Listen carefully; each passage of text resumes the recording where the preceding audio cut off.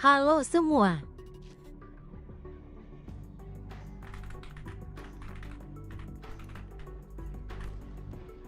Kembali lagi sama aku Suara Ai.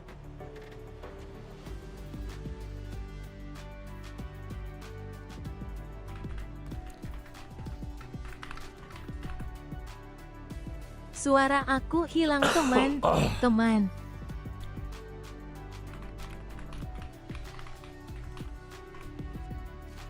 Ini gimana ya watch partinya?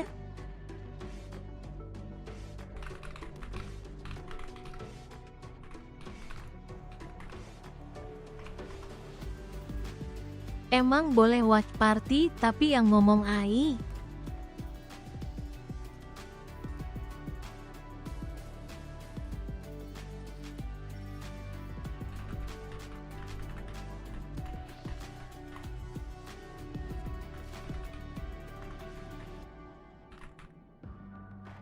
Badan aku gak kenapa-napa, tapi aku kalau ngomong capek.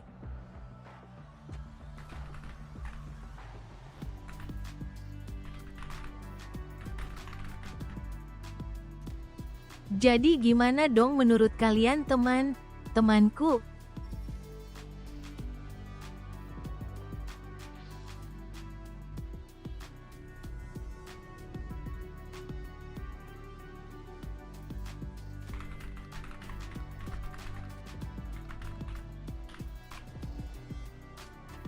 Kemarin kenapa gak nonton Drex kamu tanya?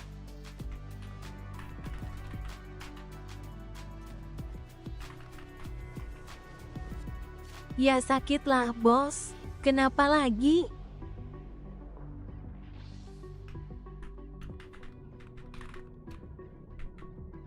Ini suara aja hilang BOSSSSSS.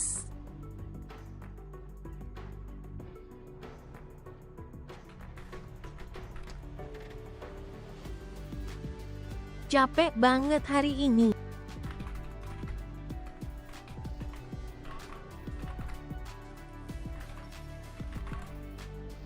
Iya lagi bejir, Drex kalah 2-1 sampai jam 2 pagi kemarin.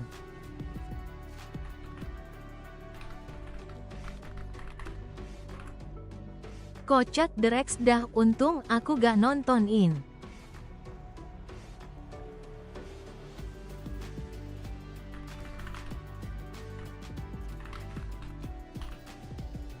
Terima kasih ucapan cepet sembuhnya.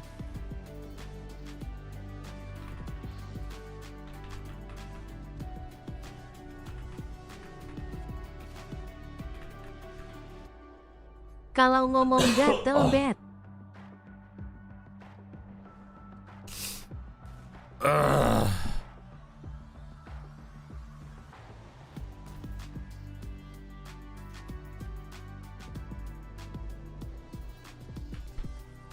Tekit. Tek tek tek. Teki teki.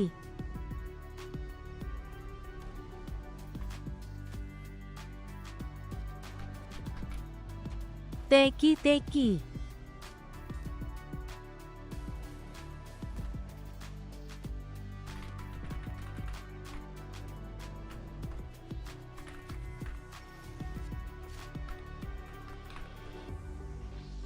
Kita bakal main Valorant dulu satu game gimana?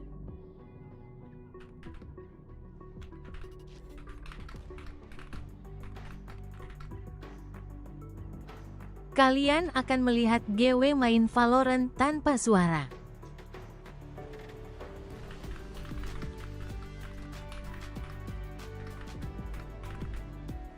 Katanya jadi ganteng mainnya kalau gak pakai suara.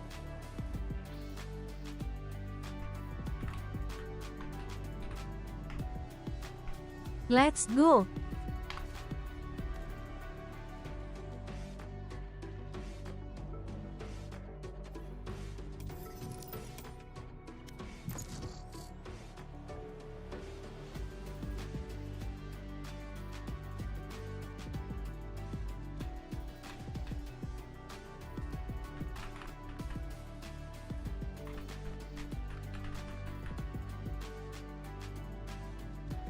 Kepala bapak kau dicalengi.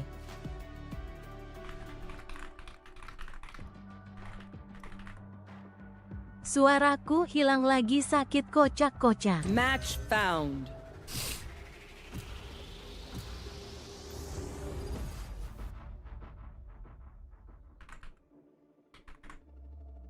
Kontol.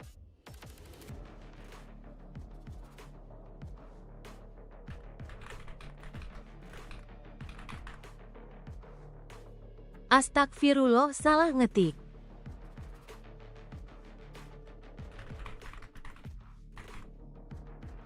Maksudku konyol.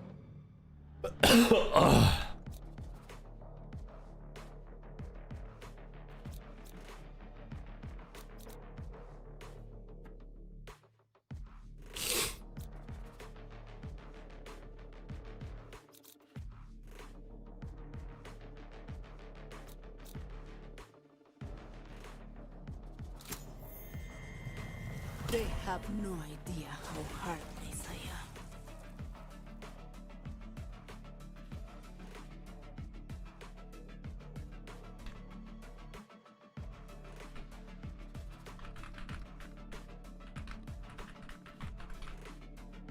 Face jam gak diubah, gimana maksudnya?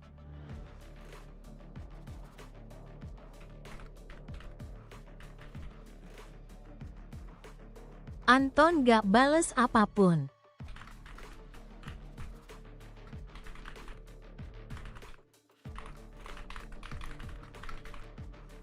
Gak tahu dia sakit terakhir bilangnya, tapi update-nya gimana tak tahu.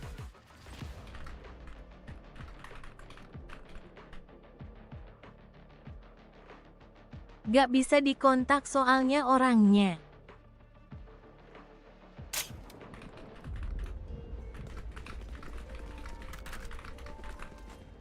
Oh, aman Astia itu mah gak penting, cuma main satu game.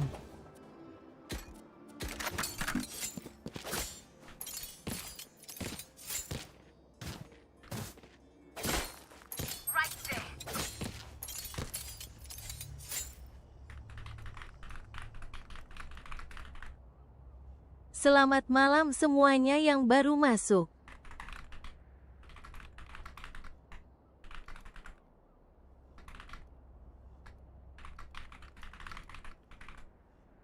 Tolong bantu ingetin jam 9 buat minum obat ya.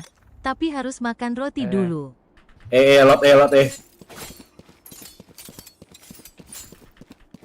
Multiple enemies A. Useless individual. Out of targets.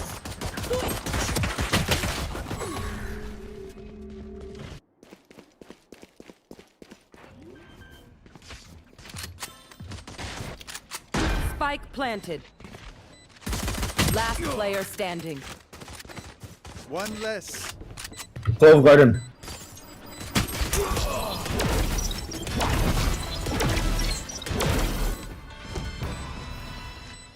Breach.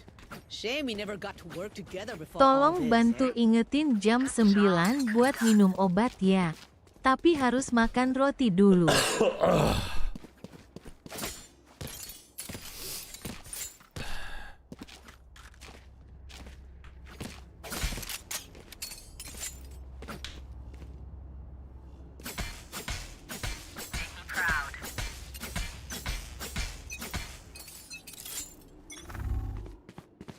There. Spike down B. Enemy spotted mid.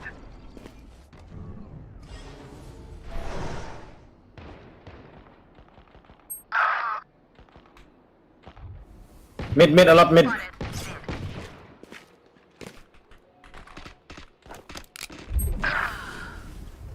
Gak yakin bisa streaming sampai malam juga nih.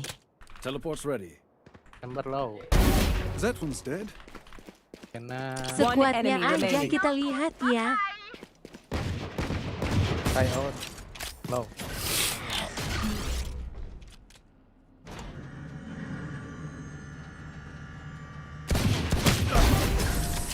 It's a shame you had to die, but you are not part of my bigger picture. Time for them to kneel. Jam 9 WIB dong he.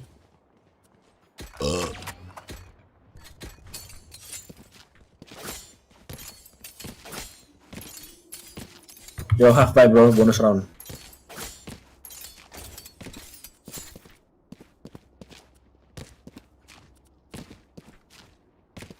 At least they kept it interesting.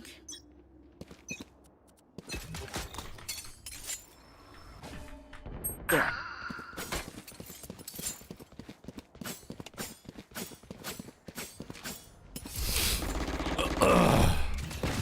Need that back. Enemy A.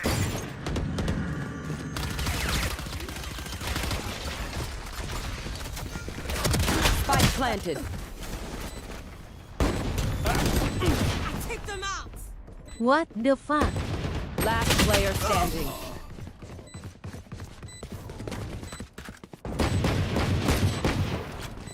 They don't have a single life worth saving.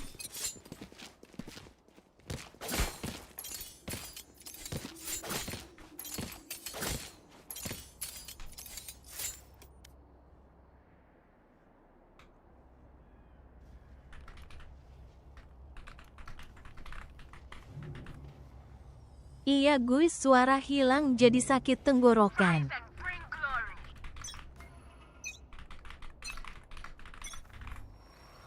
Simpan suara buat watch party nanti aku. Main a lot. Enemy spotted A.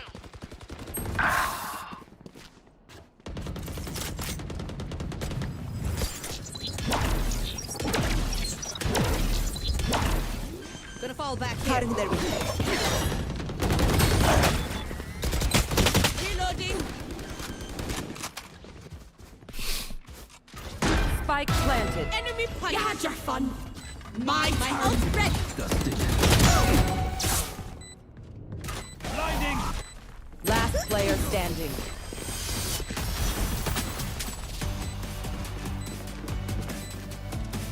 Getting tired is optional. Keep the energy up. They are So dead.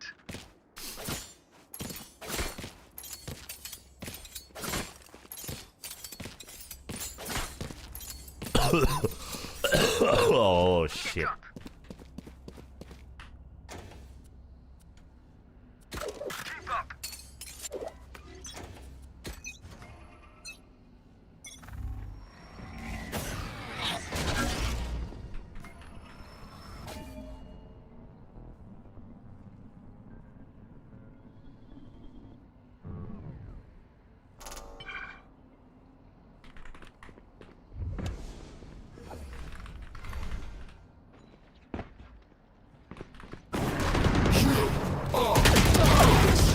Can use that.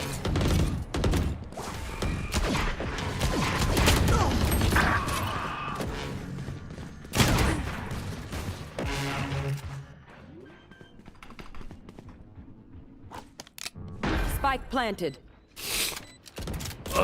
Last player standing. Somna. My ultimate is ready. One enemy remaining. No can. Last one side.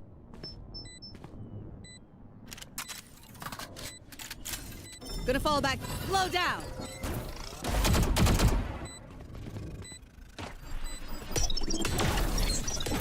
Line him up. I'm going in.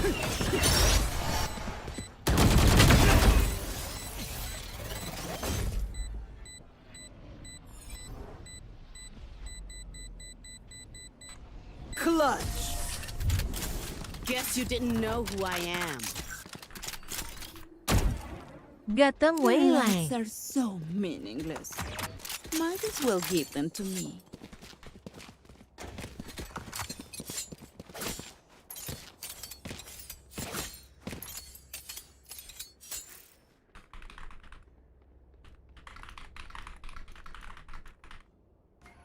Kemungkinan besar watch party gak Back at it. Kemungkinan besar watch party gak sampai kelar. Blocking Okay. vision. A lot A.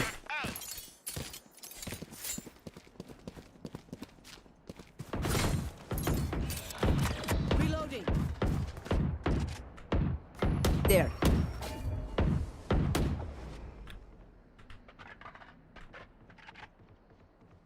Still A main. Enemy spotted. Enemy spotted mid. Tremor. They will cover.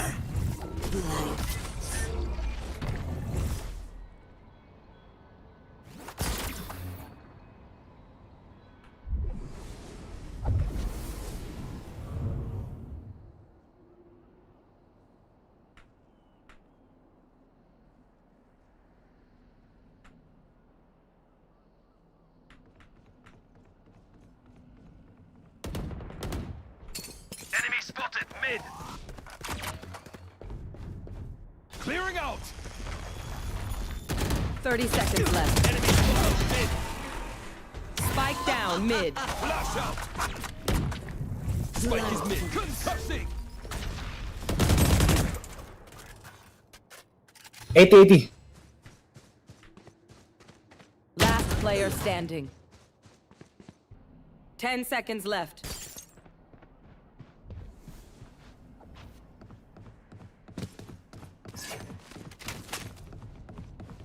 Kludge.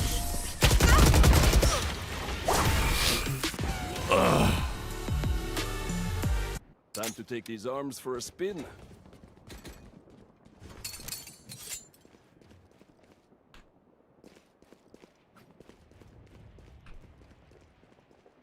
Ah.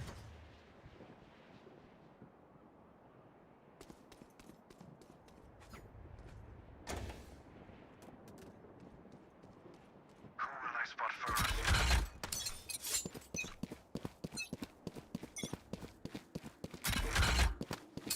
Here. Enemy spotted mid.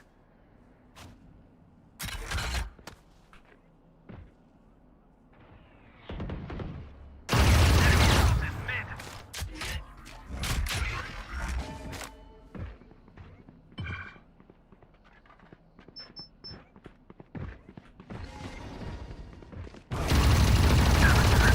Ready.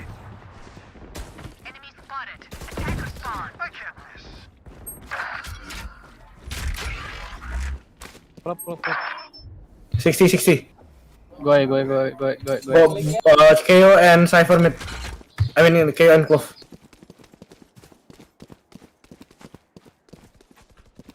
Next. A.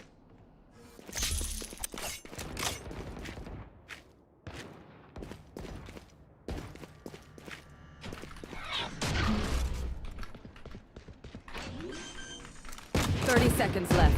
Reloading. Last player standing. Buat yang baru datang, GW gak ngomong Spike karena planted. suara GW hilang. One enemy remaining. You had your fun. One enemy remaining.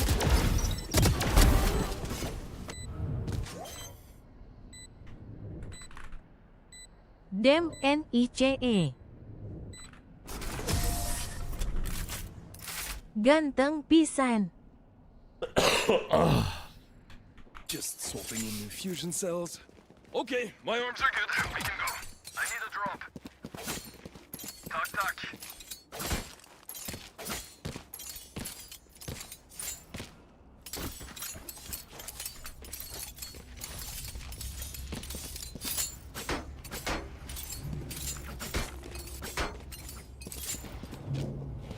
Show yourself you can.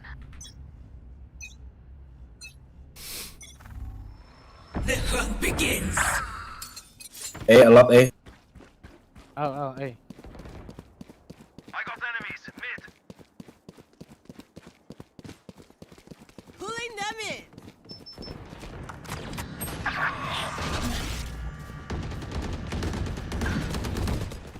Enemy spotted A. Blinding. Spike planted. Last player standing. Flawless.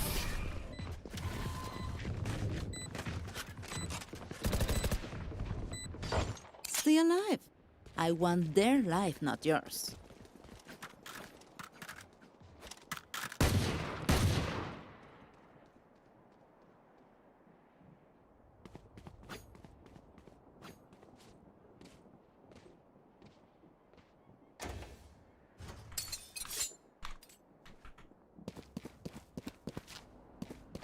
Watch me.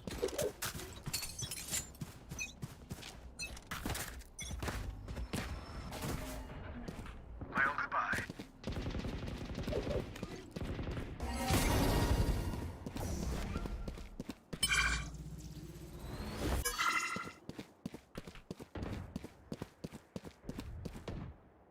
Mid. Enemy spotted mid. I got enemies mid. Spike down mid. There.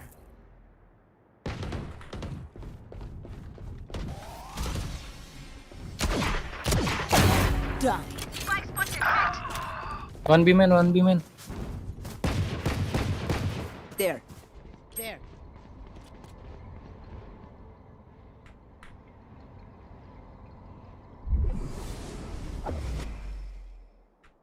One enemy remaining.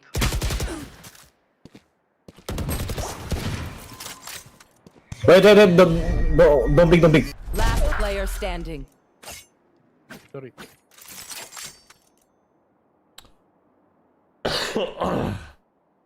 Thirty seconds left.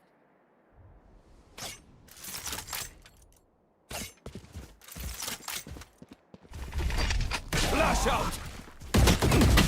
Thrifty. I don't have to pack heavy. These arms are heavy enough. Take aim, Zenfire. Let's not complicate it.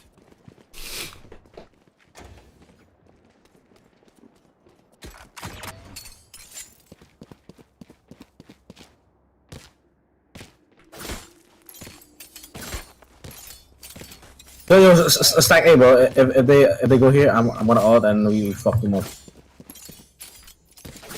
You're mine right now.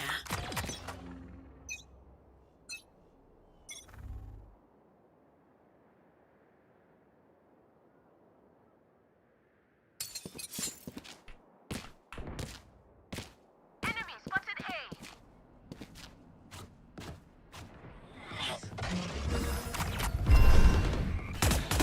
Don't worry. Reloading.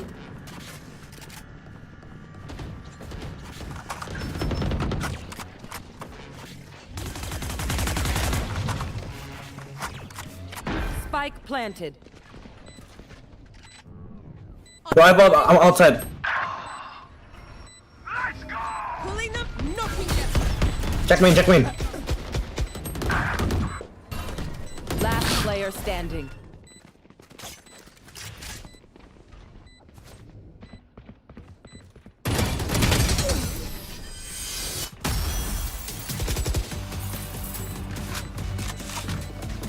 One bullet per enemy. That should be enough, yes? They are so dead.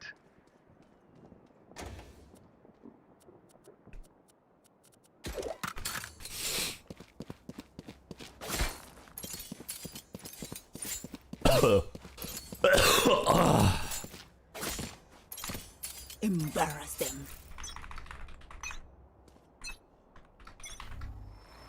A. Gila ini tenggorokan gatel banget. Enemy spotted mid. Line them up. I'm going in. I need help in mid, please. Enemy spotted A. Hitting the brakes. Blinding! Reloading! Flash. Cutting their vision. There.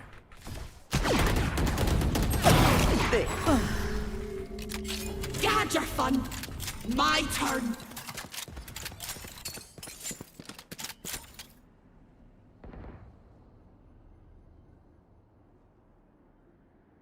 Spike planted. They will cower.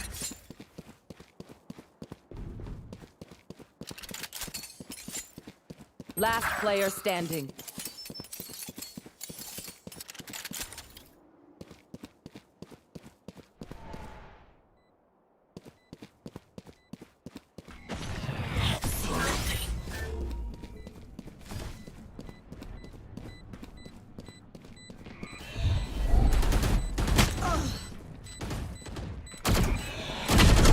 One enemy remaining.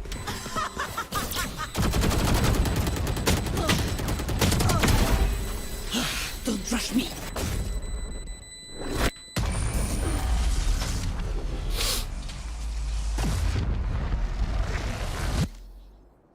Last round in the half. No point saving. Spend it all.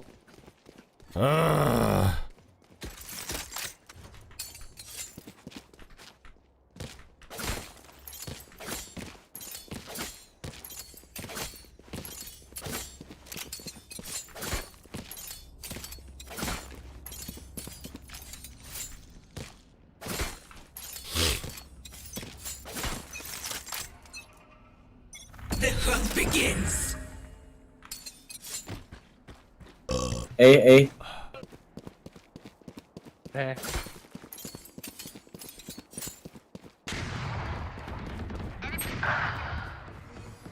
Tepak lo.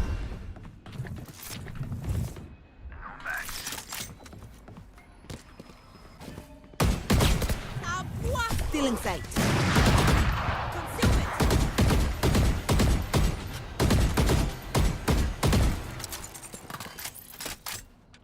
Mid. There. They're going back.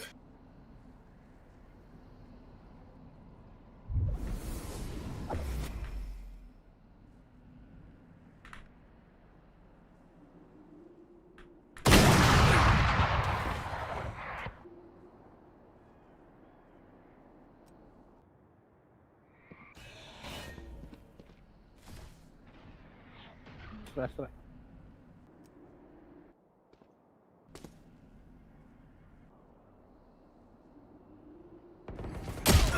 30 seconds left. Last player standing.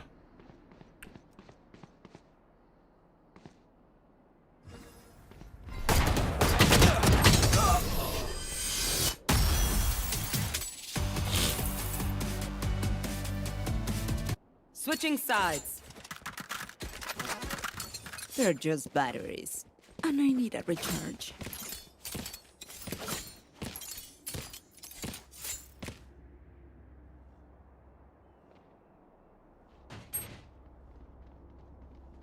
Right there.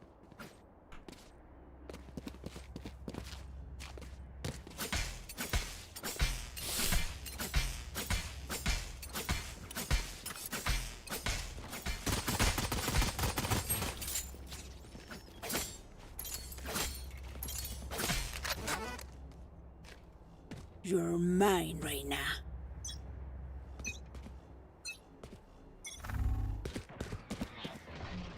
I have the spike.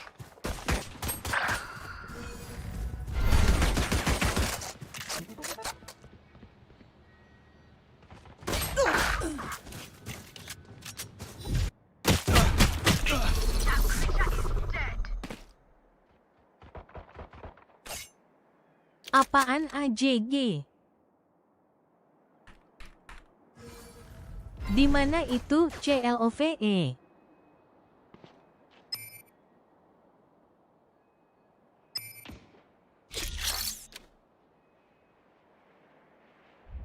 Careful there. Teleport's ready.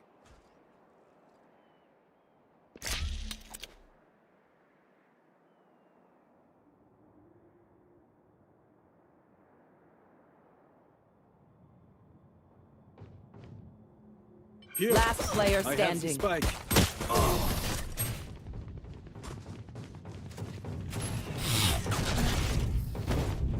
Everyone good? Take a sec if you need.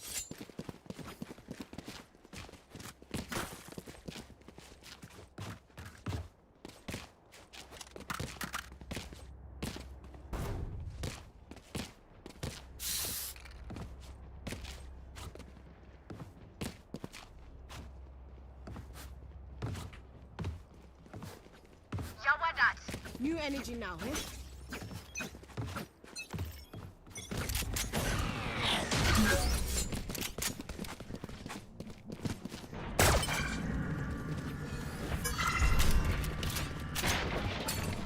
Concealment! Blocking vision! Hey, flashing. Pulling them in!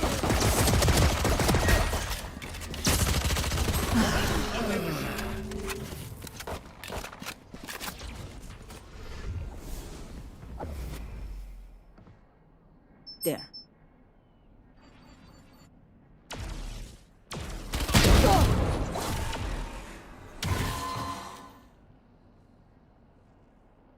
One Spike's enemy down. remaining. Last player standing. Spike down A. Side.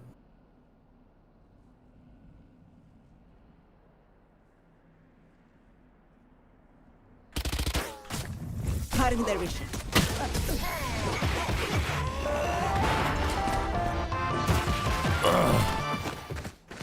You know the drill. Gear up and get back out there. I don't want any sass about it.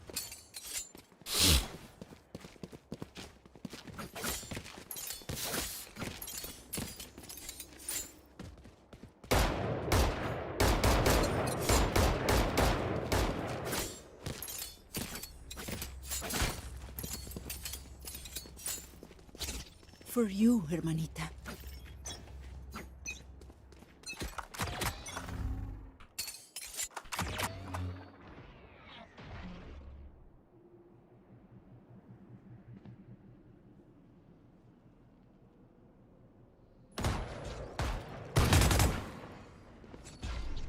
There.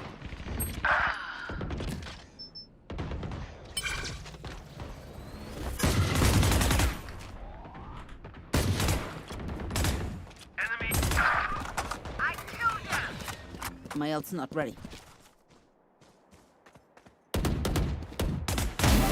Sick. My ult's ready. Pardon, monsieur. Go. Taking that back. Recovering it. Concealment! Obscuring vision! One enemy remaining.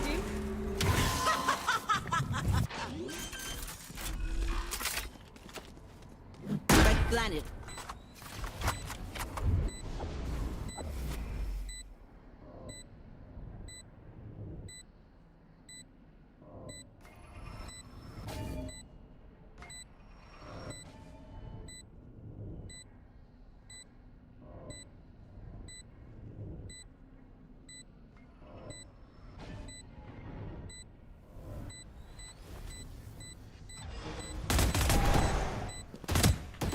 Last player standing.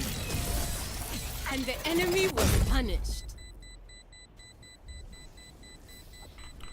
Take a minute. Focus on your breathing. Helps with your aim. Astranya kayak pepek.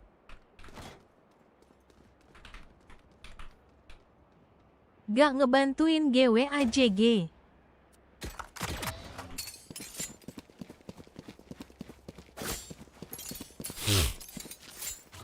Back at it.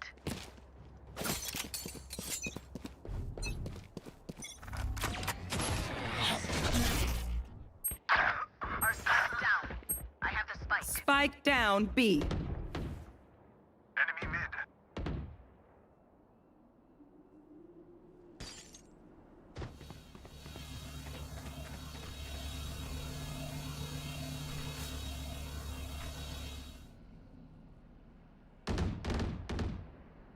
Enemy spotted. Mid.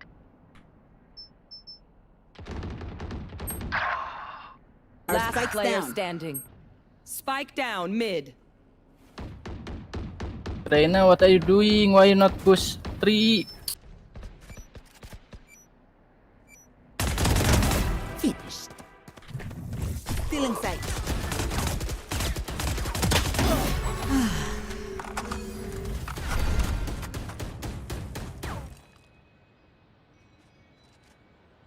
Your flash. Cutting their vision. One enemy remaining. 30 seconds left.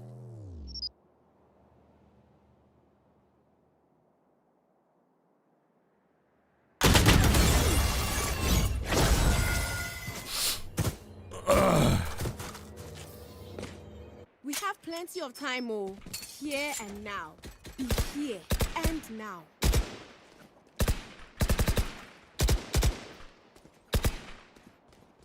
Saya pikir saya akan dapat momen tampan.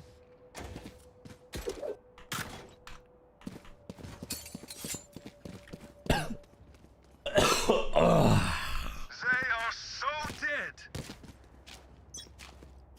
I need a drop. Tak.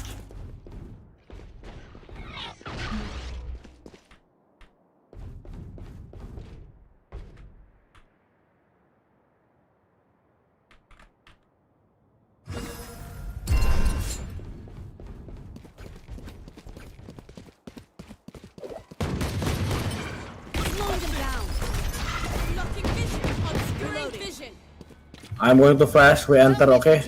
3, 2, 1, flashing. My ult. There. Reloading. Enemy spike There. planted. Yep, my ult's ready. Got here. Guys, play safe, play safe. One enemy remaining. KO was in tree.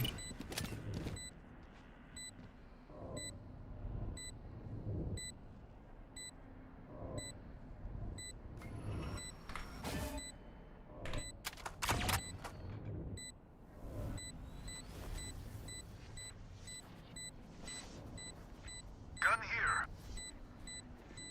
Gun here.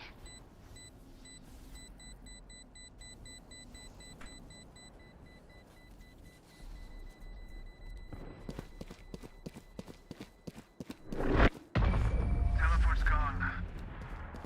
Gun here. Okay, which gun to pick this time?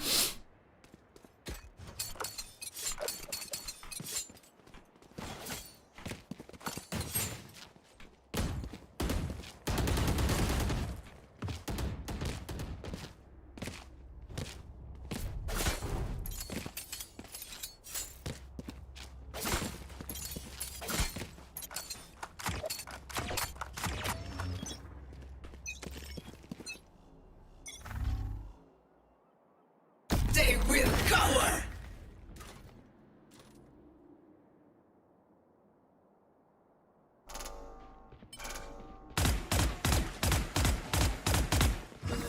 Back and fly. Stillman, pulling them in. I want to flash. 3, 2, 1.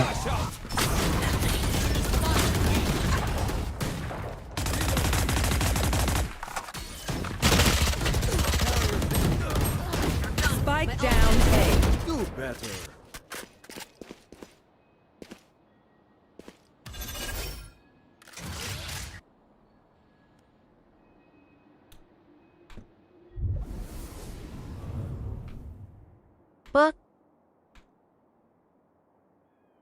Pepeki. You had your fun. My turn. Hey,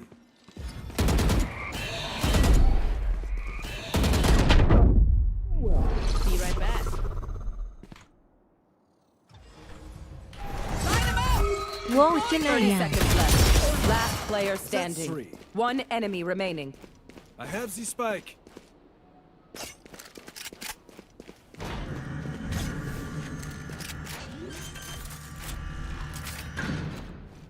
Spike planted.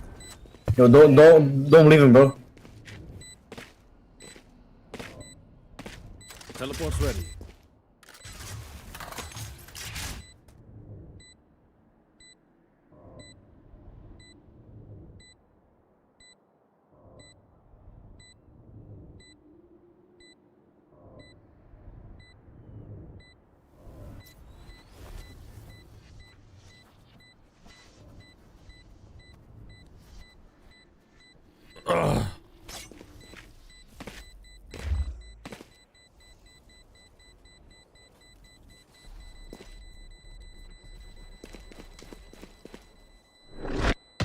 Teleport's broken.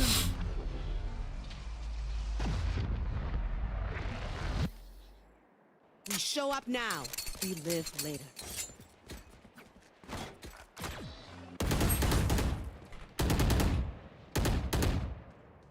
Beneran AFK dong.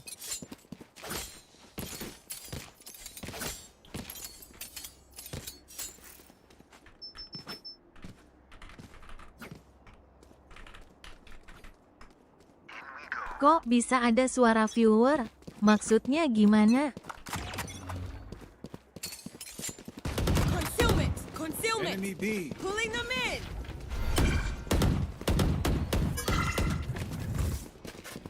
Doing it. Play fast. Oh, never mind.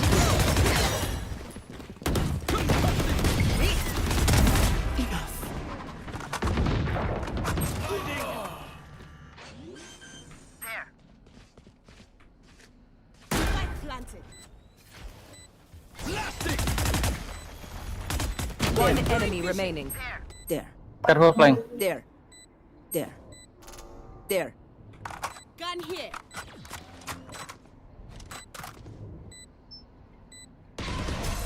Not so fancy now, huh? Reloading. Weapon choice. It is so personal, no? You pick a gun and it tells me who you are.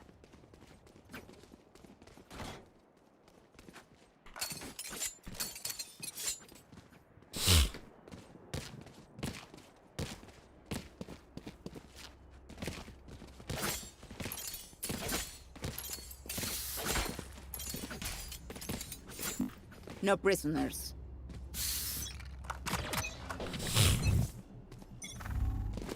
Still inside. The hunt begins. Blocking vision. Blocking vision. I hit KO 40. Spike.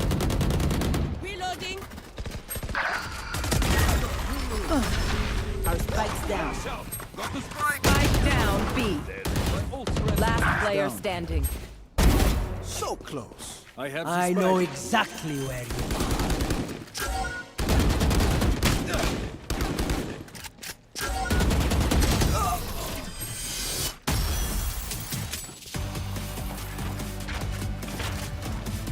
As much as this world hurt me, it's mine, and I will kill to defend it.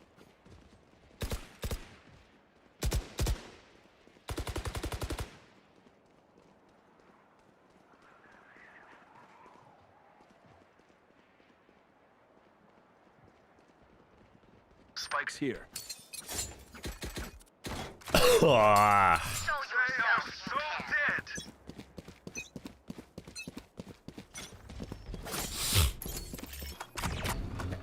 Sniper.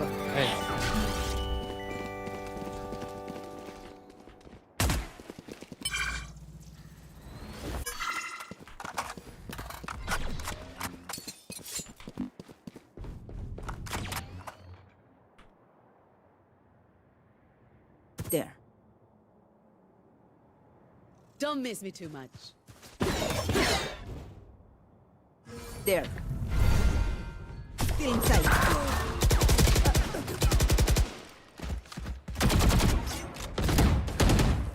Enemy spotted. Weak. Clearing out. Last player down. standing. Spike I down have mid. the spike.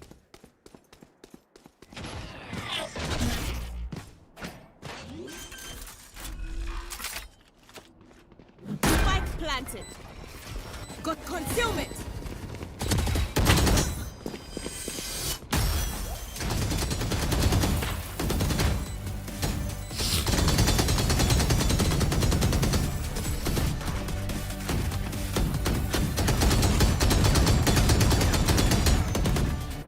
Match point.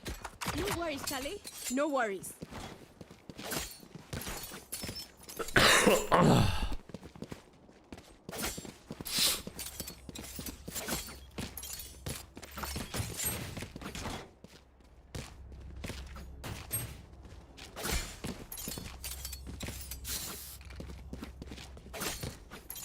Focus now. Eyes off me. Still inside. Nice. Cutting their vision. Blocking vision. Concealment. Check side, yo.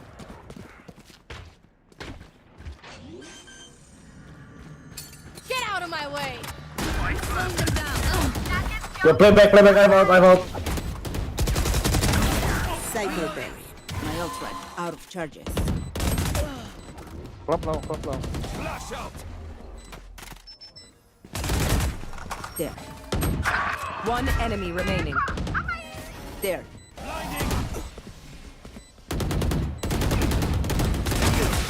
Can take off. Barely worth the B-man.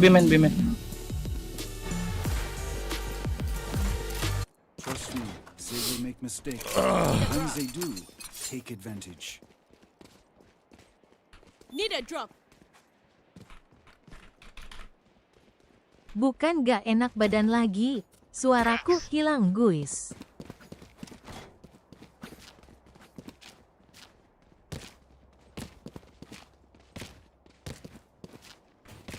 Spike's here.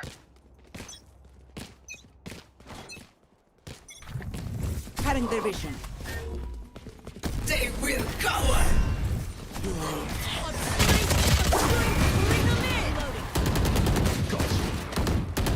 Side. In a flash. Slow down. Right there. Enemy B. Reloading. Plan. Okay, Moniba. Spike planted. I've out. Just come back. Play back. I cannot use that. Last player standing. Hey, door. You had your fun. My turn.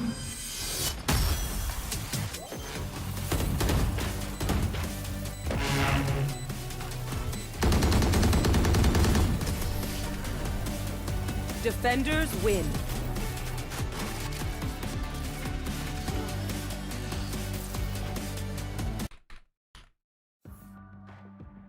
Seru-seru intens matchnya.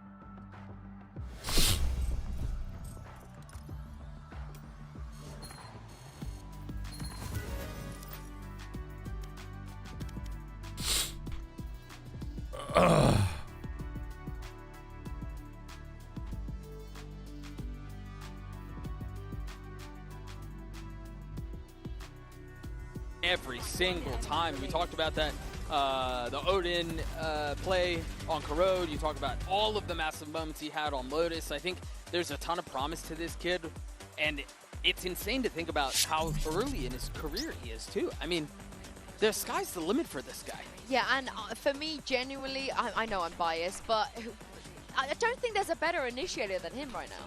I think he might just be the Bet best. sudah dibuka. Silahkan mulai judenya gelombang. Kickoff.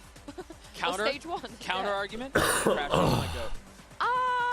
I love you, Austin, but NS is better. I know them like that, you know. But no, but Riaz, it's not even just the stat. Is every single piece of util, he doesn't miss anything. Yeah, He's so conservative. He never swings and loses his team around. In fact, I don't ever think I've seen him being the reason that Heretics lose a singular round. Yeah, like I'll ever. give you that 100%. Yeah. I think that in the role, right, playing initiator like is one of the best skills to actually have, right? Knowing when you can take the fights, knowing when you're just there to be able to set up your team. And hey, if you're not throwing away your life early on in rounds, that puts you in positions like Rienz was in versus G2, where he's winning out in every single clutch. I'm glad you mentioned that, because Rienz actually gave his own thoughts on Heretics' win over G2 in this Omen player moment. Aku Pacific Pride dong. Tukung Winning T1. against G2 is obviously amazing. I believe they're a strong team. So winning a strong opponent makes us super happy. I don't know, I think it just makes us happy. And like from now on, we can just beat anyone. That's what we believe always. I think it's our resilience as a team. When we are down like 5-0, 8-4, it doesn't matter. And like we're just going round by round. And when you start winning some rounds, you get the momentum and like you just roll, you know? So like winning the first game against G2, like having the confidence, I think it's gonna help us a lot. So that connector wall won't come up. There's Riaz! It's disgusting! 5 kills, of course, with the res involved, and Boo will finish the job! I like this, like tough challenges, so I think it's gonna be a fun one. But I don't think they can beat us in our home. I will give a message to our fans, obviously, like the people who support us. Thank you so much for supporting, and just keep supporting. Hopefully we will do great things in champs and we will win it. So yeah, keep watching us. do almost anything he asks. GW bakal mulai ngomong pas udah mulai matchnya ya temanku. And he'll have the utility there to have your back too. I like that. I like Simpan that. suara dulu But it's time aku for the nih. results of our Mastercard fan poll. Earlier, we asked you guys who you think is the GOAT of Valorant. The results are in, and I'm actually pretty shocked that people went for Crom. But before we sort of dive into this, I wanted to ask you guys, what is your personal criteria for what makes a player the GOAT? What do you got to actually have to even be in contention? Because I think this word gets thrown around a lot, but there's no real definition. No, I think it's whatever Reddit says most is really just my criteria. I just kind of follow. Not whoever gives you the most merch. No. Well. Okay. You know what? You're right. I'm so back. It's whoever gives me the most merch. No, I mean, I do think delivering on the global stage in big moments and being able to do so consistently. I think Chronicle and Aspas have both done that. I mean, we were just watching one of the wildest clips ever at the hands of Chronicle just a couple moments ago. Consistency. It's just consistency. Can you stay at the top? Can you never fall away from it and hold on to that? Consistency over 5 years? Yeah. Yeah, and I mean, I would argue that one of the reasons why Aspas may have lost to Chronicle in the vote is because think about both of their years more recently. I mean, Aspas, he almost didn't make it here. Meanwhile, Chronicle has just been a stud every single year, regardless of what's happening around him. I think it kind of makes sense. What's crazy is I think there's a few other players you could throw in there, and it's another player from Gambit too. I think Nats, if he wins champs at some point, we got to start talking about him. The fact that he was also here 2020, 2021, winning, and now 2025 he's still here. There's a few. I think there are a few names I see people throw around in there. Yeah, what do blunders do to a legacy, though? Yeah, that's also true. Right? Like, when you think about, obviously, I mean, we'll see how significant that round was. The rest of the story hasn't been written, but let's say it ends poorly for them, and how much is that round and that blunder a part of his legacy? I think that's a fun thing we get to talk about. In fairness, no one ever remembers the Somco, you know. Yeah, right. Welcome to Definition, Silver ya Ina. 12-5, you know, when you're throwing a 12-5 lead. Nobody ever. No. That doesn't get talked about ever. So forgettable. Yeah. Right. We never mention it, especially not me. Especially not me. Izin What I do isi like to air talk about, dan though, ambil is, obat Benji dulu ya. Meteor. And who can blame me? Because I think this head-to-head is so fascinating to me. Very different styles.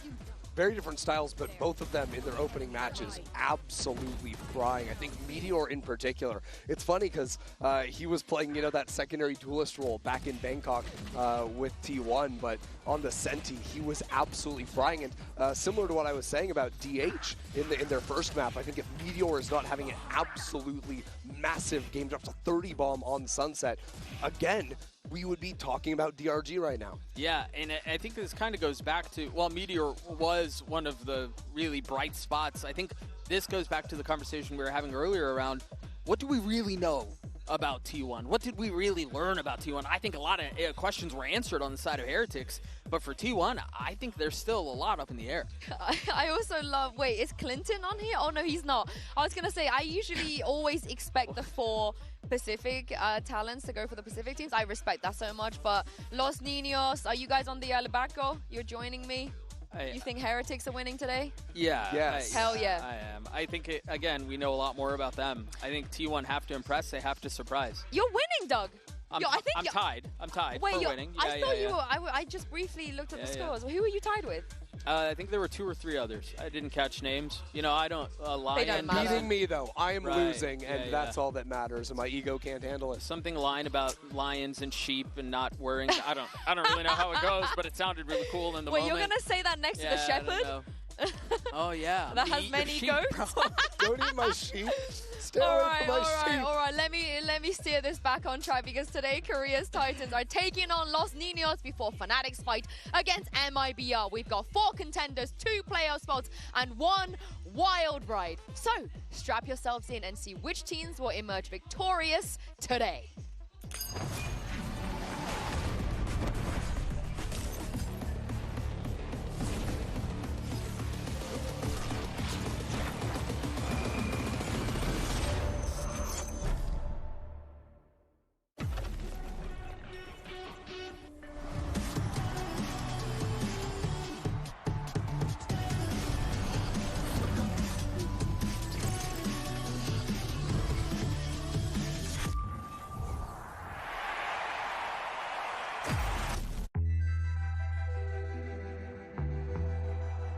The Damocles sword hangs above MIBR as they await their fate. Porque a gente jogou o Masters de Toronto e foi uma campanha horrível. And so the hope of Brazil is vanquished. Cara, o sentimento de Toronto foi um sentimento que a gente não jogou no jogo, que a gente não foi o MIBR, que a gente apresentou nos campeonatos anteriores, coisas que a gente ia mudar. O mental foi meio que resetado, principalmente depois desses primeiros jogos depois que a gente soube que a gente classificou pro Champions, e a gente tá vendo bem melhor agora. I think MIBR as a team, they're a bit of unknown because right now we're very AJAZZ, so I think it might be good to face us, like it's a good test for him. Eu sinto que a Fnatic é um time bastante perigoso, pelo fato dos jogadores são muito bons. Então vai ser um jogão, tô bem confiante no nosso time, no nosso jogo. We are a different team in internationals. The longer the tournament goes, we are playing better, so I'm really confident in the team right now. Eu espero que eles não desrespeitem a gente igual todos os times do campeonato desrespeitaram. I was hoping to face Aspas. I didn't get a chance in Toronto, so I'm gonna show him who is the real king of duelists. A gente tá muito motivado e a gente vai acabar com eles. Things didn't went well in Toronto. 13-9, 2-0 fashion. We didn't play good as a team. They eliminate Heretics from Masters Toronto. But coming here, Selamat malam yang baru masuk ke stream aku. Out of stuff again. The past is in the past. All we need to do is focus on the current moment. 사실 방콕 우승하고 나서 그 다음 대회에서부터 조금 더 저조한 폼을 다 같이 보였는데 Mohon maaf, aku digantikan suara Google dulu sampai mic pertama dimulai. 이게 우승을 해서 그런 건진 몰라도 간절함이 조금 사라졌던 것 같고 그리고 지금은 다시 또 간절하게 5명 모두가 게임을 임하고 있고 T1, I think they're a good team, but I just don't care who they are. I just shoot. 헤리틱스 팀 멤버들은 전부 다 유쾌하고 그리고 분위기를 끌어올릴 수 있는 팀이라고 생각하고 그리고 각자의 멤버들이 다 개성 있고 총을 또 잘 쏘기 때문에 쉽지만은 않을 것 같습니다. I think it's gonna be a fun one, but I don't think they can beat us in our home. 작년엔 내가 홈그라운드에서 졌는데 이번엔 너네가 홈그라운드에서 져봐라.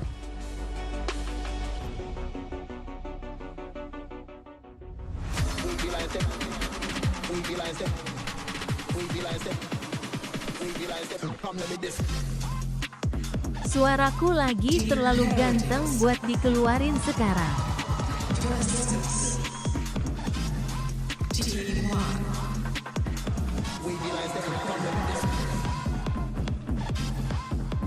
Nanti sekali keluar suara aku takutnya kalian pada basah. Despite being one of the best from their own regions, Heretics have never Basah faced keringetan T1 maksudnya. before. What a treat for us that they get to fight for playoffs on the most important stage in Valorant. And I just think it's ironic that after Team Heretics disappointed back during kickoff and didn't qualify to go fight in Bangkok, they now get to run the gauntlet, facing back-to-back against the two finalists. They already dismantled G2, now a chance to take down those winners in T1. Yeah, and they're gonna get to do it by picking Lotus and starting on it. I mean, this is somewhere that they didn't really like Lotus at all at stage 2, but I guess after facing G2, this is now their home ground. Exactly. I think that win gives them so much confidence. Yeah, I mean, when you take down, I think you're absolutely right. When you take down a team with G2's caliber on their home map and do it the way you did, I mean, it wasn't a stomp, but they looked incredibly good doing so. Dukung T1 aku tentu saja. Oh yeah, and Team Heretics also play a very strange style on this map. Oh, the chamber and the deadlock, yeah. right? This is something Pacific that Team 1, right, now, boss. hey, they're gonna be able to watch the vlog and learn some things about. That's not a comp you're gonna have daily practice against. Well, and even then, you think about the pedigree of this team. I'm sure there's more in the playbook that they didn't even show the first time around. So how do you really prepare for a comp that you don't get to play on a regular basis? You only have one map of film on, and you don't really know how deep the well is. There's something really sad about T1 banning Haven as well. Once upon a time, I would have loved to see these two teams go up against each other on Haven. Maybe it's just my EMEA bias coping, but the map pool looks good for Heretics. I think Heretics will be very, very happy to get these 3 maps to fight for playoffs. I think so, but I think so much is riding on this opening map actually ending up going their way, right? They are playing an interesting comp, and I think the Chamber is going to be very effective against T1 style here as well. Having that ability to take very forward fights. You know, we've seen other teams playing against the heavy duelist, heavy exec style, and struggle bunkering down into a site. And I think when you've got a guy like the Boot on the Chamber, being able to step in front and take the forward fight over sand, over rubble, that is where this game is going to be decided. I also think we don't talk about this a ton, but the momentum that comes from a Chamber pick. Chamber can be so feast or famine.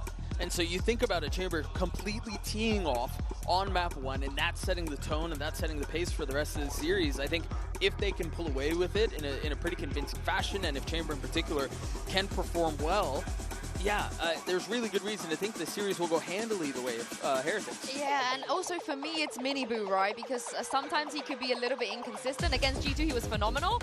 But this is where I think there could potentially be a tiny bit of a diff, because Buzz and Izu, not the players that are ever inconsistent. No, and they are going to overwhelm you in these fights. It's very hard to actually hold down onto a site. I mean, even Benji Fishy on the deadlock, Yoru, you're going to be having to change where you're actually putting those sensors, try and catch Izu where he's going with his typical teleport positions. Buzz is going to be able to get out in front of that and even avoid the stun in general. So Team Heretics, I really do want to see them fighting forward and not playing as reserved, I think, as I saw them versus G2. Yeah, I think it becomes a game of a line of scrimmage, to be honest, because there is plenty of delay util on the side of Heretics, but where do you set it up and where does it come from? Well, this is it. It's time to hop into the server for a very important qualification game. Take it away, Uber and Wyatt. Thank you, Yinsu. And you're right, while these two teams haven't played before, this is still a matchup that's steeped in history and in consequence.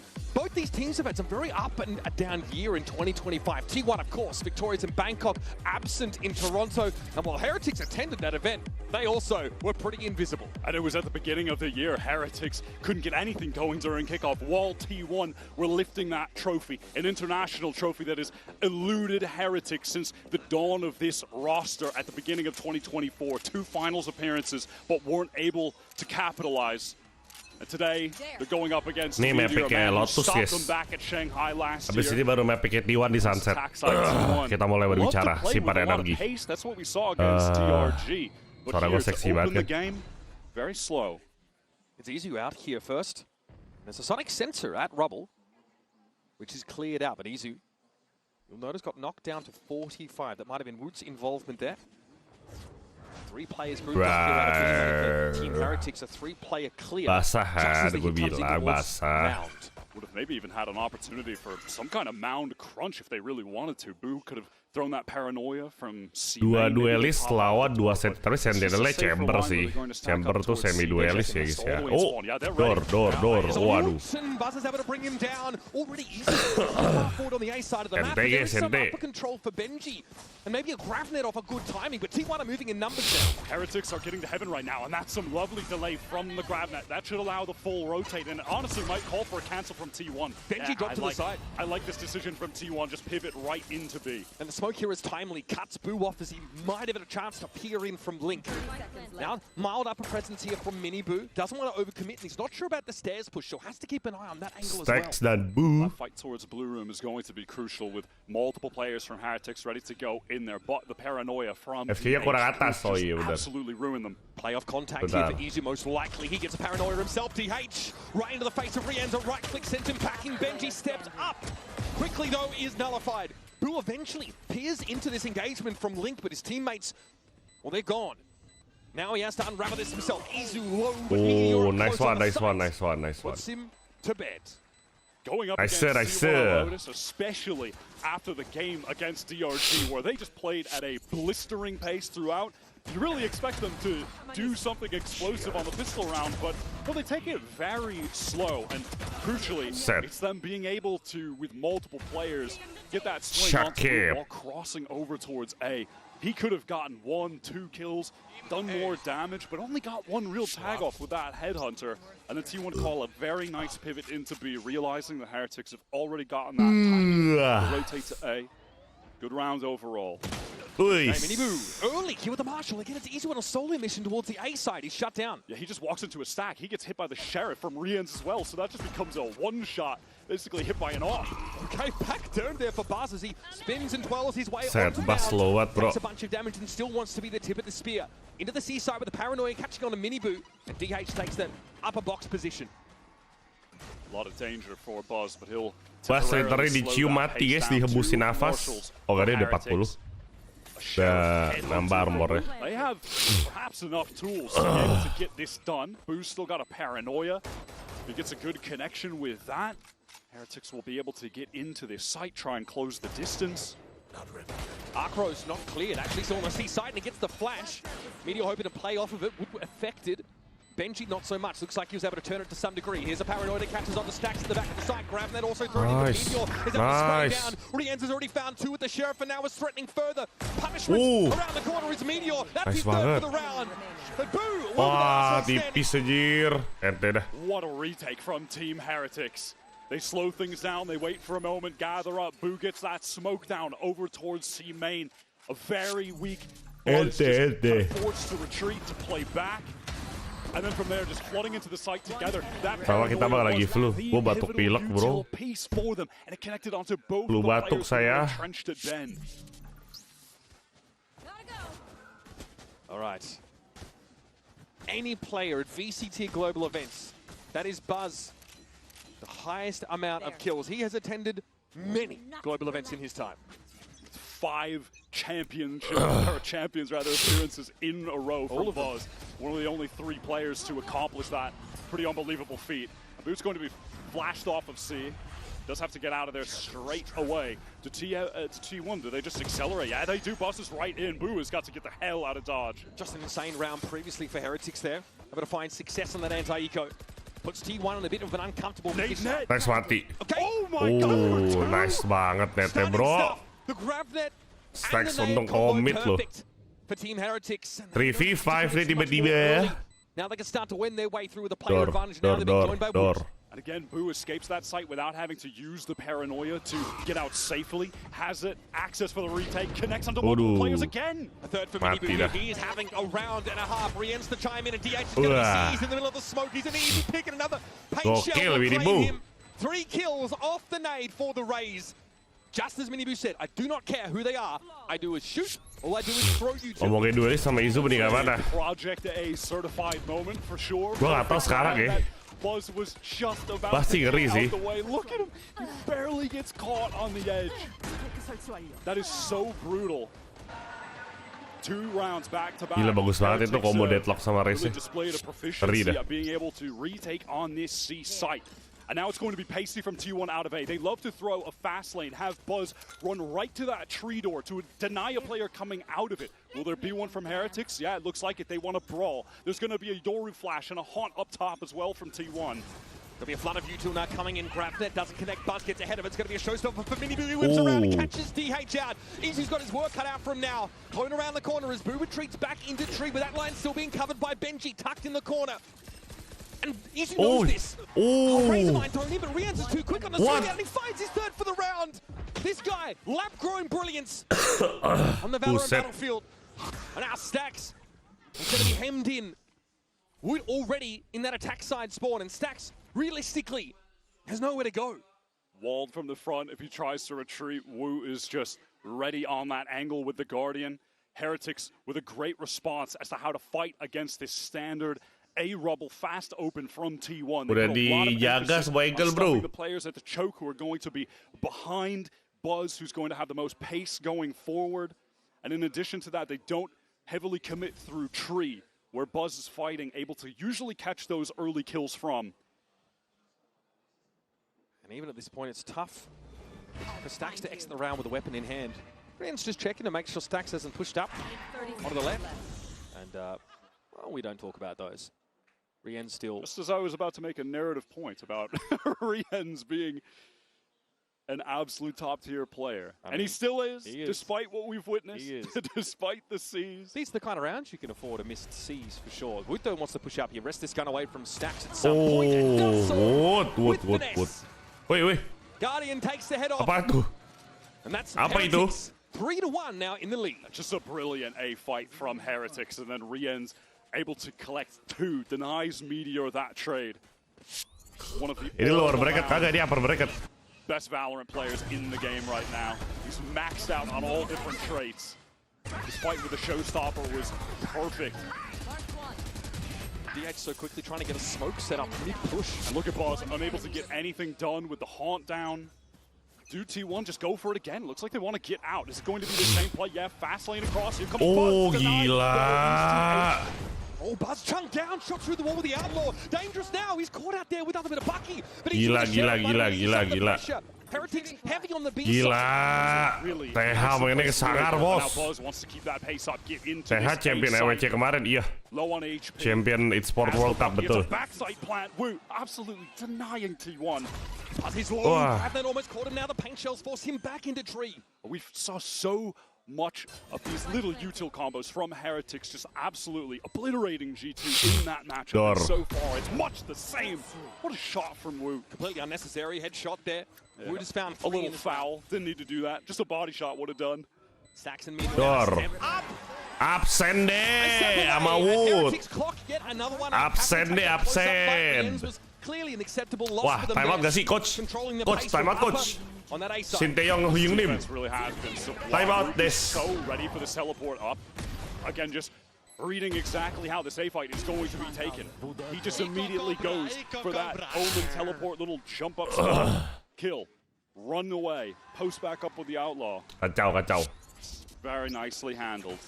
T1, they're going to be on the full buy here. They're nearing damn near every ultimate in their arsenal at this point. We're getting close to timeout territory, I think, for Autumn to chime in.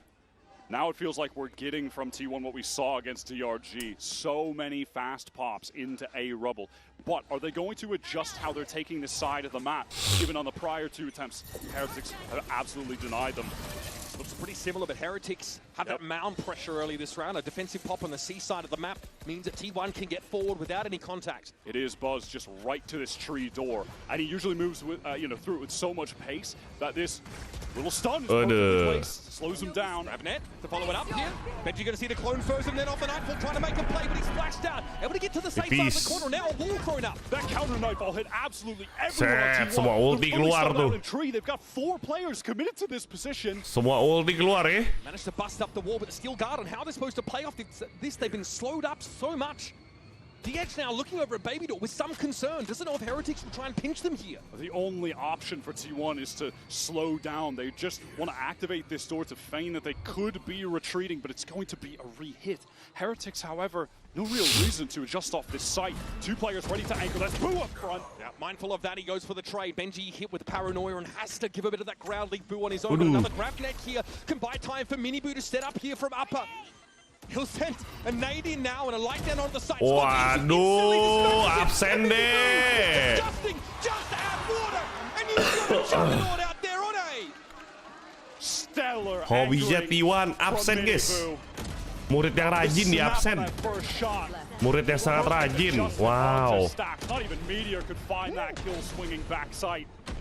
Mini Boo is such a momentum-based player. But when he gets rolling, he feels absolutely unstoppable. Question marks around his performance in stage 2. But he is absolutely satu aja cukup katanya. the high expectations that he set for himself, that the community Satu aja cukup katanya, guys. And he said in a press conference just after that game against G2 that when it comes to the criticism, he just doesn't care. They said the same thing about me last year. I don't care. And that was on the way to a 2nd place finish at Champions 2024. A finish in which Heretics came across that Gen.G team with Meteor on it in the decider match of their group. They swatted Gen.G aside, who were then devoured by Sentinels to allow that team also to advance to playoffs. In Shanghai prior to that, though, it was Gen.G who were the champions of that tournament. Meteor finding victory over Heretics. And so a quote from Meteor says, "Last year, I lost on home soil. This year, you will lose on yours." Strong words to say, of course, coming into a game like this where Team Heretics have seen the better team by almost every metric. It's a plus 100 aura on that quote, honestly. All right, out of the timeout, we're going to have Woot picking up that operator. In that game, NT. Meteor lost to Heretics in Champions. He went plus 28 over the series. He went absolutely nuts, and it still wasn't enough. Now, though, he's got T1 behind him. Crazy enough, yeah. After that, then Apa dia beda lagi? Hati ya, tadi ya. Karena tadi ada serius malam aku tepar. Lu sakit Asia, astaga. Sakit apa?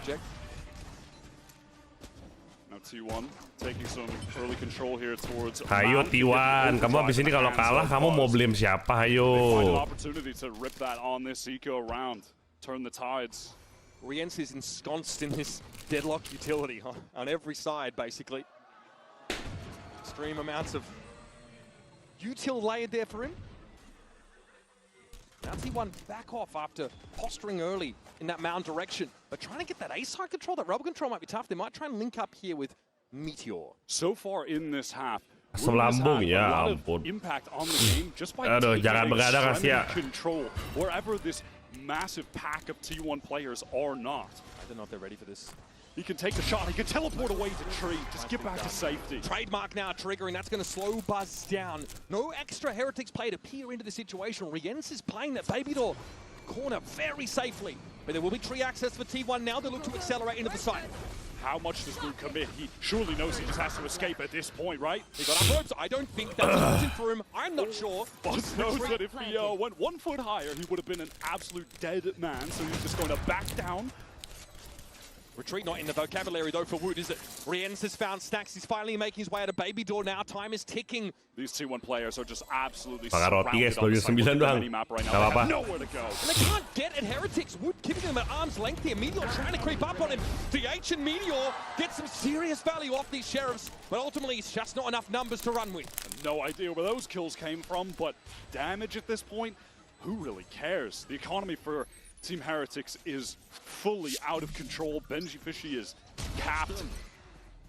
Woot loves to play up towards Rubble. It's a great position for the chamber on this map because you can put your teleport back into Tree and just immediately get away to that safe area of the map. Retreat to the site from there. Bas nggak ngasih tahu kalau ada who the hell.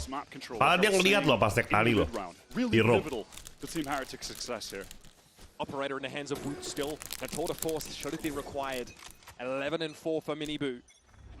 Now we've got a bunch of ultimates online for T1. That dimensional drift, I'll be keeping my eye on. Izu likes to go for some really bold plays with that. He'll pop out of it with no support util, just a shorty in hand to get a kill. He is an absolute maniac. Such an explosive player. We'll see if he can be the difference maker here. T1 respecting the early pop onto Mound from Heretics, and now they're going to look to try and fight for the space. Who takes a shot? He's able to get out. Riens left in his wake, though. Marked as he is, there's coverage for him from C main, and T1 are going to back out. Heretics just did not give that up. Woot didn't give up the angle. What is the move here from T1? Gate crash from Yuzu has gone all the way to spawn, so he can make as much noise as possible over on this A side, and yeah, now he just teleports back to C. Look at Meteor. How is he in B? What is this timing? He just crept up on this. No one watching it. Rien's clearly unaware. There could be a player so deep, but now Woot has to try and keep T1 at arm's length over on the C side of the map. Izu is going to emerge. Flattens Woot. That now breaks this side as well. Open. Meteor's still a problem at B, but that's another story, because right now Buzz is writing his own chapter. Rien's steamrolled as he solo tries to make his way out of Waterfall. And Meteor will catch the rotates. He'll snarl Boo up in place, make it costly to try and get out to that C side of the map. Eventually Boo digs him out. Now, Boo and Benji Fishy have more than enough cash to just try to send it here. Even the damage could have future significance, but Izu denies that. Killed the off angle. Now it's on Boo. More of a passive player. Likes to let his teammates do the talking. Unfortunately, he has to step up, and it's 4 players of T1 hungrily waiting for him. And that's the first round. T1 have been able to put on the board. Kalau T1 kalah, there was your essential Izu moment. Siapapun yang keluar atau diganti tahun depan itu yang kena blame, guys. That time Wu was overwhelmed with util, fully blinded up. Didn't know what to do, where to look. A bizarre lurk on the B that found Meteor right in the middle of the site, under the noses of Heretics. T1 do solid job working the map there, no doubt. With Izu being able to pressure towards A, teleport away. What is going to be the move here? Izu can walk out on this A side, play around the dark cover. Oh my god. Player T1 banyak XDR, betul. Riens doesn't know it now, but When he watched the bot, Radiator Vandal, but all good. Woot again. Just unnecessary. Unnecessary with the headshots. You didn't need to just decapitate that poor man. That's a TForce invested in for this round when he already has a rifle to work with. Very serious about having that op presence. Look at the setup on A right now. What is Meteor supposed to do? He's just surrounded by utility entirely pulled off. He's in an escape room. It looks like Pico Park out there.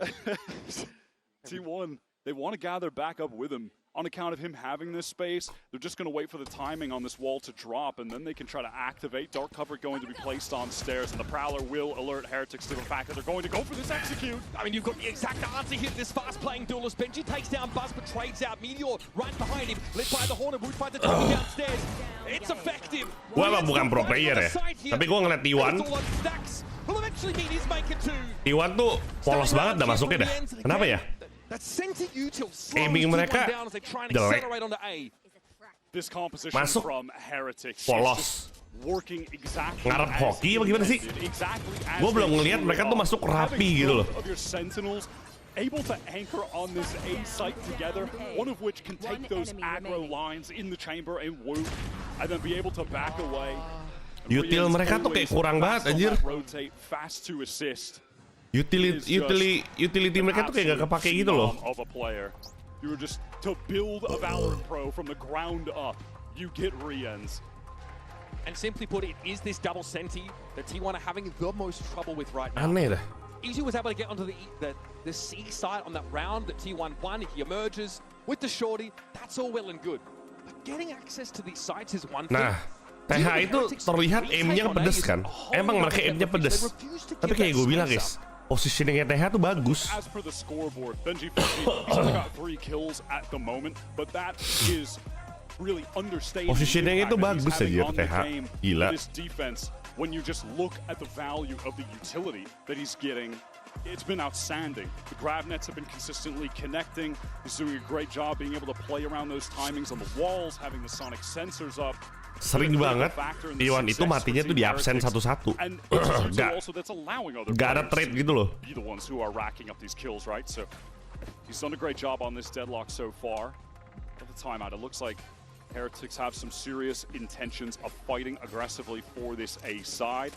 A lot of pings going down on the map from them right now. What is the game plan? Maybe another showstopper for Miniboo? We saw it last time.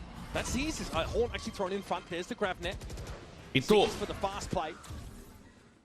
TH kelempar granat udah sering banget loh.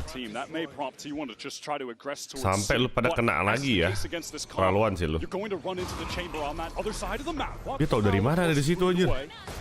Common sense kayak itu. From B-Main was too much. He was aware someone was probably tucked in that corner. Sees catches out Woot. This is about to get pretty dangerous. TP up for DH, but he's got eyes for E2 first. Woot gets his one. Pretty compromising spot to play from, but he emerges with a kill at least.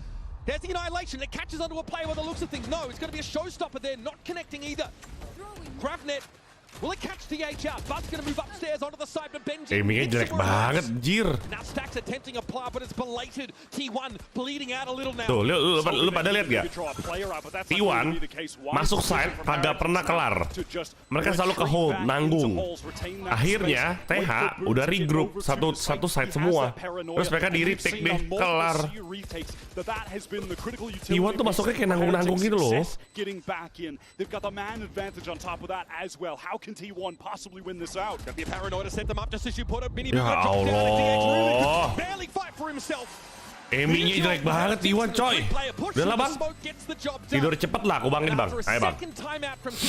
Iya gak komit. Again gue bukan pro player. Tapi gue cuma merasa T1 ini masuk takut-takut, gak komit, gak ada strategi, polos, aiming busuk. Coy, ini turnamen anjir. T1 di pertarungan sebelumnya lawan G2 gak kayak gini loh. Ini kenapa ya? Apa karena mapnya Lotus? Mereka lemah di Lotus kah? Aimnya kayak gua, iya anjir. Yeah, in esports in general, you might be right. He's been doing it since last 6 years. Nih ya, lo lihat nih ya, mereka pasti ke hold lagi nih. Nih, ya. Nih, mereka udah dapat nih ya. Nih ya, tuh mereka ke hold lagi loh. Nggak di trade, lo lihat kan? Nggak di trade. Jadi Bas tuh mati ya udah mati aja gitu. Tuh, akhirnya mereka absen satu-satu. Ngerti kan maksud gua kan? Mereka tuh gitu. Tuh, absen satu-satu semuanya tuh. MIBR has a steel guard and he's considering it. Some discussion maybe with DH now as there's a break in the action. That Garden is going to be deployed. They're still going to play through this, and it looks like they get caught out. D1, get onto the site. DH TP's forward. Rian's clearing with a Prowler, wants to try and take this fight with the Sheriff. DH eventually. Gua pikir nge-wave separah itu lo tadi lo T1 gives a bit of ground, needs to buy some time for Benji to link up. And he does get that weapon back. This time, did have to use that paranoia to live. Benji has a grab net. That's all they've got to work with right now. Going to be a double player push out of Waterfall. Dark cover, not long for this world. Benji with a grab net. Nih, lu lihat ya, kita lihat nih aiming T1 nih. Nih, menurut gua MIBR offside. Nah, jaga sini bener. Lu jangan maju-maju anjir. Itu udah one way smoke, lu jaga di belakang aja. Nih ya, lu lihat ya, kekumpul nih, mati mereka nih. Oke, akhirnya di Edge lu nggak nge-wave anjir. DH dongho. Ada. Sumpah itu granatnya udah bagus banget anjir. Untung aja itu kagak ada efek getar loh. Tapi gue merasa mereka itu ngandelin hoki banget. Mereka tuh ngandelin hoki. Mereka tuh ngandelin, aduh semoga timingnya pas gitu. Anjir kagak bisa coy kalau ngandelin hoki doang coy. Ujuk. At the time, MIBR opens up on Boo. That's over at the B side. It's going to open things up for the Vice. Tuh kan, lo ngerti gak sih maksud gua? Izu, halo? Now Heretics want to pivot fast towards this C site, and I mean they've made the right decision. It is the open area of the map, but they're going to be staring down the barrel of another team Heretics full-on retake towards C. This has been their bread and butter. They are lacking Boo and that crucial Omen utility that they've had on prior rounds, but look at Minibu, full kit, Rian's. Lu udah tahu AWP di situ. Wood itu AWP di situ. Beberapa kali mati di situ. Kagak belajar anjir. This can be quite punishing. First the C's. That's towards whole side. Buzz with a relay bolt, ideally to push Heretics back, and they do respect it. Send a Prowler in, but DH is there to cut it to the quick. Grab net, TP away. Stacks has got a good angle to catch the players up on the site. They're not ready for it. Rian's at least able to take the trade. DH has to respect this corner. Play off it with Buzz. The crossfire. Gitu dong. Nah, crossfire gitu, crossfire. Jadi ke distract gitu loh mainnya lo. Jangan pada buy one absent aja anjing lo. Punya temen dimanfaatkan anjir. Finally gets it going at the final hour for this half. T1 bring it back on the side swap. We'll have to see. The staging ground that T1 were looking for. Brutal mid-half of them, but they came back. Let's send it down to Lou with a different face from Team Heretics on stage. Et ce n'est pas un daron ni un cousin que j'ai à mes côtés, mais un frère d'un autre jeu. I'm delighted to welcome Stan here. Stan, who's a LEC player for Team Heretics, so welcome. First of all, and I'm going to be very straightforward on the first question. What are you doing here? How much of a Valorant enjoyer are you? I mean, I'm really casual. I just play sometimes in off-season. Since it was in France, I came to support Heretics, support my friends, so that's why I'm here. We're very happy to have you here, of course. Donc première question, mais qu'est-ce que tu fais là? Est-ce que tu joues un peu à Valo, etc. Donc très casu. On est plutôt là pour soutenir les frérots de l'équipe Valorant. And speaking about League and Valorant, I wanted to know if you see, some, let's say, transferable skills from one game to another. I mean, I think Valorant is way more tense than League, but I would say team play and synchronization. I think this is what we have similar. Yeah, definitely, and the spells also. Donc, qu'est-ce que tu vois un petit peu comme compétences qui sont transférables entre League et Valo? Bah, forcément le team play, les spells et forcément la communication entre les coéquipiers. Et on le voit. And last but not least, you get to spend, sometimes with the boys in the Berlin studio. So, Who's your little Wah, let's say, terlalu brother? teknikal Who do Momo you ke get otak along gua the nggak most nyampe. with the Val boys? I mean, my two bros are Rians and Benji. Gue tuh karena gini loh, gue tuh kan gak jago. Gue tuh gak jago main Valorant ya. Tapi kan ya gue main Valorant dan gue ini loh guys, emang orang yang nonton tuh lebih bisa ngeliat kesalahan dibandingin lo yang lagi main kan. Dan sebagai penonton yang memantau, meskipun gue orang awam, gue bukan orang pro player gitu ya, gue bisa merasakan tim T1 itu kayak ada beban yang lu tuh gak bisa lepas mainnya gitu loh. Kayak mereka tuh takut-takut. Gue mungkin gak bisa bahas secara mekanik kayak gimana ya, karena gue bukan ahlinya, gue bukan analitikus gitu. Tapi dari vibes saya tuh bisa dirasakan kurang gitu. His scoped weapon usage on this map has been significant, but frankly, I have to say across the board for Team Heretics, every cog in the machine is operating exactly as they need them to be. The way that the utility is just being sequenced out, the combos that they're setting up, the retakes that they have as a unit, and there was deservedly so. We get back into the game, we see a little sign of the Boo brothers. The two of them have been absolutely on point. The util from Boo's Omen, perfect. Mini Boo just capitalizing off of the setup from Benji. Boot always the last one out in these rounds. Only 5 deaths, of course, over that first half. Crucial involvement when it comes to that util. It's going to be Heretics now, of course, go to the attack side. We'll have to contend with this shield wall at the B side. They don't have the aura to tease that out for free. Meteor caught in a grab there, though. This is ugly. Wood has already made Team Pinrose to the side. Meteor not ready for it, but is able to deal with Wood with a headshot. It's Rienz, though, on mound. And that cracks open this C site. Fast pivot through door from Heretics. They can try to get in, but does Meteor want to anchor? Does he want to test them? Surely not. He's backing away. Yeah, just relegated to playing back halls. Should be a straight up 4-on-4 retake. Kita lihat di pistol round T1 nih. Who's going to take contact? Aimingnya gimana nih? Straight out of this smoke here, he hears these ghost shots, playing his life for the most part. It's Buzz sliding forward, opens up for DH to take the trade, but Benji finds him in response. Here comes Stacks, who's crucial, wrapping around the site. They're not ready for this at all. Stacks in trouble, and Benji. Kalau pistoran gue gak bisa main ngomong, itu mereka kalah aiming aja. Secara strategi udah oke. Mereka kalah aiming. Looks like he gets that second trade as well. We'll see in the replay. But this is, again, an impact moment from Rienz. A lovely little tap onto Izu. And then that's the C site, just wide open for the taking. Who could have swung that smoke? He could have tried to take a timing when he heard players on the other side shooting at players behind him. He opts to stay in that smoke, wrap around on the side late. And that's just a nice pivot into C after the plan on B goes awry. We would have had that teleport option, but goes down regardless. Meteor wants to take that fight 1-for-1. He had his hands full, but the stingers are coming for him here. Heretics board up, want to play fast.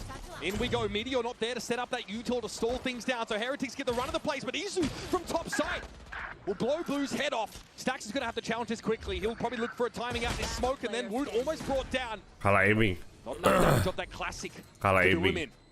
The stingers just Woi, too DH. much to deal with. Mau ngapain lo? Mau saving lo? Range with the sheriff. Mati does have kocak. the stinger as well. Couple weak players that he's going to be going up against. Could try to deny an angle with the smoke. Maybe if he hits a good paranoia. Dor mati. I don't think he's thinking about it at all. He's holding on to that paranoia and wants to take this challenge himself. Hopes to maybe salvage a stinger to give him a fighting chance. I mean, Minibu was waiting for just that.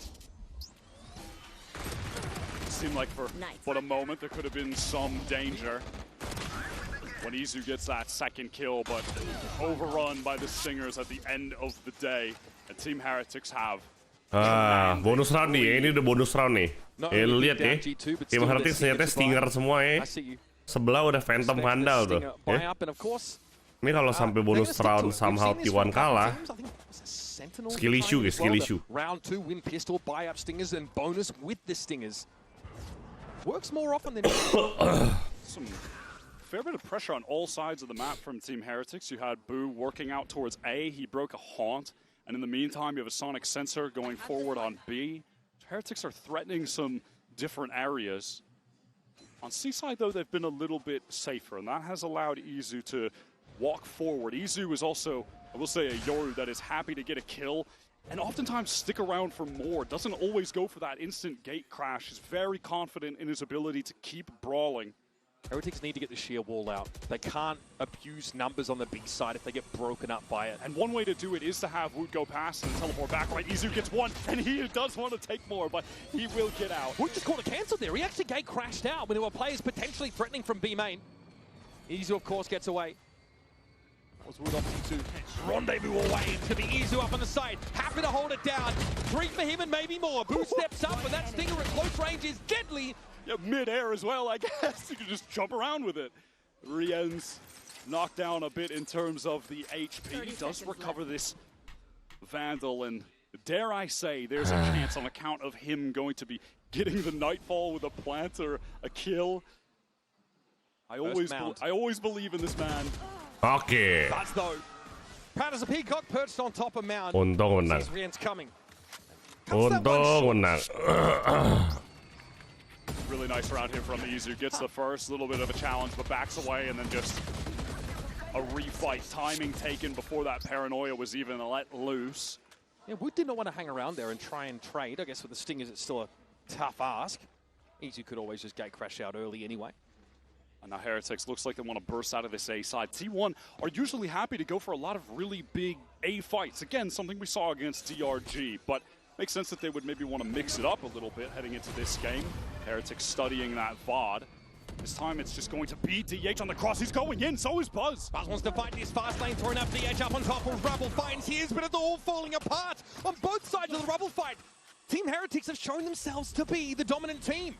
That was a really cool refight strategy, honestly. The fast lane up as the paranoia gets let loose from the sponsorin Crunchyroll, guys. Crunchyroll sponsorin VCT lu. Baru sadar lu. Interesting set play, but Heretics just able to handle that situation, handle the chaos, find the kills. In the marketplace of ideas has been found wanting, apparently.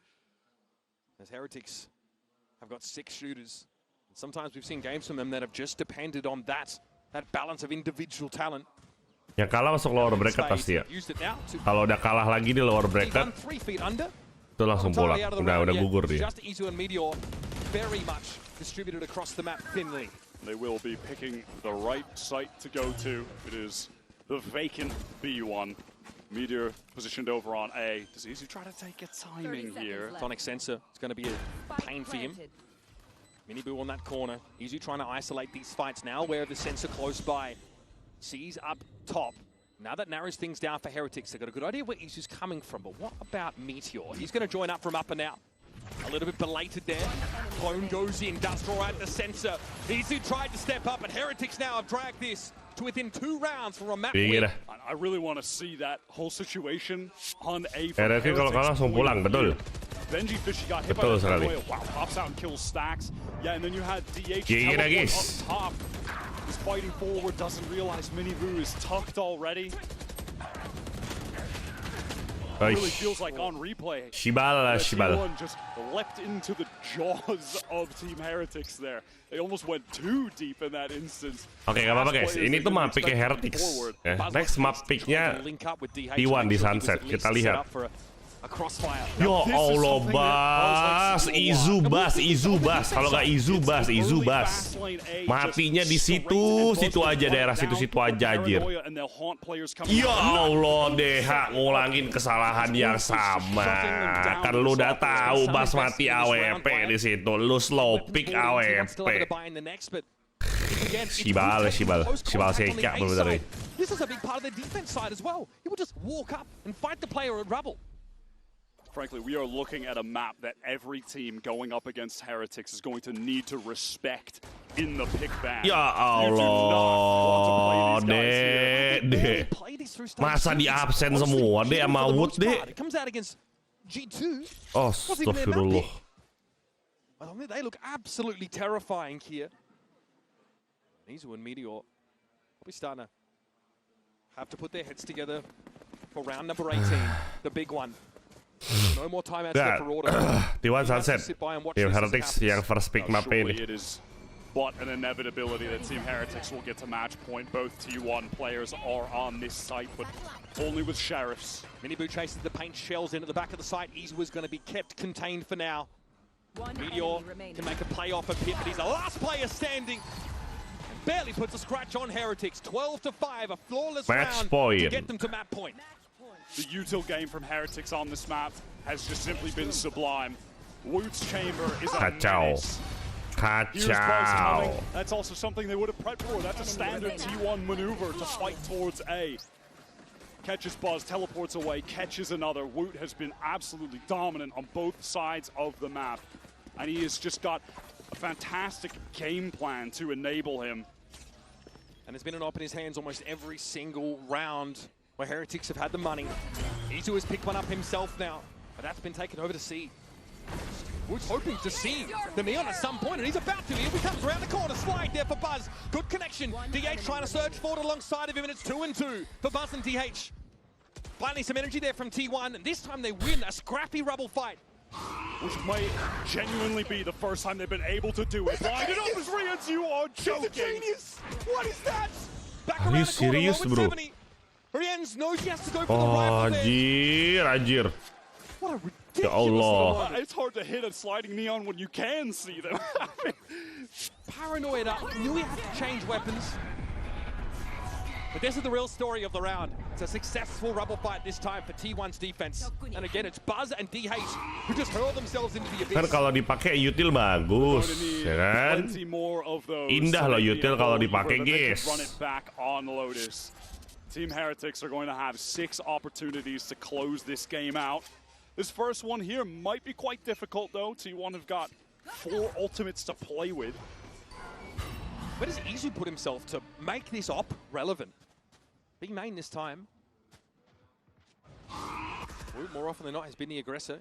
Prowler gets broken by the rifle, so didn't expect this. No, Woot swings out off that Akhirnya dibales, guys. Akhirnya dibales. Throw off the steady aim of Izu. Here's DH now, a late position taken up here in rubble, but there's a couple of Heretics players that could be a problem. Minibu swung on by Buzz, but Benji trades into a favorable scenario now for Heretics. 3v3.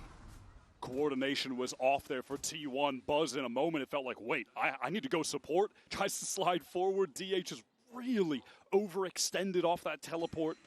That's evened it up. And just as I say it, Itu bad luck. Kalau itu pure bad luck. Jiggle picknya gagal. Jiggle picknya gagal. Heretics are on the precipice Bad of luck just itu an bad luck, guys. absolute blowout dealt to T1 on their map pick. There's time to play here. But Heretics surely very aware of the fact that Meteor's still on the map and all his util is still active, and there's a steel garden to use. TP for Boo, this is the check. Baby door, nothing spotted. 30 seconds left. Calls a cancel on that now. We're down under 30. Heretics have to put their plan in motion.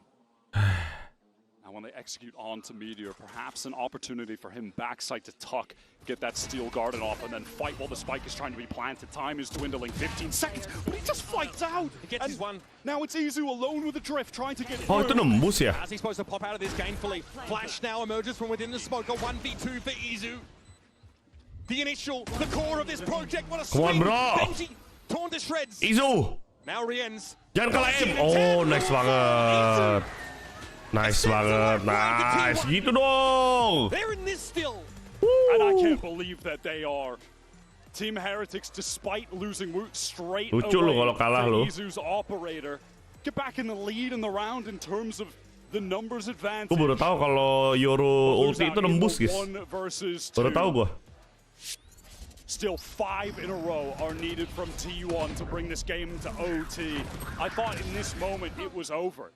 When T1 really just haphazardly committed to this overextended fight, deep rubble in the mid-round, it got torn apart. Looks like we're going to have a timeout here for Heretics. We've seen a couple of rounds just torn out of their grip. Timeout, guys, timeout. Kalau ada timeout biasanya momennya udah hancur. T1 udah balik ke default lagi, udah gak paras lagi dia.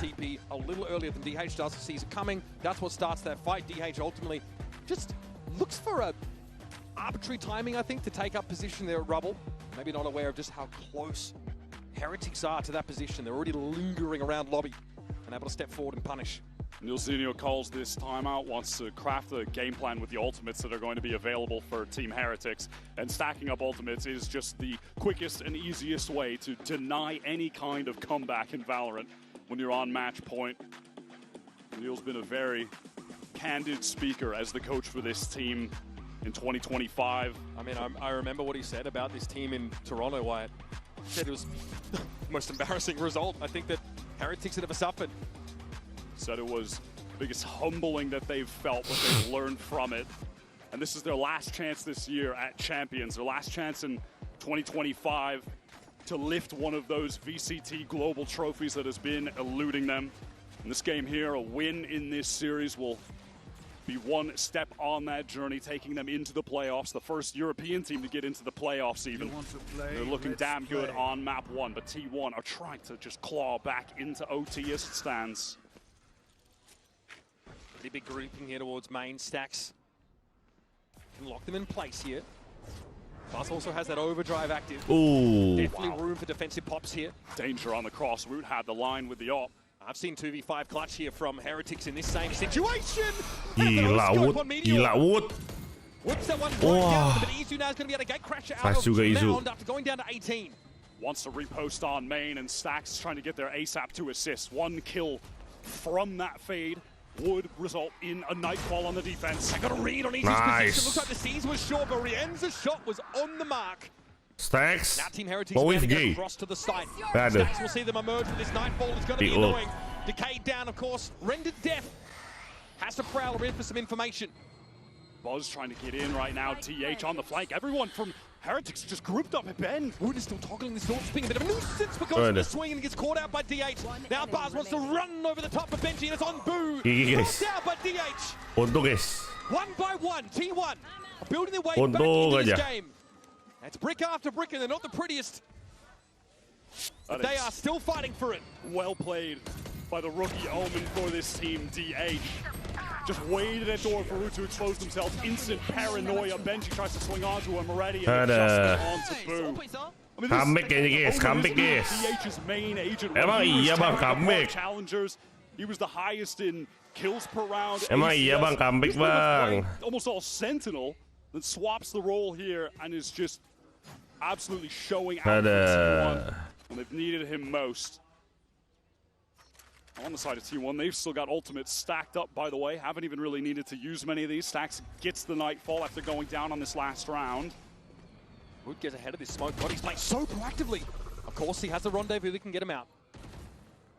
So T1 are going to be able to control this A side of the map and start sending players elsewhere if they so choose. And that is the case for Stacks, who's maneuvered towards this C side. There's another layer of Razorvine there to slow things down on C. We're just holding the jump spot with the Headhunter. We got the shot, it's only the head that's revealed by the player looking over that direction. That would have been Buzz. Teleport's ready. Heretics have to make a decision in the next 10 to 20 seconds about whether committing onto C is going to be worthwhile. They've probably surmised that sheer wall is on B, and we've seen Izu take the op for contact into main a couple of times. If they go for this A refight, they're going to be walking into a paranoia and a relay ball. Have to imagine that Buzz and DH will not be giving this space up. It's not something they've wanted to do ever in the past. Okay, here it is. Annihilation gets thrown out. And the looks of things, no catch.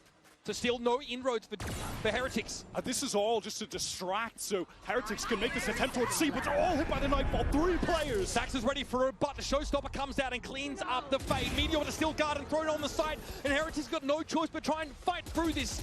Boo TP's back away, tries to get his weapon online again.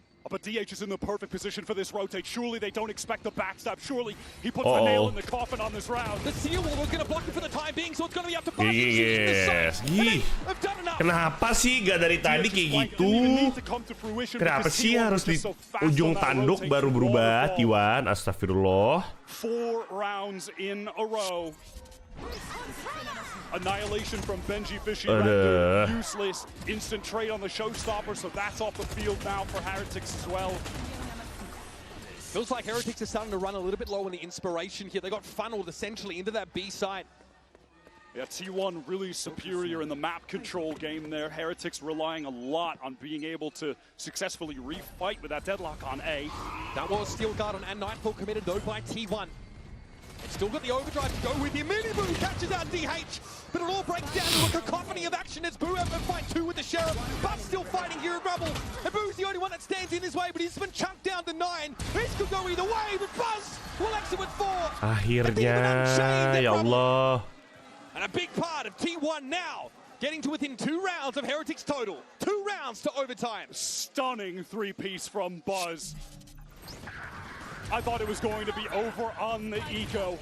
How many times in Valve's history have we seen this exact situation play out? Where when you start to believe in the comeback, suddenly the team at match 9 HP and living the dream, guys. Around. But they are denied by one 9 of the most HP and living the dream, boys. pros that we've got in the scene, period. Buzz looks so good on this Neon. I think even just in terms of watching the movement of the different Neons that we have in this tournament, I think arguably Buzz is the best as far as the kit goes. But that was just all about some of that raw aim that he's been known Sponsor T1 banyak juga ya. Ama ala apaan tuh bahasa Arab? Now, a big component of Heretics winning these crucial rounds. Scoop, Pulsar, Inspire, Samsung Odyssey, Red Bull. Sponsornya banyak banget anjir T1 gila. Buy up and make a big investment for that in this particular round. There is still the T1 Dimensional Drift and an Overdrive active there for Buzz, but he's been quite happy to take his rifle into these fights. It's so important to note that Heretics expended all of those ults just 2 rounds ago. It's put them in a position where they might not actually get any more ults for the rest of this game outside of booze from the shadows. Iya sih, LoLnya jago sih. Bener sih. The drift and the overdrive still accessible to win out this full buy round. For round number 23, and this time Heretics are on the wrong side of a comeback on Lotus. T1 are pushing all the way out of C and B. They want to fight, but Isu goes down. Luke denies both. And he's done it with a rifle of all things. DA's trying to make a swing on the Dibalas guys, dibalas guys. Overdrive Xtreem. Dibalas sama T1 2v2. Nice banget buat gak greedy. Just yet teleports away, wants to wait for his teammates to be able to assist. Out of the timeout, T1 go for an absolutely mad round. And Heretics is still clearing. They don't realize just how many players are back behind them. Oh my god, they're ready to fight when Boo gets out of this teleport. Picked up the spike, and here comes Buzz out from rubble. That was Boo down, spike down yet again. Rian's up on the corner. Buzz low, makes a swing for it and takes the Neon out of the game. Stacks there, Genius. he gets away, still decayed down, and it's all on Rian's for the game. Ping catches 2, he's got the spike to hand, and off to the side he goes. Off to maybe C site if he wants. C, B, it doesn't matter. He's got access to the globe right now. He's getting out of there. Stacks and DH, both of them on full HP. Where do you set up if you're Rian's? 30 seconds left. Possibly wanting to play for halls, maybe flip the site. Yeah, it's too shallow to be a mound hold. Now both fades should be able to get those haunts back online. DH has a couple smokes. Both players coming through door. Rian's in the off angle. Lined up for this first clearing of mound. Stacks and DH going to check the site. Smokes here for DH now. Horn thrown out. Rian gets contact. DH is low. Oh, you're kidding me! Once again, Rian's genetically engineered to dominate the game. Has won the map for Heretics. Kupikir akan comeback. A full out of the comeback of T1. Makes it a fake one with this disgusting clutch. That is why he's touted as one of the best players active in the game. T1 tried their best. Lagi-lagi absen. Kebiasaan deh absen. Astagfirullahaladzim. Astagfirullahaladzim. If we're being real, 5% doesn't change anything. It does. Nah, especially. Minum obat dulu deh. That's serious. 5% isn't a real number. Minum obat dulu biar gua nggak sakit. Conspiracy theory. Okay, listen guys, you know how you've never seen a baby pigeon, right? So pigeons are made by the government, and they've all got cameras in them. Man, in my street, I have people who feed pigeon, has like 10-20 pigeons. Bro, you're fucking like, are you part of the government, bro? Do you guys know dogs aren't actually born at the age of 0, they're born at 3? What? I'm just lying now.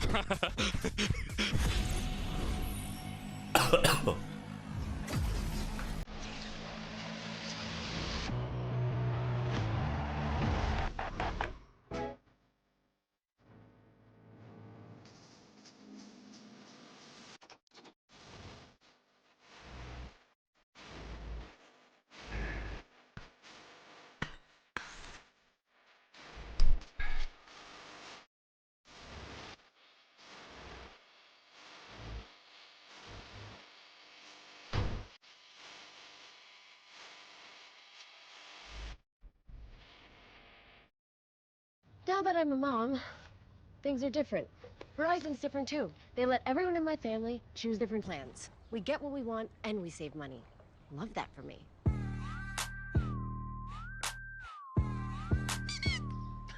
An update is required.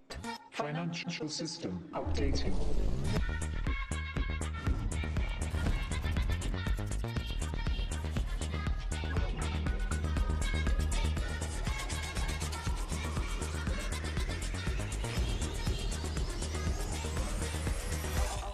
System updated. We will dance to get. The future of money is here. Feels good. Esports World Cup, where we are starting off with Valorant. If you want to win, you have to win against the best. So looking for revenge.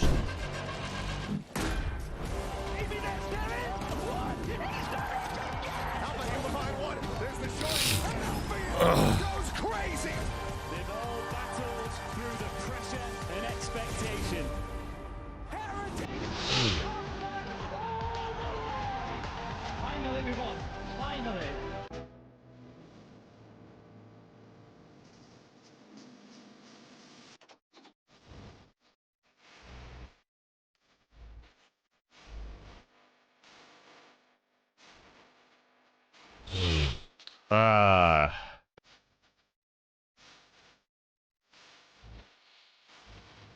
Padahal gue tahu cuma dikasih harapan besar dengan hati gue terus di tim itu ya. Kalau udah nyaman emang susah lepasnya. Begitulah Jonathan. Kita emang tidak boleh terlalu mencintai sesuatu. Karena belum tentu hal yang kita cintai itu mencintai kita balik. Asik. Bullet, pep, bullet.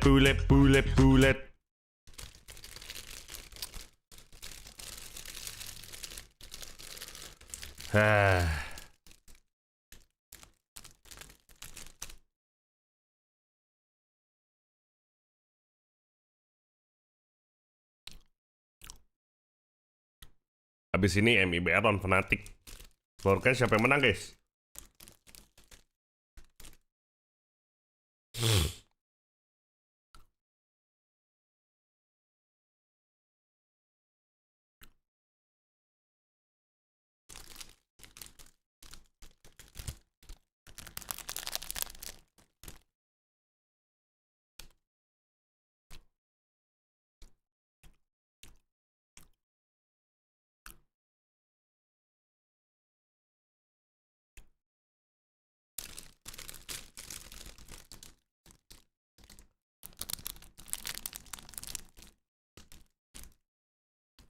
Monitornya om nih.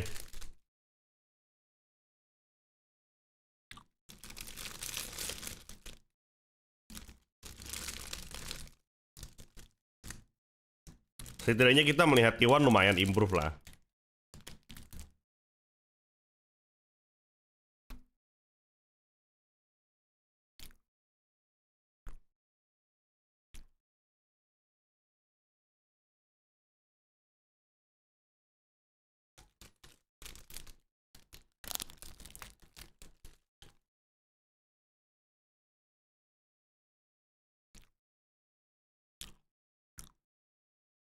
Ya, meskipun telat, betul.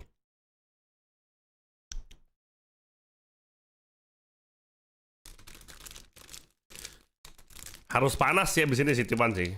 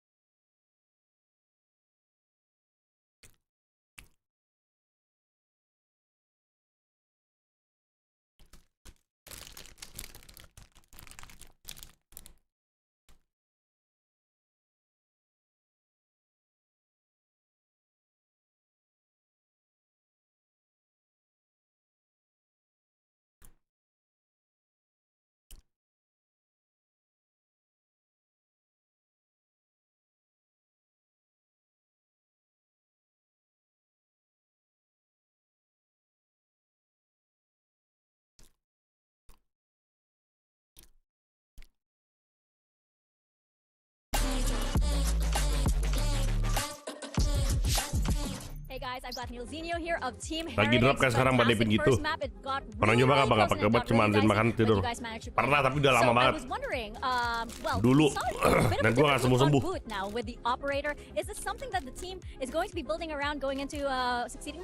I think it just depends on the team we're playing against. Against G2, they're quite slow. They don't really give you the chance to pick them off. But against T1, the way they play, double duelist, op can have a lot of value, and Woot loves to op. So he's got a free roll in chamber. He just kind of does what he wants, depending on the team. It was very, very effective, and I'm sure you're feeling good about Sunset, right? Yeah, of course. Like Sunset was one of our best maps. Still is one of our best maps. So yeah, I'm excited to play. Fantastic. Good luck. Thank you.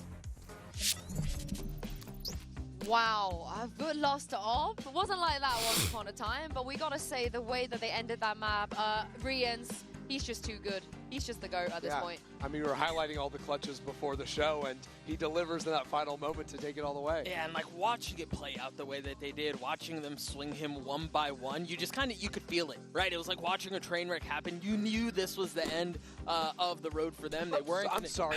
Is watching EMEA win a series or win a map a train wreck to you? No, watching T1 give them one. This guy? Damn, I'm glad it's your last day, Doug. But let's take a look at Crazy. let's take a look at HyperX Reflex. This goes to MIBR. The first half was all about this match. Yeah, I mean, in very similar fashion, I think, to that series versus G2. Like, damn, itu jago banget sih. Fake, but I've been very impressed with his play on the defense side. Gue tuh dulu pernah coba kalau lagi sakit, gue agak minum obat. Itu lebih dari seminggu gue nggak sembuh-sembuh, bro. Kayak gue sengsara banget. Akhirnya gue harus minum obat, ujung-ujungnya kena antibiotik baru gue sembuh. Ini kok kayak mau tahu, kalian inget kan, gue tuh terakhir sakit pas roleplay week Agustus kemarin, Tabletop RPG week, sorry. Itu kan gue main Call of Duty sakit tuh suara gue. Belum nyampe sebulan gue udah sakit lagi anjir. Kocak dah. Sembuh gue cuma bertahan 3 minggu anjir. Sialan. Gak nyampe malah 2 minggu. Kesel gue.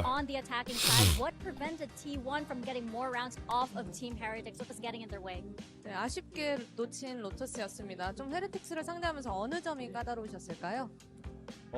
사실 그 분석이 된 조합이긴 해가지고 좀 어느 정도 자신은 있었는데 생각보다 일단 이코라운드 스틸 당한 게 좀 많이 컸던 것 같고 그 이후에 이제 A 쪽에서 체인버 대처를 잘 못한 게 좀 패배의 원인인 것 같습니다. We were confident because we analyzed the comps, and before going in, we thought we knew we had the game. But I think losing the eco round definitely snowballed, and the way that we weren't able to counter the chamber on A site was what got in our way. Well, hopefully the team can make a comeback. Thank you very much, Coach. Kamsahamnida. Ngeliat T1 rapian defense dibanding offense, kenapa nggak pilih jadi defense duluan dia? Karena lu pilihannya mungkin mereka juga nggak nyangka kali ya. Mereka juga nggak nyangka kali. We have not seen Heretics play this map since week 1 back in EMEA. Back then it was Woot actually was playing the KO, so already kelebihan coach bottom tinggi aja. But it seems like the Cypher has been locked in. Woot's going to be on the raise, and meanwhile I think for the other side, for T1, they're going to continue to lean in on the double duelist. That's pretty straightforward. I can't imagine many more changes on the side of Heretics either, to be honest. But it's the Woot raise, it's not the MIBR raise. It's been a while since we've seen Woot raise, you know. The ISO, the Jet, he was playing a lot of the raise. No, but I do think there is some value here with the raise on this map. Both the paint shells be able to break away, Cypher trips and things like that. Ini mantap juga, paket persku nyampe malam-malam. Wih, congrats. Congratulations. To push T1 players out of those forward spaces, especially on the A side of the map, elbow, lane, these types of things. It can be harder for T1 to take the fights they want. Well, not to mention playing whack-a-mole with all of Media's utility. I think that's going to be incredibly frustrating when you have so much that can clear a lot of that out and make Cypher's impact feel significantly smaller on the defensive side. But T1 starting on attack, my eyes go towards the two duelists, of course. What can Izu and Buzz hampir mirror agent ya, beda di Buzz saja, Buzz pakai neon, Woot pakai Riz. Hampir. But they have to win here if they want to make it to playoffs. Over to you, Uber and Wyatt. After a successful pistol round to start off Lotus, everything looked like it'd be smooth sailing for T1 until immediately it wasn't.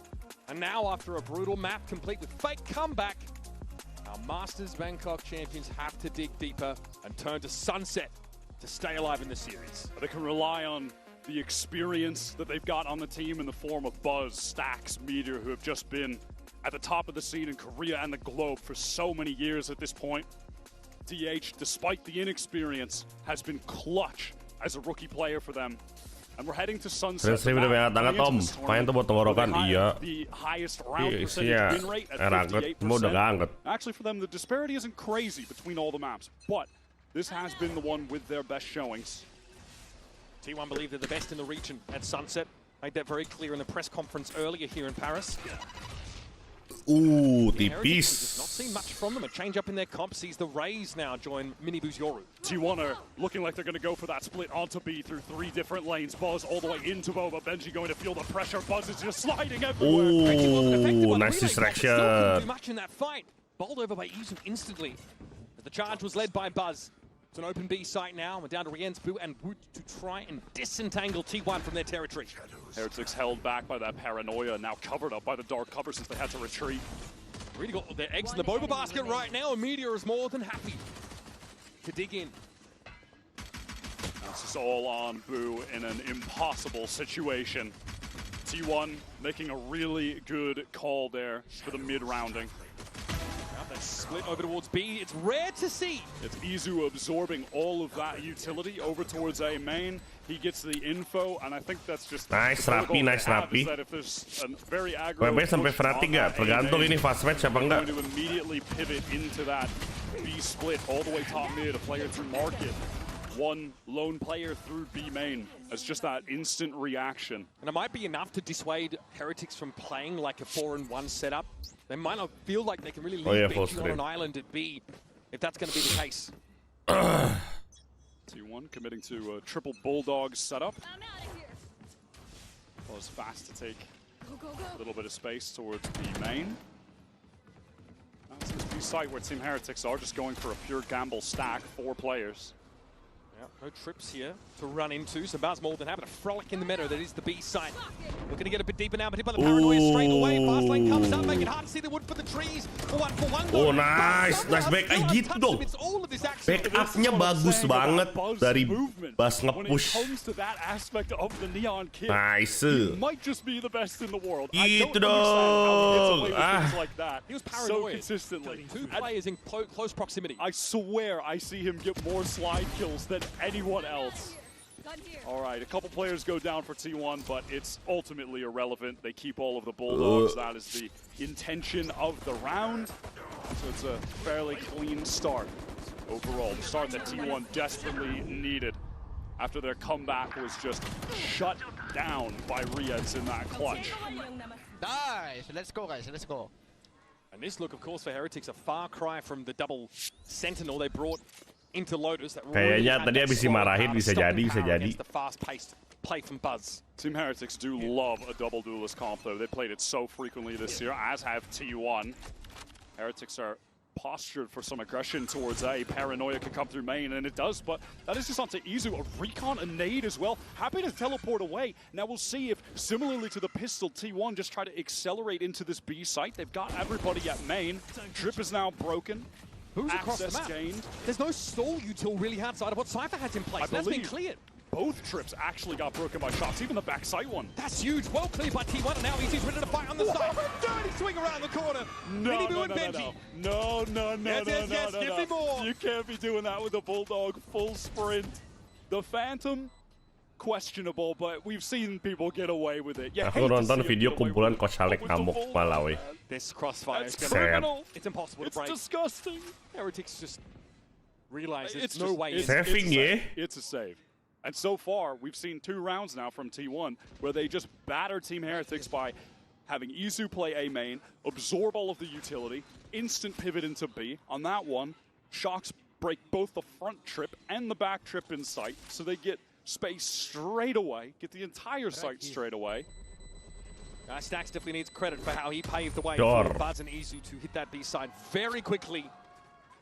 Heretics definitely feeling uncomfortable trying to lock down. Look where they died. They died at the back of the B side, so they were well and truly anchored there. Try and fight back in behind the Yoru clone. Credit to MiniBoo, right? Trying to re-establish some kind of control, but man. All right, stop replaying it. I can't see this anymore. That's not how the game is supposed to be played, Mitch. And Izu makes it look like it was hard-coded from the beginning. Okay, three rounds rather here for T1. Again, they'll start with this aggression in A, but already pings up mid, up tile. We'll see if Meteor tries to work that part of the map here. Now it's an instant fast lane, but then T1 just slow things down because Heretics have been throwing those util combos at them. So that's just a baited out back up, and now we can re-clear and get back in off that Sova drone. Heretics here, trying to bounce around at the back of the map. You can see them top mid. They're not sure if there's going to be a split that comes of this noise cut in A main. Door. It's just a more ponderous approach to the standard A hit. No one set up here inside elbow. It's Boo holding it from way back in spawn with nothing but a sheriff. Heretics have read this situation though. 3 players now at Link, and a couple of them working their way into the site, ready to anchor.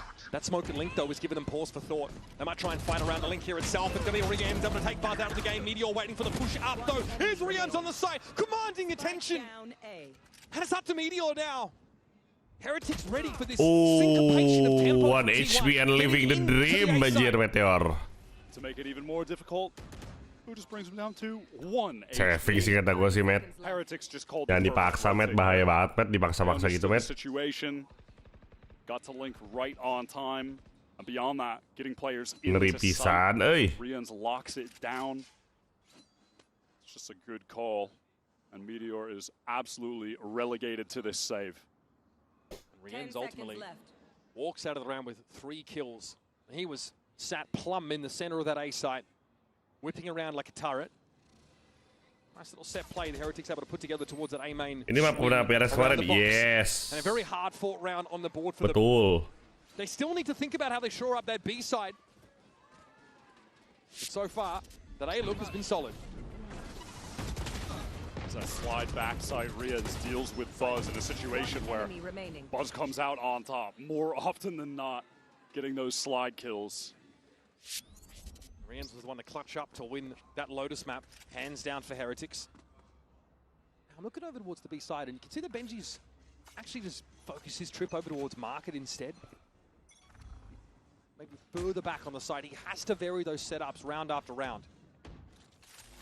Recons exchanged towards that A side of the map. Heretics go for a pure re-clear. Yeah, MiniBoo dinked there, but it's a great pop flash out for the Yoru. Yeah, that time it's not dense with util, it's just a swing to catch that lone player. The Aces decide to stay in lockstep with each other to their detriment. That really throws this round to the Sharks for T1. Meteor now realizing, that's where this util is going. Fair enough. Makes his way through. Sound cue off the cyber cage. And there'll be one in Stax' way. Well, one was relocated to B main after those kills came in on the A side. Nicely held by Benji. Stax walks into the trip, gives himself away. Pings at the back of the side, a double swing! That puts Stax out of commission. Gets Heretics 1 round away from parity. That one felt like it was over before it even nih. started, honestly. But I think this is a good adjustment from Team Heretics over towards that main side. A bit lighter on util and more heavily focused on the gunplay as it's Itu konyol sih. Itu konyol sih. Itu konyol banget sih. Di piercing di kepala pada Sibal. Udah minum obat, udah minum obat. Winning the pistol, winning that bonus has got their economy in a great position. So despite 2 round losses in a row, they are able to get another full buy online. Very close to a lot of ultimates and playing with some pace towards A. This one could be volatile. The paranoia has come in though at T1 and it's throwing disarray. Wah.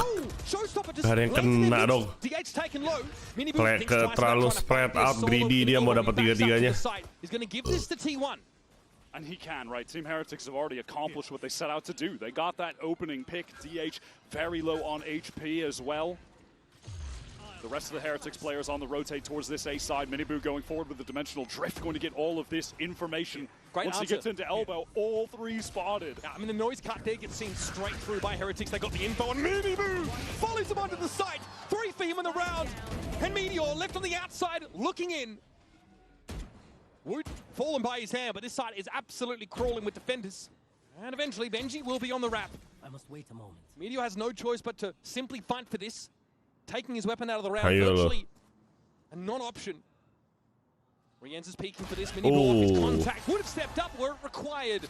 We have an even game, folks. Heretics starting to get a feel for the pace of play that T1 have brought. Ngeri banget. Tim Heretics perubahannya. Ngeri banget, bro. Tim Heretics perubahannya gokil loh. Nah, Bas mulai pusing tuh. Bas sakit kepala, guys. And T1 feel that they need to accelerate when the dimensional drift gets all of the information. And they just walk themselves straight into the crossfire because of it. Obviously, Miniboo as well, that's just a mental play. This idea, though, of falling back with the double duelist comp and then re-hitting with it to try and get value off those pops, off that offensive utility, really throws T1 for a loop there. Into lobby we go, stately pace for T1. Their buy is not good. Now Buzz is looking to get real deep backside with this Bucky. Play around that fast lane. Dimensional Drift going to go first. Ping out these players, 3 of which are here from Heretics. Hunter's Fury even comboed with that Drift. He's just going deeper. He's in Boba now. Can he emerge and make a fight of this? He emerges indeed, and the Bucky claims Benji. Somehow it's Buzz, though. It is just pandemonium. He doesn't know where to look, so gets out to stay safe. T1 have gotten that opening kill, but still low on weaponry as they plant the spike. Heretics, though, with 4 up and ready to take this retake. They're fortunate not to take any further casualties from that push. Boo does have a paranoia to get back in, could certainly hit multiple players. Everyone from T1 entrenched on the site itself. Flash here as well for Miniboo. Plenty of utility for the retake now, and that is What is Izu doing, bro? Ahead of the game. What is Izu doing? Again, fighting. Beautifully done by Heretics. 4 lawan 5 jadi rata. Izu ngapain nge-push coba? Ya Allah, Izu lo. Ya Allah, lo ngapain nge-push market, Izu? Izu trying to leap into market, but just straight to his death with the shorty out. And from there, angle retake comes through from Heretics. Rien's just dispatching 2 of them and spawns. The rest of them flood through market. Let's go! Guys, T1's lack of map control really their undoing. That's such a big round. Look at all the ultimates used there. There was a Hunter's Fury even in the mix.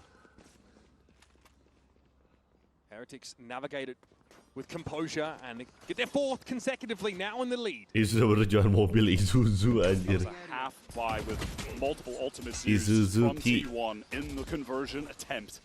Buzz fast up mid, dark cover on the right so he can pass. Tries to get a smoke eventually, but Lennox sprays Buzz down. He takes some damage, but damage done indeed. Wow. What is the decision from Izu and DH's backside? What on earth? Takes the isolated duel. Alone, virtually alone.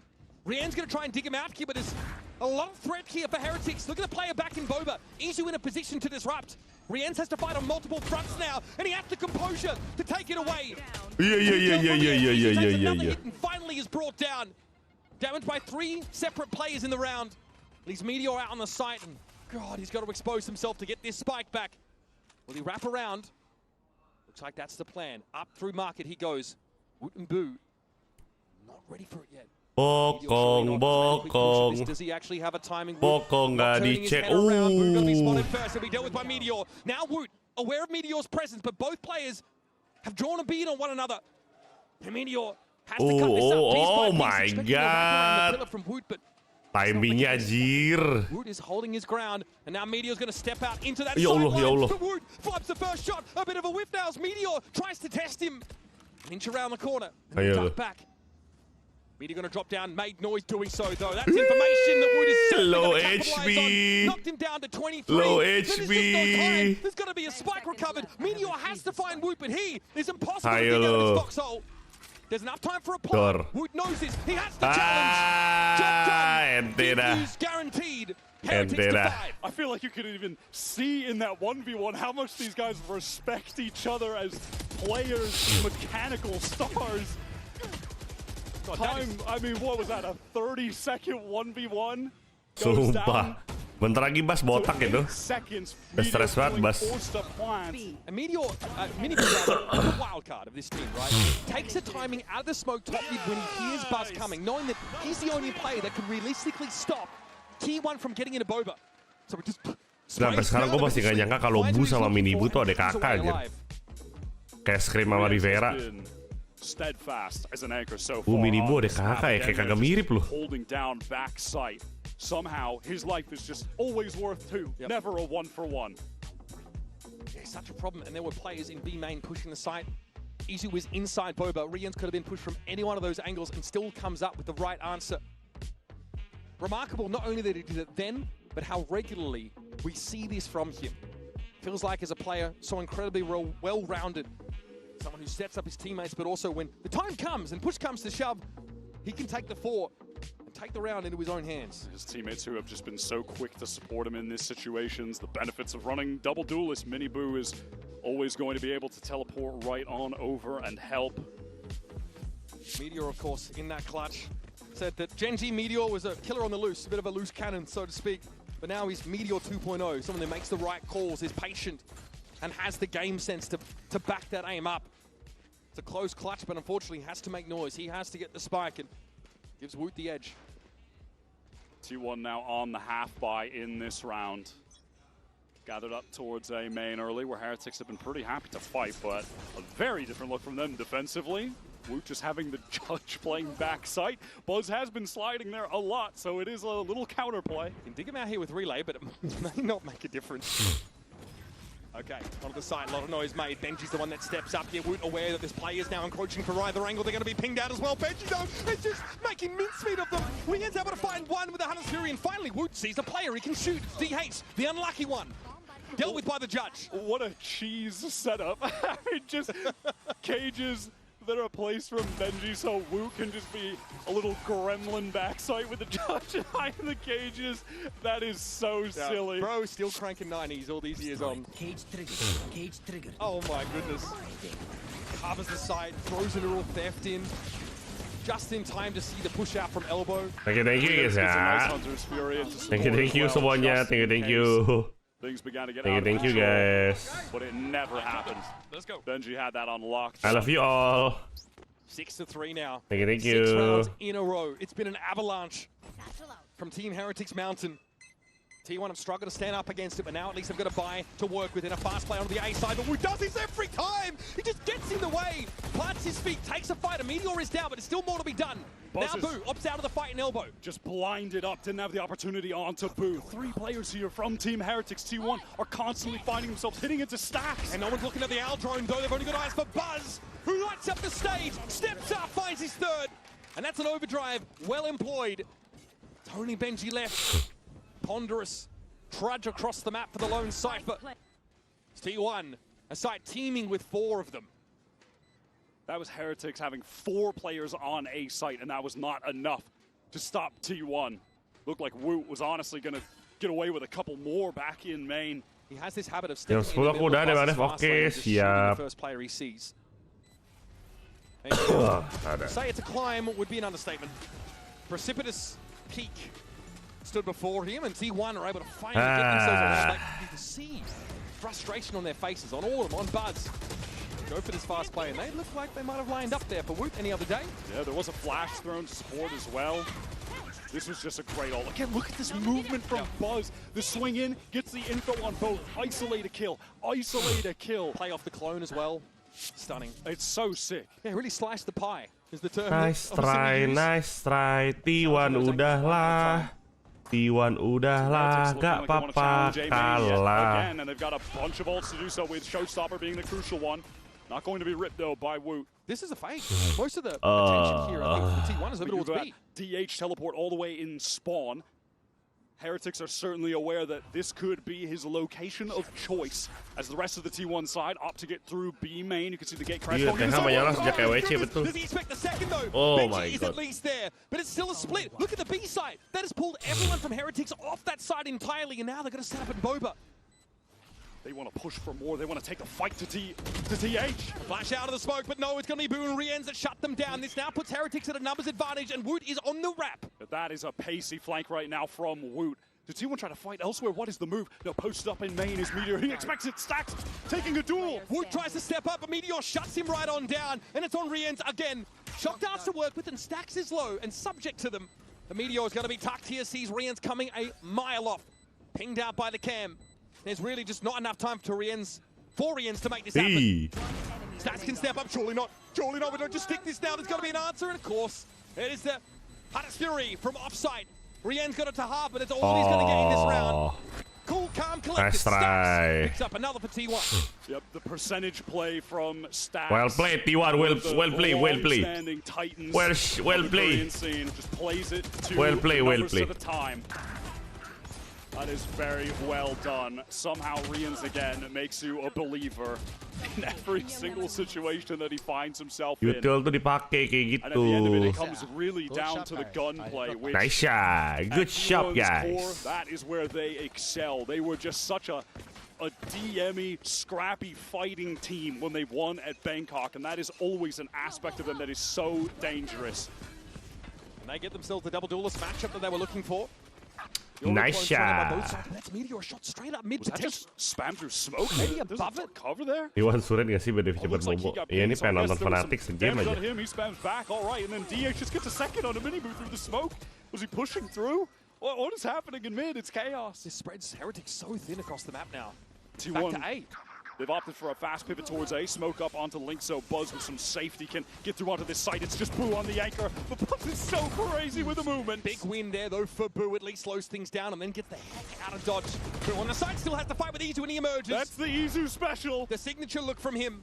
Woot speculates there with that showstopper and doesn't catch anyone. Benji being pinged, he doesn't realize he's walking. Well, he does realize, in fact, that he's walking into danger on Link as well, but Meteor finds the moment where Benji's back is turned. And that is a pretty frenetic back and forth first half here of Sunset. T1 come out with Pio 6 KW, parah Pio belum join member. Parah banget Pio. With the double duelist. Very close affair here. We're going to head to a break as it's a tied game after the first half of Sunset. Heretics now switching sides, of course, to the defense. Isi upgrade membernya besok lo isi saldo. Oke.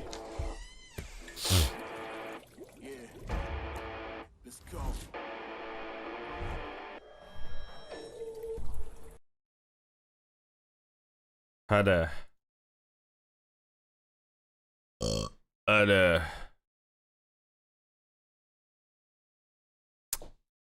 Apakah T1 defend lebih gacor ataukah T1 defend lebih memble? Ada T1 ada aja hidup lo T1.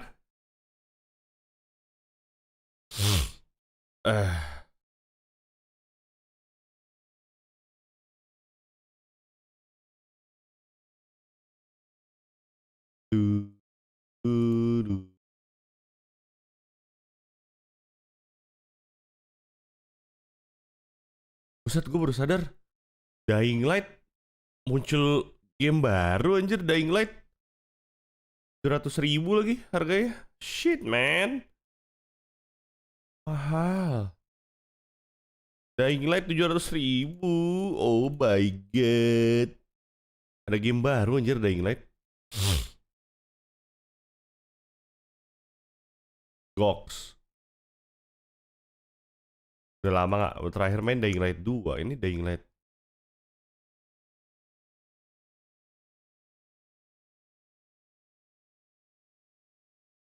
Hah.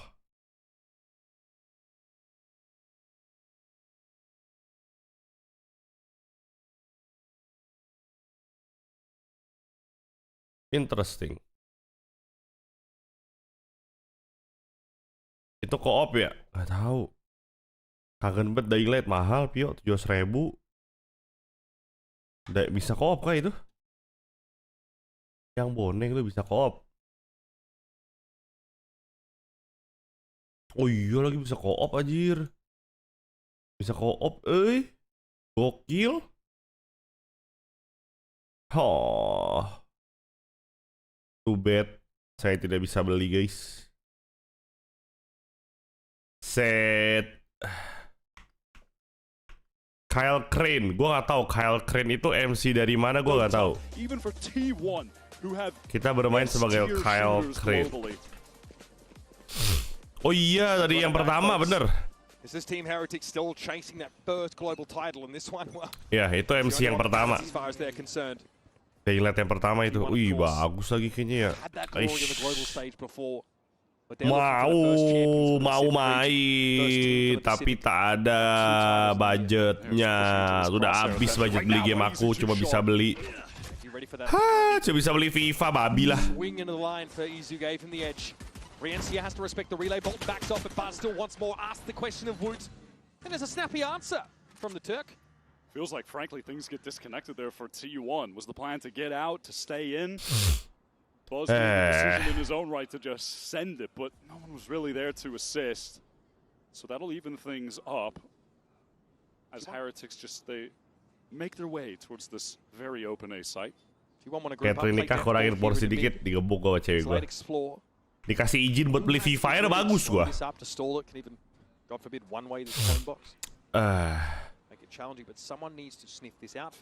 Dying Light 2 bisa co-op, bisa. Dying Light ini juga bisa co-op. Kayak bagus sih. T1 can quickly pounce on this A hit. This leaves Heretics in disarray. They're not quite ready for it, but Boo emerges, finds DH, and out on the side it's Miniboo alone. Wood. Wih, cakep. Nice one, nice. Heretics couldn't even break the trip. They were just getting stalled out by that.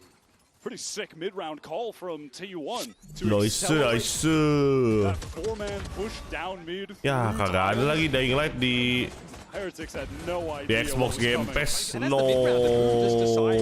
It's so unlikely that there's going to be a wrap from T1.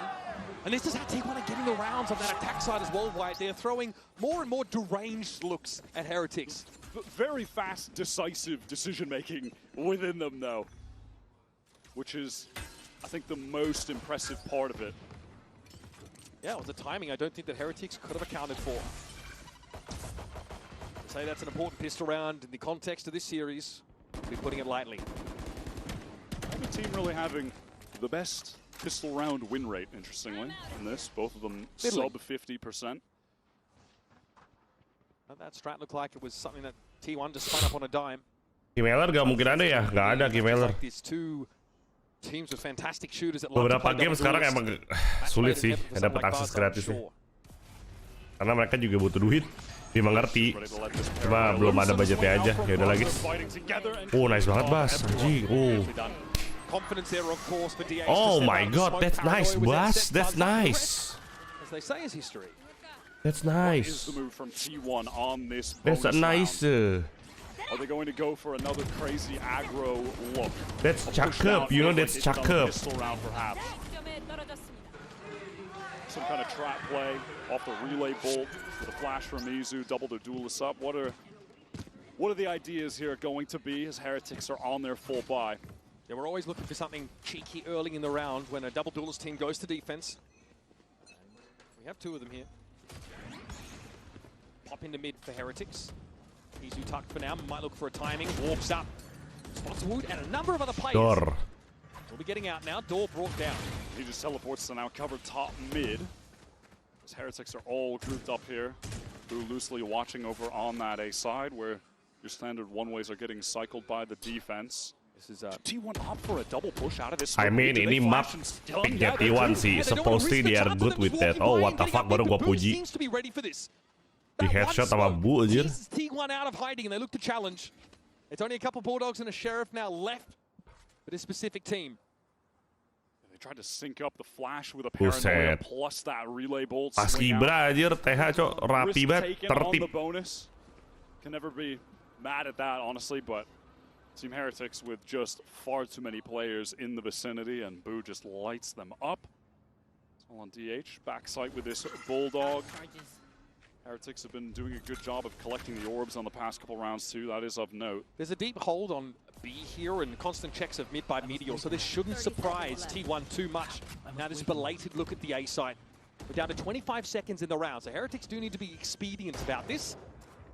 Nothing though for DH to see here. Oh my goodness, Meteor! Oh, he's throwing this into disarray. Rians was trying to put that spike down. Benji now going to look to try and take the fight, but DH is still healthy. Oh, low semua sama DH. Nice. Kasih paham Bang DH. Spike down at least. Boo, ayo lu. He's looking worse for wear. Pusing lu. Everybody on Heretics getting a taste of it. And now Meteor wants to step up and get the job done himself. Back behind the box, Wood goes. Miniboo at least have a swing off his contact, so it stacks. Ow. Gives himself away, stepping forward. Wah ini kalau meskipun TH menang mahal sih di sini. Door. He's looking, searching, Stacks gets us to half, and he's going to stick the defuse. Surely not! Just in the nick of time. Tipis banget, tipis. Shut down as he went for that defuse. Damai banget tuh. Heretics comeback, that was a bonus for T1. Oh my god, it doesn't get closer than that. As soon as I saw him start spinning, oh no. How many times have we seen? Ente dah. As soon as you just needed to, you know, turn the DPI up a little bit, get that to 10,000 and start going, and I think he might have gotten it. I think you're pretty happy with that for T1, that's your bonus there. A number of Bulldogs were committed into the round, and you went down 3 to 5 very early off that poke into mid. No, certainly of note, Izu has picked up this operator for T1's first full buy, currently posted over on that B side. Standing ahead. We'll have that gate crash all the way back in spawn to get to A link with some haste, A spawn even. Buzz ready to play off the paranoia that DH has. Yeah, these two have been dynamic here on the A side, but MiniBoo shuts half the pins are down and Woot slams him. It didn't connect onto Woot somehow. How did he sidestep that? He was just ahead of it in the end. That's devastating though for T1. Langsung kalah Jonathan. Forced to concede. Belum muncul kalah langsung T1. One player amidst 5 of them. God, he's so sharp, and he wants more. Sticking around, but this is a dimensional drift. MiniBoo gonna go deep for info, and he gets 2 for that. That's big, and he's given T1 a real shot at this round. Kok bisa gitu ya? Ada orang bosial kayak lu ya, Jonathan ya? Canda Jonathan. Ow. Into the timing. Benji knocked down to 47, but that's all he's gonna get. Now it's just Izu with the operator, who's certainly going to be saving at this point. Meteor tried his best, but that light little trap setup, with Buzz taking contact, paranoia, man, if that hit Woot, have to think DH probably gets 2 there? Yeah. I mean, that's the volatility that gets introduced into this early round by T1, who always want to be popping a part of the map on defense. But if one thing goes wrong, if one isn't lined up properly, Heretics are going to punish you for the smallest of mistakes. They will fight you in much the same way. Look at how Woot was just walking out into the fast lane on his defense side. Both these teams are primed to fight. They want to take those early engagements. They want to prove that they've got the better gunmanship. It was a perfectly fine defensive setup across the board from T1, but Buzz losing that duel. And I just need to see this from Woot's point of view, excuse me, as to what happened with the paranoia. I'm just curious what that looked like from his point of view. Langganan membershipnya pakai apa, Vio? Belum isi saldo. Pakai GoPay kah? OVO? Atau apa? It's late. I mean, fact of the matter is that first kill comes off MiniBoo. He then gets flashed after it, but DH is left in a 1vx scenario. GoPay. Terus biasa isi saldo GoPay pakai apa? Bukannya bisa mobile banking? Apa nggak ada mobile banking? Oh, jadi nggak automatic perpanjang ya? Nggak otomatis perpanjang ya kamu ya? Karena bisa ganti-ganti. Beli di orang, gak ada yang banking. Beli di orang, what? Beli saldo GoPay di orang, mahal dong. Dor. And now on the flood back in, having the overdrive, this could absolutely be a round win for T1 despite the bad buy. Ow, this is the operator held over into this round by Izu, but it was a wise save in the end. Stacks just so much far ahead. Tahu aja kalau otomatis, iya soalnya kan ganti-ganti metode pembayaran, jadi nggak mungkin bisa perpanjang otomatis. Wah,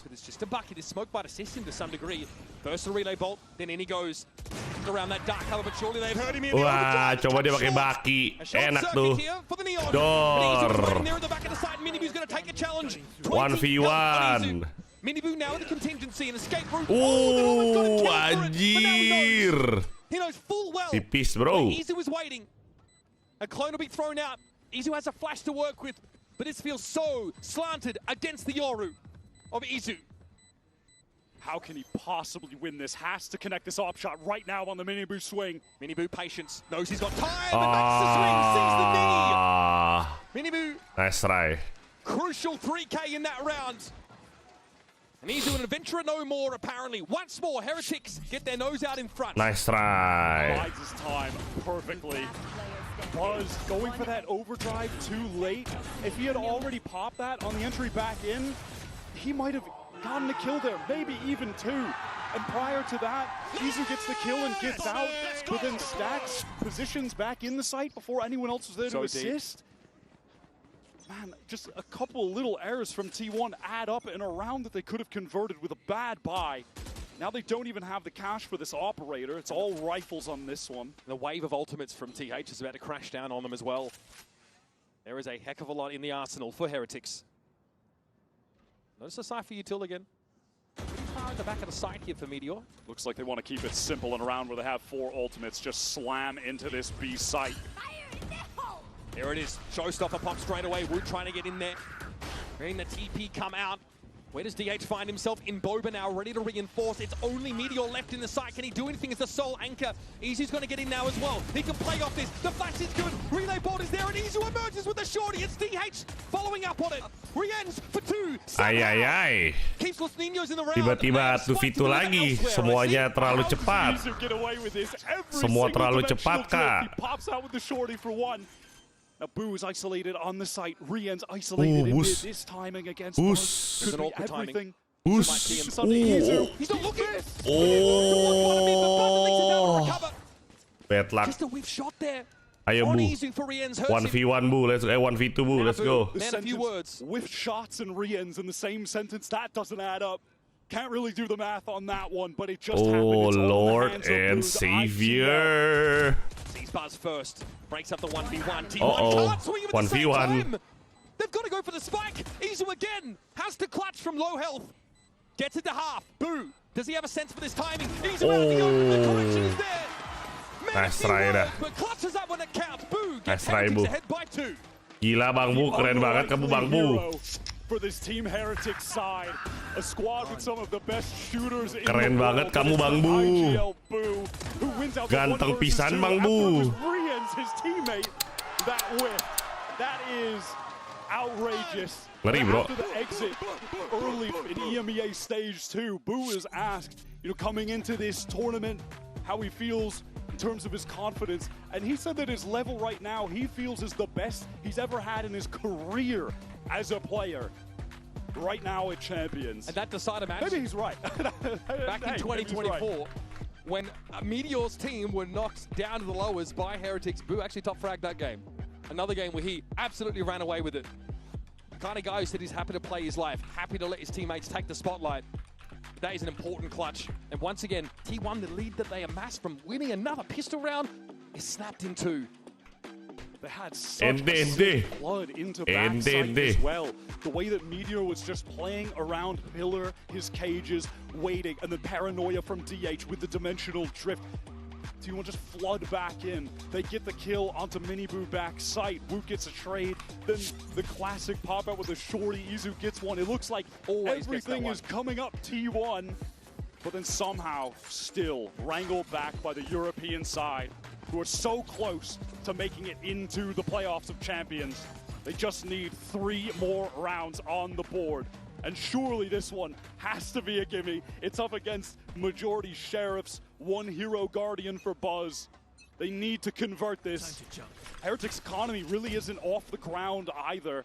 So they are in some level of danger, even if they just drop a lot of guns on this round. Still fledgling. They want a clean round win if they can get it. Meteor with the double stack! That one could have gone either way. Woot's almost collided. 40 HP for Woot.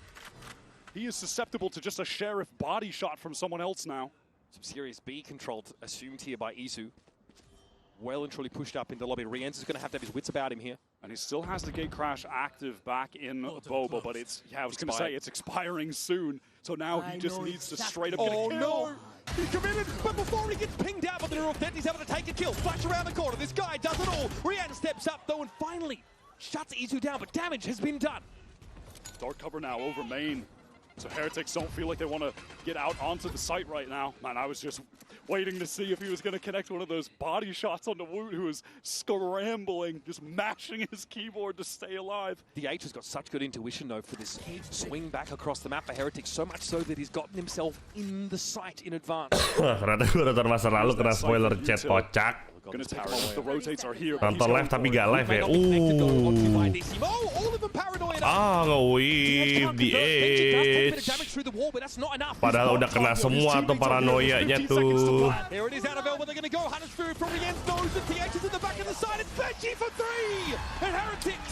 They navigate some extremely dangerous, extremely rocky ground. MIBR versus Fnatic dukung siapa Kodep?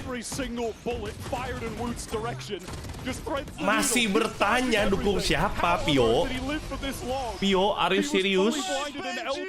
DH couldn't connect. That was ridiculous. At 3 different points, I thought T1 were about to win that round. Feels like some level of divine intervention, keeping Woot alive and Heretics alive in that round to bring them to 11. Udah pemuda Pancasila banget, ini gue dukung Ormas Oren, bro.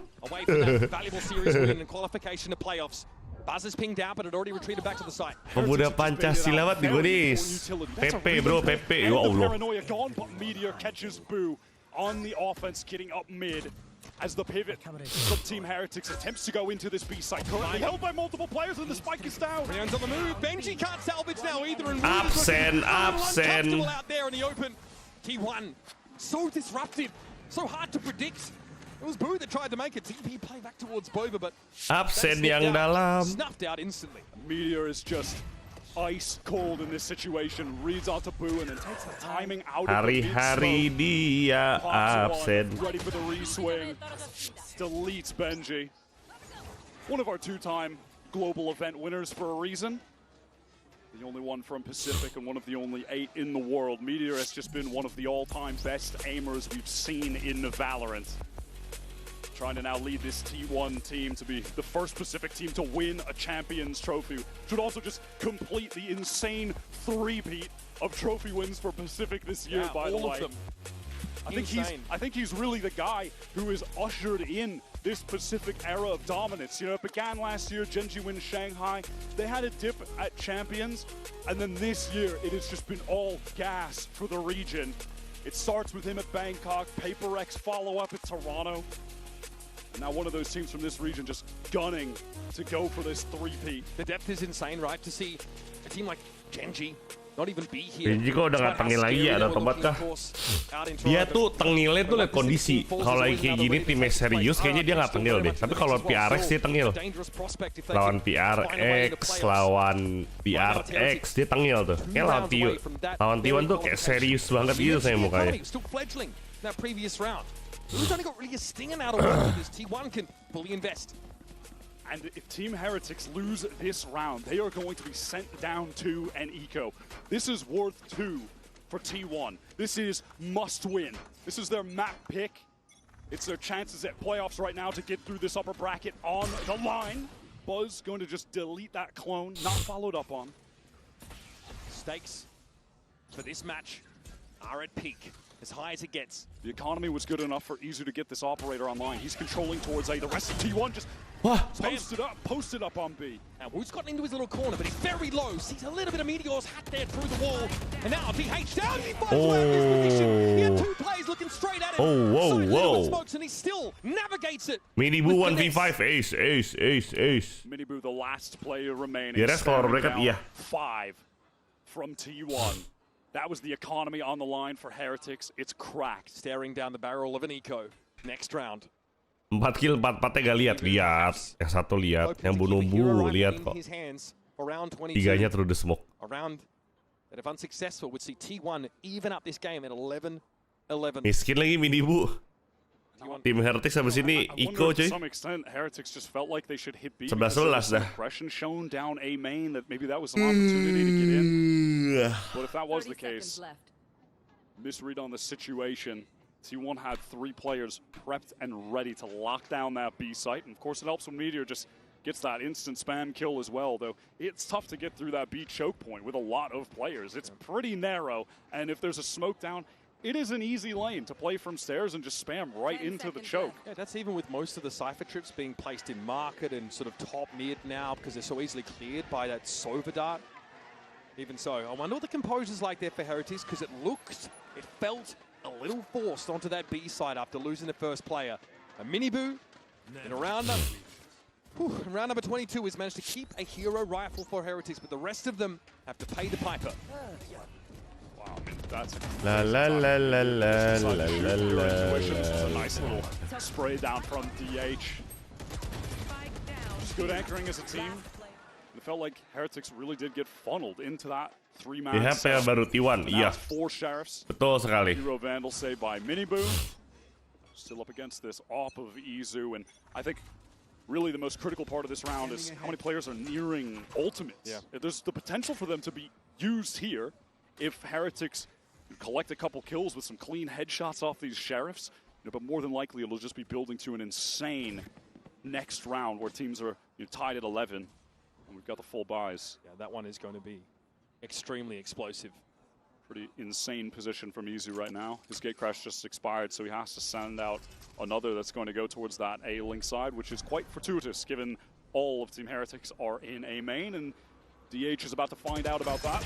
Can play off Buzz here. Paranoia for DH and Buzz. They've played perfectly on this angle. Combined nicely. Buzz unaffected, but MIBR ready for a swing. DH was paranoid. He just runs in dry. He just ran in, no support.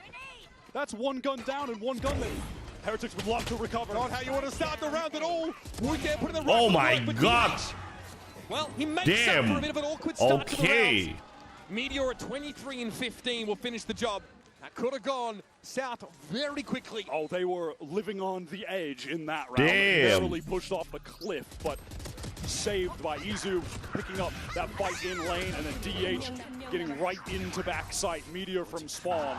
Woot popping that ult, but getting denied instantly. So now they're lacking on the buy round. I mean, can't fault Woot for trying to go for it in that situation, really, but that has resulted in a lack of a showstopper on round 23 for their full buy. What's going to be a full economic commitment from them as well. Timely moment to make use of this timeout. The last one remaining for Team Heretics. And now will be the time to throw a look at T1. That they're not ready for. Satu sawa guys, atau 2-1 guys. Drift from MIBR, or even Boo once again, to take up the mantle.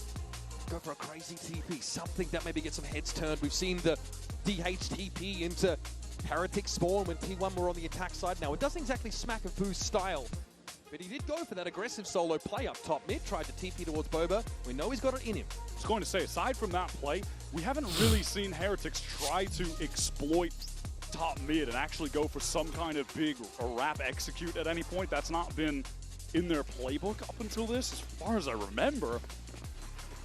Now it is Heretics' economy still. It's struggling. If there's any round that you give your full attention to in this series, it's probably this one, folks. Round 23, these teams are even. It's about to get hot and heavy. Dimensional drifts for either side, but the ult advantage obviously firmly with T1. They have that Hunter's Fury in the hands of Stacks. Izu, Operator, ready to post up towards B main with the gate crash to escape all the way towards Boba. And of course, I am just waiting in bated breath for him to use his ult and kill someone with a shorty, as seems to always be the case. Straight through on the Benji. He does go down tonight, but kill is a kill. And Izu has the chance now for a dimensional drift of his own straight into enemy territory. Still sent at the back of the site is Buzz, ready to take contact. PG terculik. There's already Heretics players on their doorstep, and Woot doesn't even ring the bloody bell. Izu 1 He's here to HP. throw down. Stack's paranoid, has to take a beat. DH also with a smoke in his way. Heretics haven't been able to plant, they don't have the space here, but they ping Stacks out, and they've taken out of the game. Now Meteor and DH at the TP forward has been pinged out. Woot, though, fully aware of this. Now they can make use of that info! And Woot for 3, still in this now.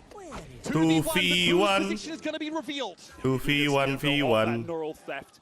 2v1. Doesn't have a cage and he's just spammed down. It's intuition from Boo. What the hell? Unreal timing there. Wow, how? And yes, an important round How? for Heretics. How? Match point now comes up, but it was costly for them, Wyatt. They spent heavily. They only take 2 guns out of this round. An insane play from Izu. Takes that shot in the cage, but he was just too scared to go for an aggro play out of the dimensional drift with sub 10 HP. How, bro? How? They're ready for that flood. Cenayang anjir. The double duelist comp on defense. You want to be flooded back into these sites, so they wait on the plant. They fight together, and they deny the re-entry from T1, who have to rally on this final round to stay in the game on their map. Bring it to OT, or they'll be knocked down to the lower bracket. Stacks pinged out, but no risk of Hunter's Fury from Heretics just yet. They'll walk away. Again, it's Izu who wants to take contact here right in front of B. And in the meantime, look at this mid-control. MIBR deep, tucked up in courtyard corner. Smoke to top mid to imply a potential split on B. Buzz knows he's about to get his doorbell rung too. So now Izu can post up in B main. That drone gives a space for the operator to position on a more deep angle. Heretics pivoting towards this A side. When the dark cover one-way fades, it's time to use that drone. T1 are patient at the moment. See the trip set up here for Meteor to punish any fast play. And with no noise in B main, T1 are expecting this Itu sudah 2-0. Lu pikir gue nontonnya di mana? Gue nontonnya di mana? Gue di TikTok nontonnya. Ini gue di Twitch, bos. Oh, bos, Itu udah ketahuan bohong gitu. Masito ini aja. Still the ones in halls though when DH has that cheeky little high ground spot but is maybe given away. Gak mungkin dia ada 2-0. Memang masa depan dia. Recon on the site avoided by all of T1. Still, there is DH from that same spot. Good catch. Paranoia comes through. There's only 12 seconds to plant right now. MIBR trying to get across the site. Spike in the hands of Riens now. He should find a safe place to plant at the back, and T1 are going to allow this. He's going to play for retake.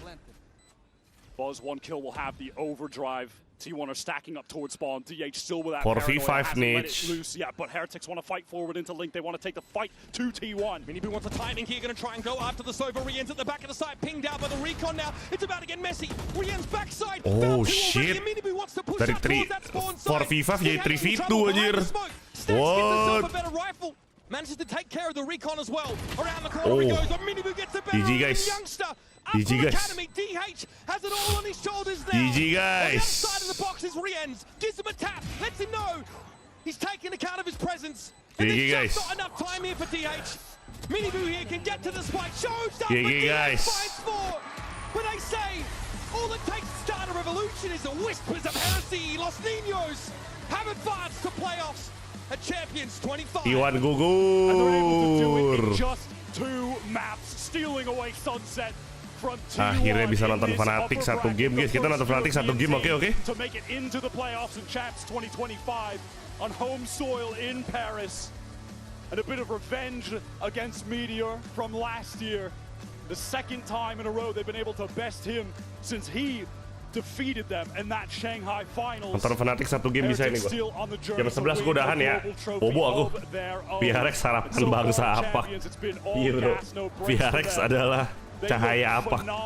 Even if you go back to Lotus, just the individual play, the form that Wu was in today, outrageous, of course. VRX cahaya apa, the way that they're using their utility together, the team play, it's just top to bottom, fantastic. Meteor looked incredible for T1. Wyatt's 6 first bloods. And this is again not the first time that Heretics have breezed past him on the way to Champions playoffs. He'll have to wait for another bite at the apple. Still another chance for them to advance from this group. But this is going to sting. The coach Neil Zinho said, if you give them a day to prepare, they'll be good. A week, they'll be very good. 3, they're going to be unbeatable. And so far, he's right. That time off between crashing out of EMEA Stage 2 and the beginning of this tournament in Paris, they have leveled up. This Heretics team are rejuvenated, and they're firing on all cylinders. Send it down to Lou, down on the stage for our Verizon Nice post-match try. interview with the one and only MIBR. MIBR.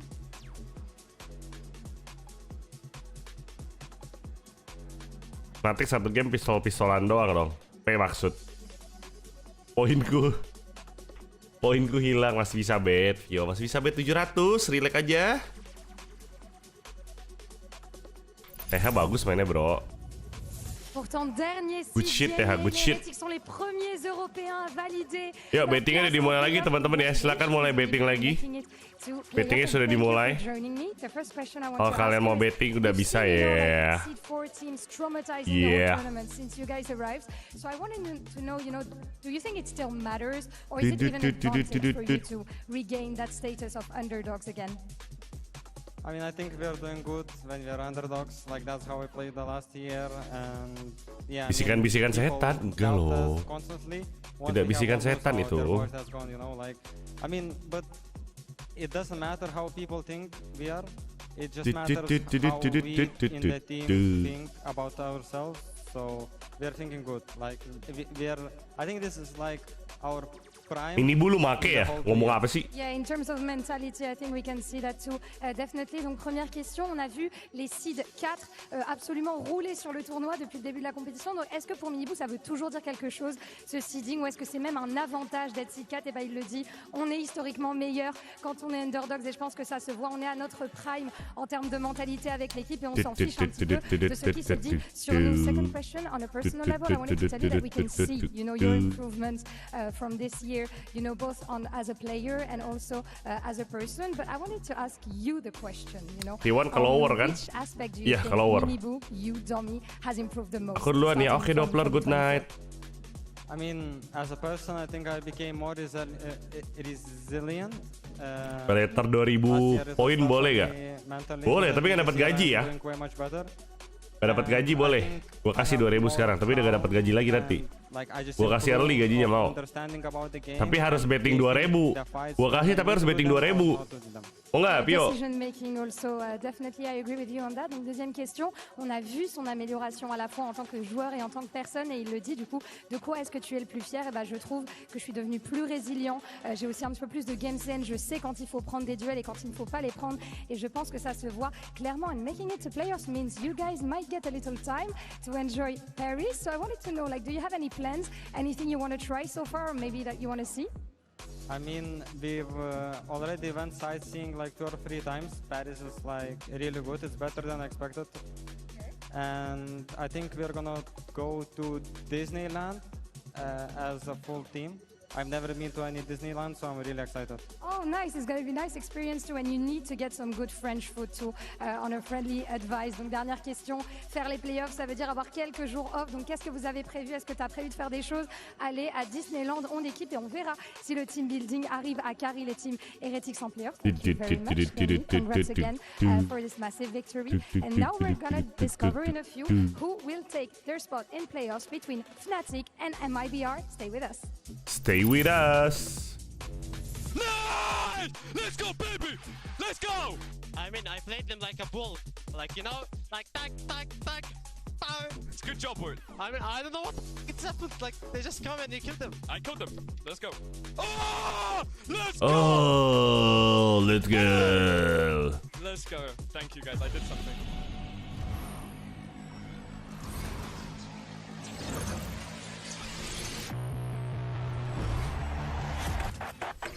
The human body was built to move. Iklan.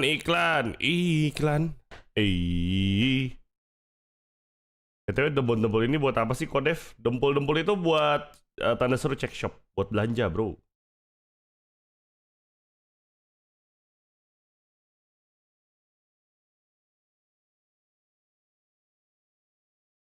Belanja, bro.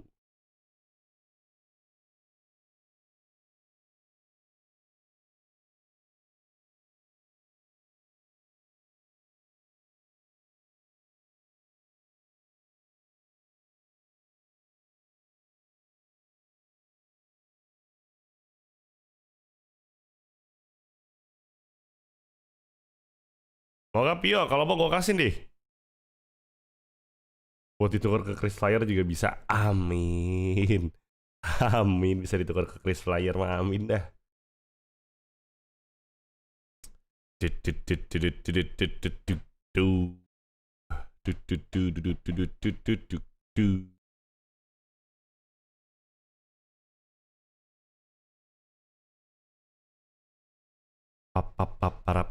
Pap.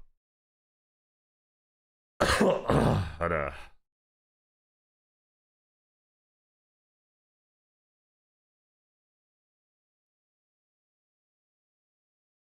Jangan lupa pada betting ya. Bettingnya udah ada loh. Betting sudah ada loh, guys.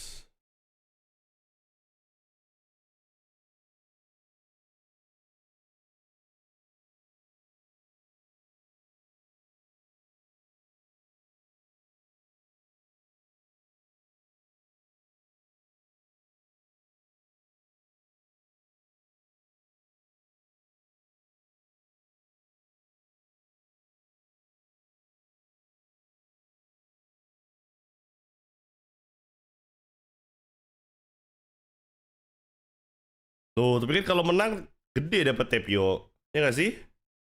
Kalau menang dapetnya gede loh. Real, no fake. Ya nggak sih? Real loh. Real, no fake itu.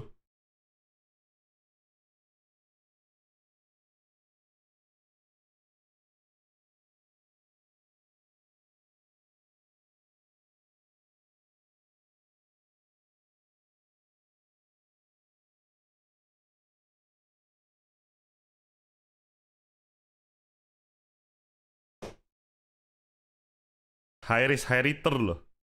Tapi Kuwait kemana-kemana kalah mulu. Nah, berarti buang sial semua kemarin. Kali ini udah hoki, udah beruntung kali ini mah katanya. Real.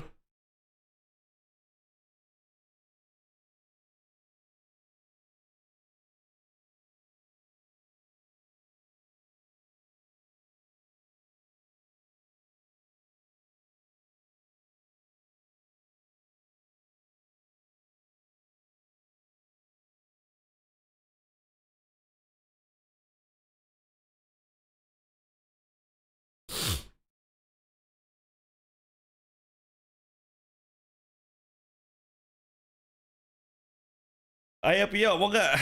Makasih nih. Makasih nih, langsung bet 2000 ya. Dempul poin gini gak perlu lapor ke SPT kan? Untungnya belum ya, untungnya belum. Belum perlu lapor SPT ini, belum perlu.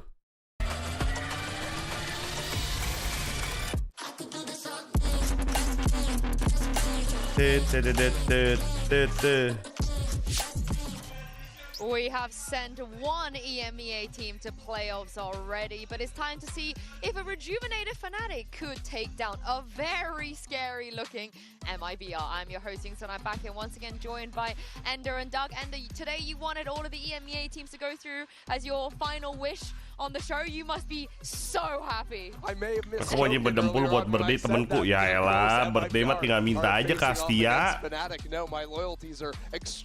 Ke Astia minta request beli birthday dong gitu. Lebih seru ini gak sih sensasinya daripada nyanyi happy birthday? MIBR came out of nowhere the other day. Yeah, and wait, what's the button? What are you doing? What's happening?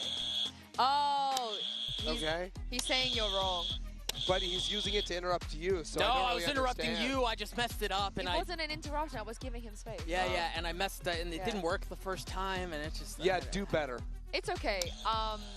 Let's talk about this match because, of course, a lot of history. So talk me through, the ASPAS versus Fnatic lore. ASPAS. I think this one goes all the way back, right? I think the big one was 2023. Of course, Lock-In being stolen away from ASPAS, the last possible moment on Icebox by that guy on your screen, just dancing on him. But the last laugh, of course, was at Champions with ASPAS taking that one while on Loud. Yeah, and to see, I mean, obviously it's just one player, but seeing this clash between what some people think to be the greatest to ever touch the game and against such a prolific, winning is just part of Fnatic's DNA, right? You go through roster iterations, this, that, and the such, and it seems like they're constantly in this position where they're flirting with Aku menjebakkan 1000 di belakang review bisa nggak? Nggak bisa, kayak lebih tidak boleh. Tidak boleh transfer di sini. And the wild thing is, while Fnatic have been, reevaluating themselves, making roster changes over the years since the last face-off, ASPAS has been doing that on his own, wearing different jerseys, going to Leviathan, now going to MIBR. He joined this team that had never done better than a 9th place finish in Americas and to instantly make this team a top 3 team in Americas. And now he's been able to bring his team here to Champions to try and get revenge. Yeah, he did send Fnatic home, at Champs. You might be thinking, is there a revenge story? Is there beef? But speaking to Alfia in the post-show, it is actually quite the opposite. Take a look at this. Bagi dempul bang, kalau menang gue balikin deh. Hold on a minute. When was the last time you played against ASPAS? Do you remember? It was Gue kasih lu 2000, tapi lu harus bet 2000. Kalau lu menang, poinnya buat gua. Kalau lu kalah, I don't have any fire to be honest because poin lu reset ke 0 gimana? He's my really good friend, so when I play against my close friends, I don't get fired that much to be honest. Maybe not for Alpha, but you gotta be thinking for ASPAS. He wants his bad. Yeah, I was gonna be like, maybe I changed my prediction. This guy doesn't want to win. What's going on here? Yeah, I'm calling some crap on that one. I'm not gonna lie to you. He might dap him up on the outside, you know, before they hit the stage. But you know, once they hit the server, you know the kind of player Alfier is. He's got that dog in him. He's insane, and I can't imagine. It's gonna be like, oh, yeah, you know, that's my buddy across the stage. And I'm trying to get the dub. And his buddy was tearing it up in this opener versus BLG. You got to remember that Osbos went into Toronto and had the worst tournament of his life. And it was supposed to be the resurgence. It was the whole story the other day. And like, but worst of it was, I mean, like, I want to say, you know, a series he went -20 something, it was historically abysmal. Yeah, you look at those numbers, it's not -20, it is plus. Yeah. Is he back? Yes. How back is he though? I mean, I would say pretty back. Okay. That was domination. Double world champion. DLG. Double world champion back. We'll have to see. Yeah. I need more out of him. We were talking about the GOAT conversation earlier on, and to me, the definition of that comes down to the consistency. So one game does not define whether or not a player can be back. Everyone can have a good game. I want to see Ospas come in here against Fnatic, who are contenders, and show that similar level. Well, his teammate Shannon actually spoke about how MIBR have stepped things up in our Omen player moment. Terra 2, T1. O sentimento é muito bom finalmente estrear com uma vitória no campeonato internacional, de coisas que a gente ia mudar, né, e voltar a fazer coisas que estavam dando certo no começo do ano. Começou a dar certo de novo, preparação boa, bootcamp. Então, eu e o Aspas, a gente tem uma sinergia muito boa dentro do jogo. Muitos motivos que a gente é bem proativo, a gente comunica bastante. O que plays reativas, começo de round. Então, eu e o Aspas, a gente tá muito conectado nisso, principalmente quando eu jogo de homem, quando eu jogo de Astra, qualquer boneco. A gente sempre tem uma coisa citadinha ou outra. Yeah, iRGB4. I mean, our team wasn't there at time. Oh, I love this set! Oh, it's beautiful! Osbos gets 3! Cara, o sentimento de Toronto foi um sentimento que a gente não jogou no show, que a gente não foi o MIBR, que a gente apresentou nos campeonatos anteriores. Então foi bem frustrante pra todo mundo. Mudou bastante coisa, a gente tá vendo bem melhor agora. E aí a gente veio pra cá pra provar o porquê a gente tá aqui e porque a gente merece estar aqui. Esse é o MIBR.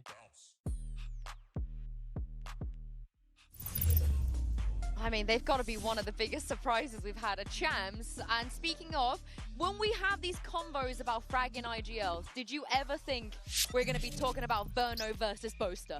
I mean, Verno, yeah. Verno, absolutely. This guy plays super aggro, and I love it. But Boaster channeled something special in his debut here. This was a Boaster that I think back to like the Boaster operator back in the days. This was the fragging Boaster showing up on the big stage. Yeah, we haven't seen him in a little while, and he looked incredibly comfortable in that too, which almost like, I'm inclined to ask, is he going to be able to do that again? And I almost want to lean towards yes, but Verno... Itu efek samping berjudi, guys. He's been insane. Denial. He's been able to perform prior to his desk. Prior to his fallen role, and then even in this as well, it doesn't seem like he's missed a beat at all. Yeah, I mean, he comes in... Jangan berjudi adik-adik, kalian seperti Jonathan nanti. Monstrous performance out of him. So this sets us up for a very fun matchup, but where I come in, I say, yeah, Boaster has a great game. I'm probably not expecting that to be the bar for him to be setting. But Boaster has the absolute EXP advantage over Verno. You look at the history of these two players. I mean, Boaster, over his whole career, has just been Fnatic the whole way through. Verno's even changing jerseys within this year and stepping into the IGL role just towards the Contoh nyata, bos. That's the question though, right? Because I think at this point, everyone's pretty familiar with Boaster's calling, how he likes the call, how comfortable he is on their attack side. But what about Verno? What's he like as a caller? Do we even have enough info about that at this point? I mean, it's sort of hard to say because they did kind of, I mean, it was like this weird experiment where sometimes he was calling, sometimes he maybe wasn't, and then, you know, it was maybe not so set in stone, but I think the signature of how MIBR play is they do set up their individuals a lot to take the fights they want to take. This is one of the most aggressive players you're going to find in the initiator role, and he gives himself that permission in the same way he's going to give an Osbos permission to seek out his fights. He's going to allow the other rookies on his team as well to take the initiative when they find those timings. Yeah, I think, and it makes a ton of sense too. When you would expect this out of an experienced caller to, like, if you've got Aspas on your roster, you want to set him up to succeed and do the same thing for himself. And so a lot of that also looks just like playing into the strengths that he knows he has, and he's not trying to reinvent the wheel or do anything crazy. He knows where he's able to strike and where he's able to punish the opposition, and he does it well. Yeah, we have a lot of storylines here, but also at VCT, you know, we got a little something for everybody, even for the hate watchers. So please enjoy Mika Fabs' catch up with Crashies and Verno.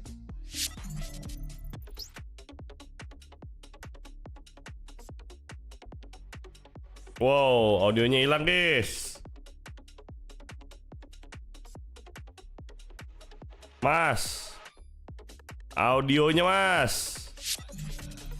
Wow. So the hate watch power was too strong, I heard. You know, like Pujan physically cannot see two of his former teammates on the screen at the same time. So I didn't hear that at all. yeah, he came in and sabotaged us. I don't know if we're gonna get that clip again, but it's kind of cool to see that two players, they could have been teammates. Yes. They could have. I mean, could have been playing the same role. I mean, it's just wild. Also, you have these former NRG players go completely separate. Bisa baca gerak bibir, pala bapak kau baca gerak bibir aja. A Brazilian team in MIBR. You have Crashies going across the pond over to EMEA, and yet both of them are at Champions.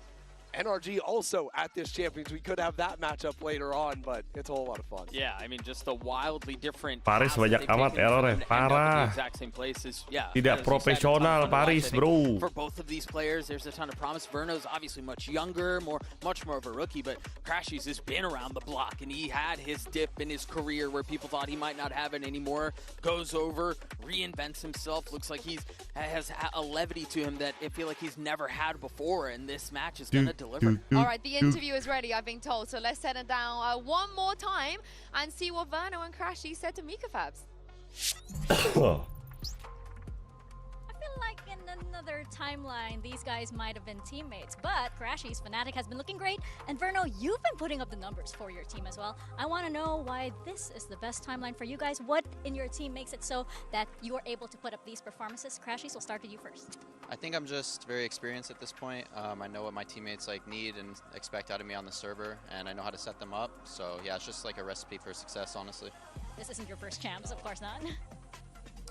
I think my team has very good players, but we lack experience. But I think that allows me to grow, be a leader and grow and play to my strengths. Constantly evolving for sure, which is what makes you guys very, very exciting to watch. Fist bump for you guys. Good luck in the game. Is this the best timeline? I know, Doug, you've been a long time fan of Ostinio, Crashies, Roberto. Is this the best timeline you think for him? I mean, it's hard to argue against it. I mean, Pernikel wants his first Champs Trophy. Semua orang juga mau Champs Trophy, anjir.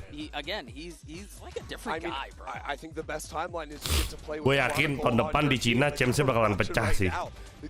Valorant di Cina bakalan udah kayak T1 kayaknya deh. Kayak T1, kayak TI kayak di internasional atau kayak The World. Belum ada info ya guys ya. Master tahun depan di mana ya? It actually annoys ada me info belum how sih? good he is. It's stupid. It annoys me because it annoys me how flexible he is in terms of playstyle. Ini kan Champions 2026 nih. If you need him to be aggressive, he's aggressive. Master belum ada info di mana ya? And the kicker is he's Shanghai sama Amerika at the 2027. same level. Like, this is not just like a recent glow up for this guy. He's been continually delivering like this. But clearly not enough for you to believe in him. Oh. Yeah, so, okay, let me say this.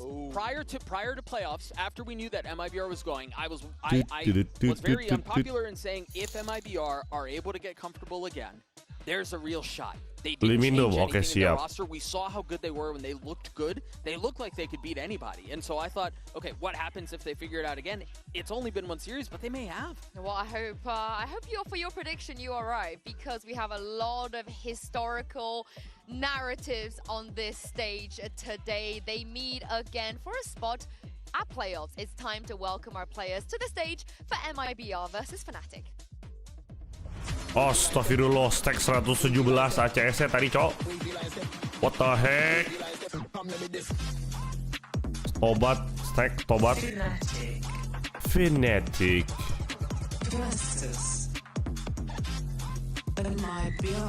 MIBR. Anjay, Aspas and Chronicle.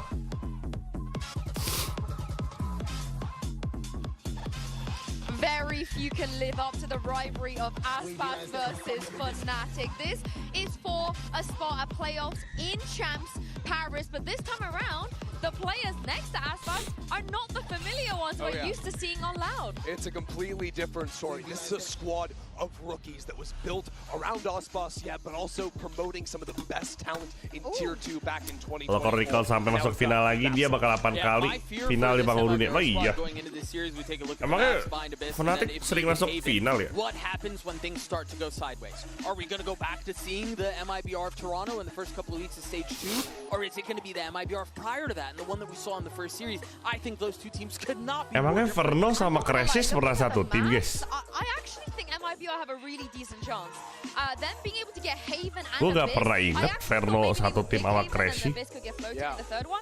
But I think this is really smart what they've done. Oh, dia dari Gambit terus ke Fnatic, I would see. allow them to have both of these. I think this is the best chance they're going to get in terms of map pool. Yeah, I mean, even just if MIB are able to get into that third map, they're going to be feeling so good. They absolutely smoked Billy Gaming on Haven, and maybe have some ideas how to counter out Fnatic's game plan here on this. If they start slow on Bind, I have a ton of questions for the rest of the series. I know the rest of the maps on paper favor them, but again, when they've looked dysfunctional, they've looked so lost. It looks like they don't really know the left hand from the right. And if you are going into a map that's significantly more comfortable for Fnatic in Bind to start the series off, what happens when you're on a back foot? And how do they respond? Given that they're surrounded by rookies, given that they've gone through the doldrums of what was earlier this year for them, I'm not necessarily brimming with confidence. What I love about Fnatic's Bind is, you know, they were running Fnatic tim paling stabil, gak pernah sampai down menembus neraka ke Beyerdynamic. Gak salah. It's not like they move away from an alpha Tefo, which Fnatic dari dulu stabil banget tuh. Meskipun mereka gak pernah menang champs, tapi mereka stabil performance-nya. When it comes to retaking onto the site for Halo utility, everyone knows it's so annoying to deal with in the post plants. I think that's going to be a major concern for them, on top of the fact that it just adds that extra layer of scouting on the map, which will make it a lot harder for MIBR to take the timings and walk-ups they want to go for. What on earth do MIBR play, though? What do they go for? I mean, it's been a while. This team was boot camping and trying a lot of new stuff. Yeah, and so maybe they go double duelist. I can't imagine they pop the Waylay. I would expect like a Raze and maybe Yoru, something like this. But I think the last kayaknya kuncinya di booster sih, guys. Booster IGL-nya bagus. Tinggal kita lihat kalau booster pensiun, Fnatic masih bisa stay on top gak? Masih bisa stabil gak? Bind.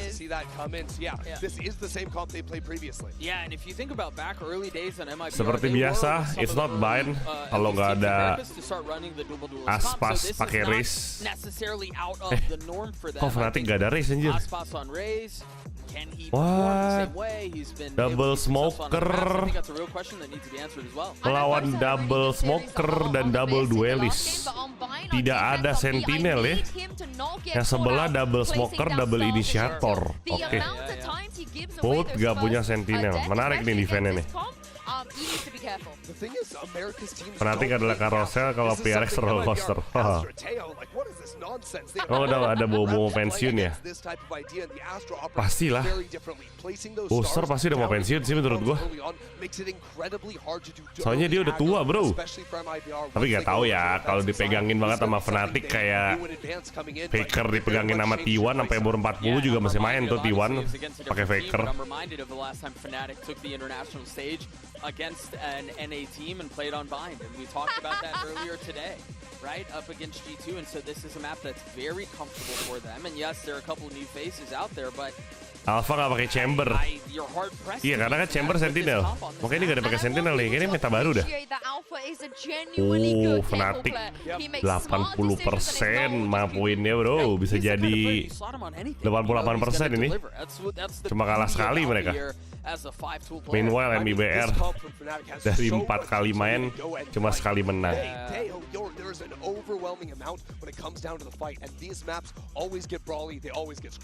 Like I said, it's a fun day. We're delivering everything you guys want, and I know you're gonna want to see these two guys casting. It's Mitchman and Tombiz. Thank you very much, Yinsu. Very excited to kick this one off. AJAZZ up against Fnatic. We haven't seen it since 2023 champs. Rolling back the years, but now on MIBR, fresh off the first win for the organization on the global stage. Let's see if they can back it up with a second up against Fnatic. Yeah, I think most people look at this game and go, okay, you've managed that first match. Obviously, all of the teams from China had their struggles in the opener. Fnatic were not one of the teams that struggled, so it's definitely looking like a different beast, a finalist in Toronto, but at the same time, the squad we saw play from MIBR looked very different to the team we got regionally. So hopefully, we're in for a real treat. Yeah, Aspus and Verno were definitely the highlights of that matchup as well. I'm curious to see how they're going to perform now here today. On the other side, though, for Fnatic, Boaster had an absolute life game. We know the Chronicle's a consistent factor for this squad, but Boaster hitting that form twice in a row, looking unlikely, I'd say. Who knows, though? I've seen his operator come out on this map and be fairly fierce. At least for now, though. Start from the defense was a little bit of early B control. However, MIBR seeming passive. Still an opportunity for an immediate rotate from Artsin. But he's going to try and put some pressure in to hold players to this side of the map. We talked about that utility over on the desk, and we're saying Fnatic have so much util to go and take those fights. They haven't gone and taken those fights just yet, but what we are seeing, the push-up coming through from Chronicle. He's fully cleared Bathroom and Exodus of the A site now as Fnatic stack up on B, ready for the hit that MIBR are about to go for. This is not what MIBR would want to be looking for. They saw a player teleport to the other side of the map, maybe assumed that this would be a little bit more open. That's not the case, though. They're walking into a full stack. Not a bad start, though. Cortezia is going to get the opener. Now they've come in, they've drawn first blood. Now the pressure mounting for Fnatic. The remaining players on the site, though, still have plenty of backup. It's a messy fight for Kayak, and he goes down with the punish right after Crash. He's managing one, and Alfie are still flying under the radar, but he used his util earlier. They'll know that he's here. Finding the players a different story, but MIBR making a good job of it. But then Chronicle's flying comes through. A pain in the side as MIBR find only one left, and Alpha's there to clean it up. Fnatic, they made the read early. The push-up from Kron gave them the info. And the banget Bang Alpha.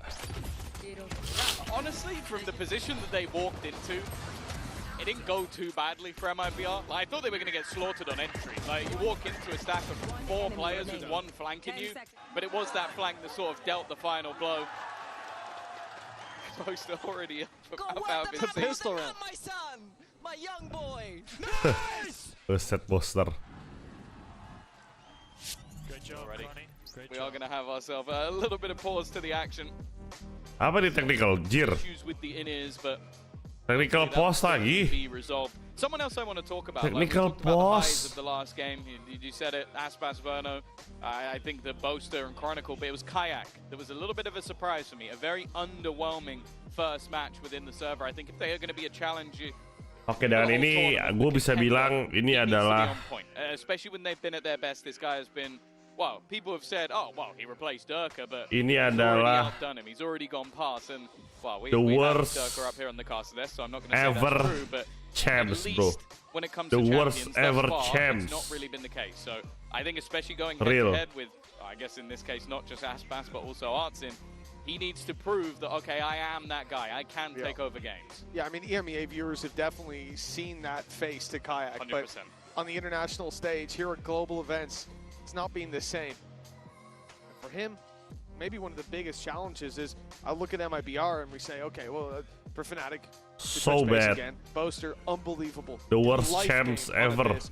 Chronicle, the Gila. consistent factor, and if you've Jelek ever seen a banget. global event, you know that. Jelek But banget for Paris, MIBR, bro. We know that Aspus and Verno are not the kind Apa of sih? guys who are going to take the foot off the pedal. Kok That's bisa all bermasalah gas, no gitu, brakes. anjir? And so for Kayak, you know, already having a poor debut, there's a lot of pressure on him to show up. Apa dah? It ain't going to be easy to make that bounce back happen. But we know he's got the level.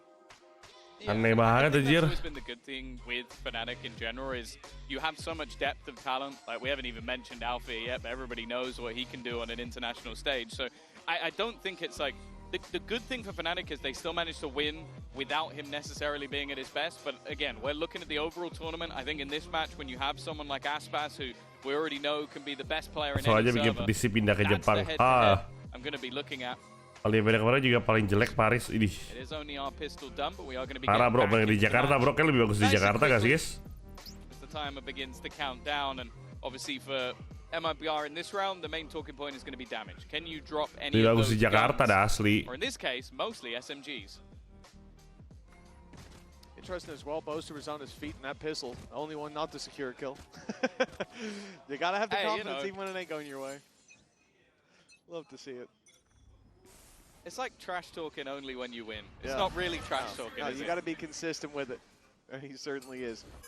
Well, as you said, MIBR, they come in with next to nothing. Up against a lot of SMGs. It's a buy that gives Fnatic a fair bit of a punch in this round. And with the map that's in it, good potential for the next as well. There's the first for Chronicle. He's under a lot of pressure, though. Getting hit by that Seize, and with the reload underway for Crashies, he couldn't quite help out. From here, well, I was going to say it'll be difficult to find more impact for MIBR with numbers for Fnatic. You can see Kayak's here to back up his buddy, but Crashies has been hit pretty low. There's still a chance for this to become a costly round if Fnatic aren't careful, and that's why you see this quite timid approach to denying the plant. And MIBR actually playing this well. They're trying to bait in any of that additional utility. Try and maybe force someone to make a mistake, reveal a position. TP option. They could, yeah, back out of this if they wanted to. There is now nobody on the other side of the map, although both salvos are online to potentially try and deny. Kalau di Indo ternyata di GBK sampai gak mungkin. Gak mungkin GBK, Ilham. Kalau hujan hancur semua tuh. Kagak mungkin di outdoor, kalau acara e-sports tuh pasti di indoor. Kecuali Dota di Bali kemarin itu ada sabling aja. Indonesia Arena aja kalau kata gue mah. Di Indonesia Arena udah bagus banget itu. Keren banget itu Indonesia Arena.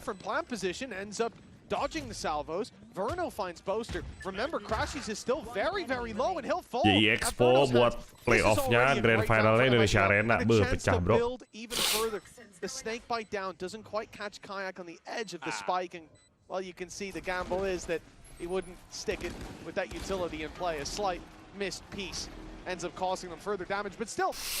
It's not bad. 3 kills from that position. I don't think they can be unhappy with that. The 3 kills in a plant. It also means that going into this next round, you're unlikely to have any of the light shields from the few extra credits that you garnered. And the other thing as well is that normally you see those rounds where it's like, okay, 2 players had a pistol, some had rifles. For Fnatic, that wasn't the case. It was a singular rifle, and then the rest were mostly SMGs. So angkat gak buat ini teh? They're still not going to have a particularly good bonus. But on a map like this, kan pasti kalau mau ada turnamen beginian, dari pihak Riot juga ada minimum speed internet.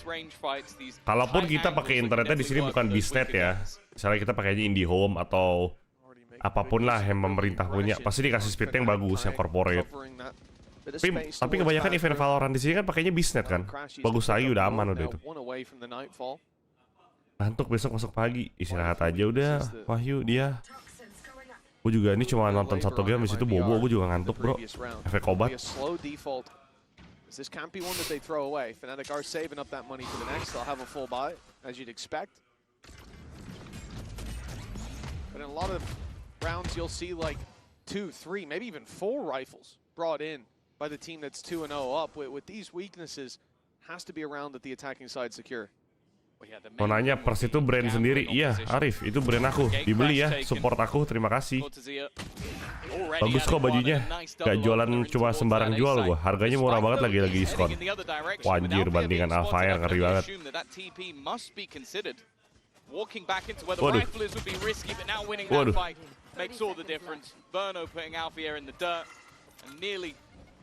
All the danger of this round are dissipated. It is still Chronicle, it is still a Sheriff, but I think from this point onwards, maybe even just dying to the spike is the right call.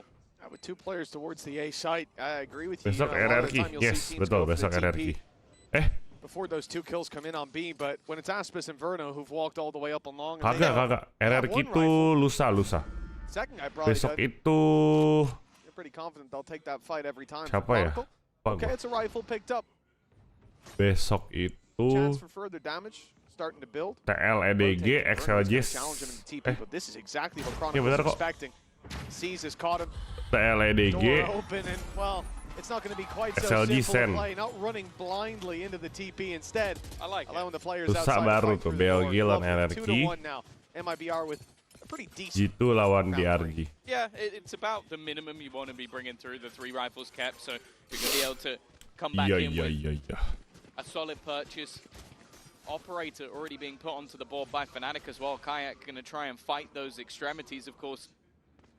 When you look at this map, belum dikirim nih baju aku, guys. Waduh. backsides coming out of Gimana nih? Uji RT aku belum dikirim nih kalau besok belum sampai. Aku nggak bisa pakai. Jersey-nya nggak tahu dikirimnya kapan, bro. Art's in though, a sniper of his own and some light shields. In fact, on the majority, that's a huge opener. Dor. Response though. Yeah, doubled up as well. Nice banget. You think once that op fires off that he'll back off. You'll get at least a little bit of space for the life you've traded out. Instead, doubling down on the disadvantages with Crashies. Chronicle. A little greedy from Kron. You know, you want to see the jump peek there, grabbing a bit of info, and he goes swinging out wide. Ends up going down to 46. Look, there's still a serious chance. And as you said, mentok-mentok jersey-nya gue nggak cuci sih, belum gue cuci gue pakai dah. Dor. On the attempt to cross on backside, Crashies almost losing his life.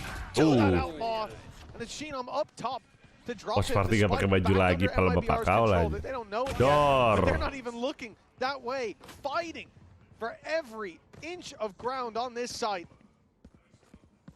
The Outlaw really stealing the day for that attacking side. I think Kayak's already called for the save, and with an op, it's no surprise. Absen, semuanya absen. Coming out from Shannon, just being able to find two fairly impactful kills, and you can see they're still a little bit wary. They saw him get ult online, so they should know that he was towards Long not that long ago. So that piece of information should be in play. But obviously, with the gate crash, you never know. He could be on the site. Could have gone back to spawn, could have rotated, but they should also know that the operator's online with him getting that opening pick, so it is just going to be the save. And for MIBR, of course, their economy's not in an awful spot, but it's not at a stage just yet where they want to be trying to hunt down every single one of these weapons. Try and run down an operator and risk losing their own economy.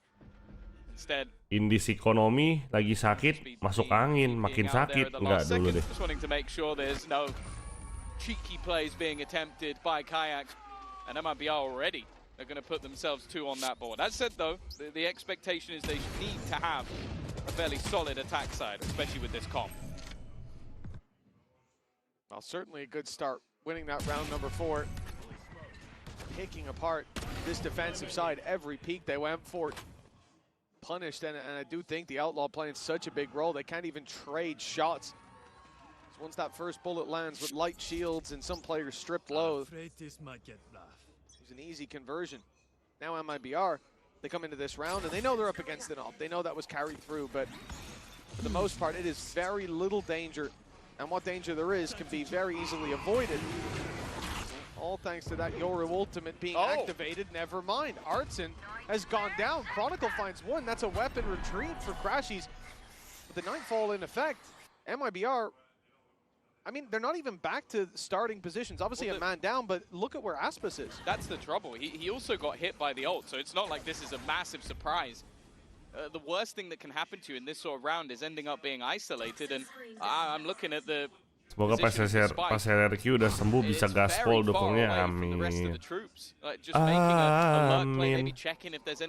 Amin. It definitely feels like a bit of a gamble. Crashies as well, already managing to add another to the death toll, and Aspas, he's kind of stuck in the mud, but still manages to get two. A quick double to make this round look a lot more palatable.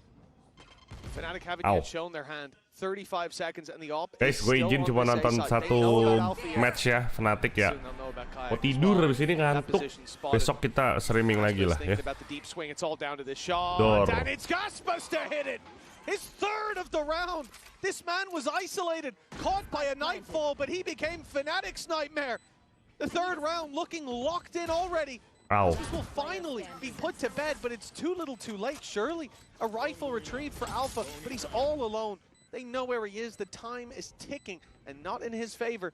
And with two players to root out, and no information on where they've gone, he has to choose blindly. Choosing wisely out of the question. And as you can see, time, as you can hear, time is ticking away. He is trying to bait them into a fight. They've seen he's not defusing, but he's isolated one as a result. Alpha playing this masterfully, but the clock, his biggest enemy. If not the shots from the other side. A 3-2 scoreline locked in for MIBR. They're showing some serious resilience early on. Terima kasih teman-teman yang sudah mendoakan aku cepat sembuh. Semoga aku beneran cepat sembuh, amin. Second pick taking down Shenham as well. It made things so difficult. And you look at where that utility is put into place. It's basically just to disrupt everything AJAZZ is trying to do. But while walking backwards, he just manages to dome one of the players. We talk about this guy in terms of having that highest peak of skill, but at this round, you can almost single-handedly attribute to him. Without a doubt. Again, the fact that he's able to have so much impact isolated in lamps when the op is sitting around as well. It's even holding the angle that he swings wide on. But he's just too quick on the trigger, and a timeout called by Fnatic as they are certainly feeling that pressure mount early on. And as you said, MIBR, they need a good attack side. But for Fnatic, they've had a few chances. Complicated affair, but those chances not capitalized on.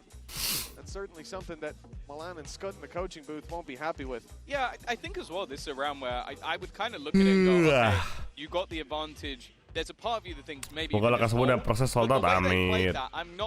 Gimana rasanya jadi streamer sukses sekarang bang? Amin, streamer sukses, puji Tuhan. It's just that AJAZZ still hits that shot, and that's always that. Besok jadi penentuan ya tim yang gak lolos nantinya, betul sekali. Started to stop peaking because he's doing that, you've lost. Like, you've already lost the game. But at the same time, if he's gonna keep doing stuff like that, you may need to adapt. Kalau lagi tech issue boleh ngobrol sama coach gak, Keteo? Gak tau gua, kayaknya enggak deh. Big ultis online. Kayak's had that dimensional drift. Gila, Kayak berani banget, punya TP dia ya. Heavy traffic. About to swing right into him. Dia ngeliat orang. In fact, not swinging. Walking up inside the wall, he spotted one. Nice banget. Gets out for free. That's a beautiful opener for Fnatic. The response is Showstopper fired through. AJAZZ doesn't find his mark with it though. He won't even get lamps for free. Still has to brawl Chronicle, who is forced back, seized in position. He can no longer hold on to control there. But Fnatic don't need to with the man advantage. That's quickly faded away though. MIBR, they're rolling all over this A site. A wife, ning a wife. Yeah, what? Corsair's just having one hell of a round. Like, again, this was Fnatic in the right place at the right time. They had a stack up. Look at where.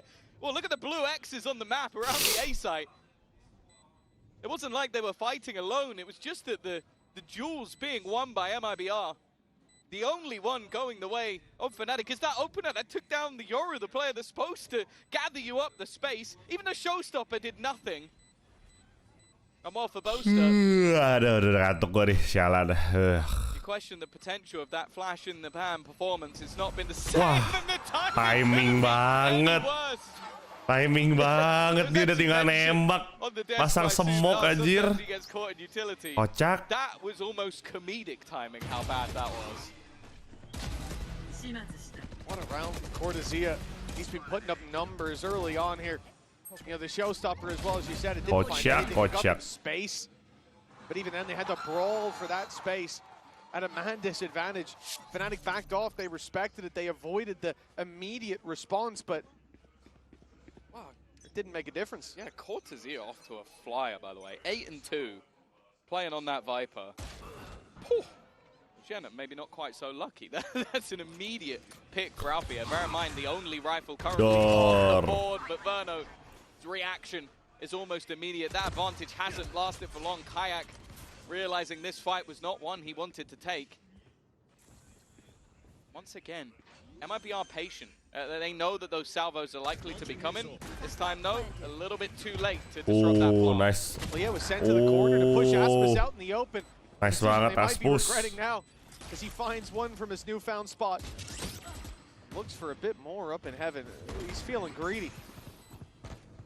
No surprise, the weaponry advantage starkly in favor of that attacking side. Verno highlighting guys. With Chronicle all alone. He'll at least find one. AJAZZ is low. Ow. Although I don't think you're going to win the wallbang fight with that stinger. And he's been taken down by Verno. Verno and AJAZZ both firing through some terrain to take him out of the play. It's 5-2. MIBR lights out starting this map. Remember, Fnatic won the pistol. MIBR jago juga anjir. Have you ever seen a kill through that wall? I feel like I've not seen it actually work. With a node, like, absolutely, but yeah, like this is just rare. Like, I don't think I've ever seen anyone try and spam. Obviously he knows he's there, but it's just the confidence that he currently has at the moment, and that trifecta at the top of the board. Verno, Corsair, and AJAZZ. Not what you wanted to see if you're a Fnatic fan. Early Viper's Pit to lock down at B long control. But for the majority, it's been the A site hits for MIBR. I guess the real challenge for MIBR coming into this now. Those ults from Fnatic have been saved up, as the credits have. It's going to be a very strong response. Alpha's got to move quick. He's caught by the C's, but that's just enough space to sneak his way out. In the meantime, though, Crashy's through the teleporter and out of the round just as quickly. MIBR, they're playing this so well. Just pumping the brakes, finding their advantage, realizing that, of course, with one player TPing, the A side has to be a bit weaker. But as they've taken their time, they rotate from Kayak, and with his gate crash, he can feel comfortable sticking around on A for a while. But it's come in. He's here with the op. He's holding the ward's bathroom, though. And that Viper wall will stop him having any impact in shutting down the main body of this force. Still, plenty of ultimates to play with. That operator in hand, a gap being searched for, but it's caught his ear again. Nice shot, will at least find the trade, but that jump up from above needs to be watched for, and instead it's another wallback for Verno. There's not really much the remaining two can do. Bear in mind, Chronicle is still within his pit on the other side of the map, and for Kayak, he's not going to try and retake this solo with an operator. Another round for MIBR, and I want to touch on the mention of the calling, because this is Verno, the 19-year-old American IGL and the Brazilian team, that as of right now is calling a great game. If I'm not mistaken as well, didn't they say that during the season he swapped to calling at the start of the round and not mid-rounding? Like, he's been finding his identity in terms of that IGLing, and even coming into this event, we didn't know how it would look, but he is back to full calling, start to finish. He is on Kayak, looking to hunt him down. He's found his prey, but Kayak bites back. The op will be saved, will be carried through, as will Chronicle's rifle. He's been quiet over in his pit on the B site, on B long. He's chilling this whole round. Another one up for MIBR. That's 6 in a row. And don't forget, we've already had a timeout called by Fnatic. Ini Crystal, this is the point where Champions. we'd be saying, oh, we want to see a timeout right about now. But 3-2? Corsair 0-8-0, bro. And it's been 3 in a row. Corsair lagi turu, guys. It's been advantages found by them and thrown away. Or in fact, I wouldn't even say that. Like, Cortesia's been stealing those advantages back at times. And no, like, if you want to have a chance in the second half, you can't really be calling that timeout here. You gotta trust the boys to find those solutions. Alpha already in the TP, and you may bet that MIBR, no, he ain't going anywhere. I guess the assumption might be that was Kayak.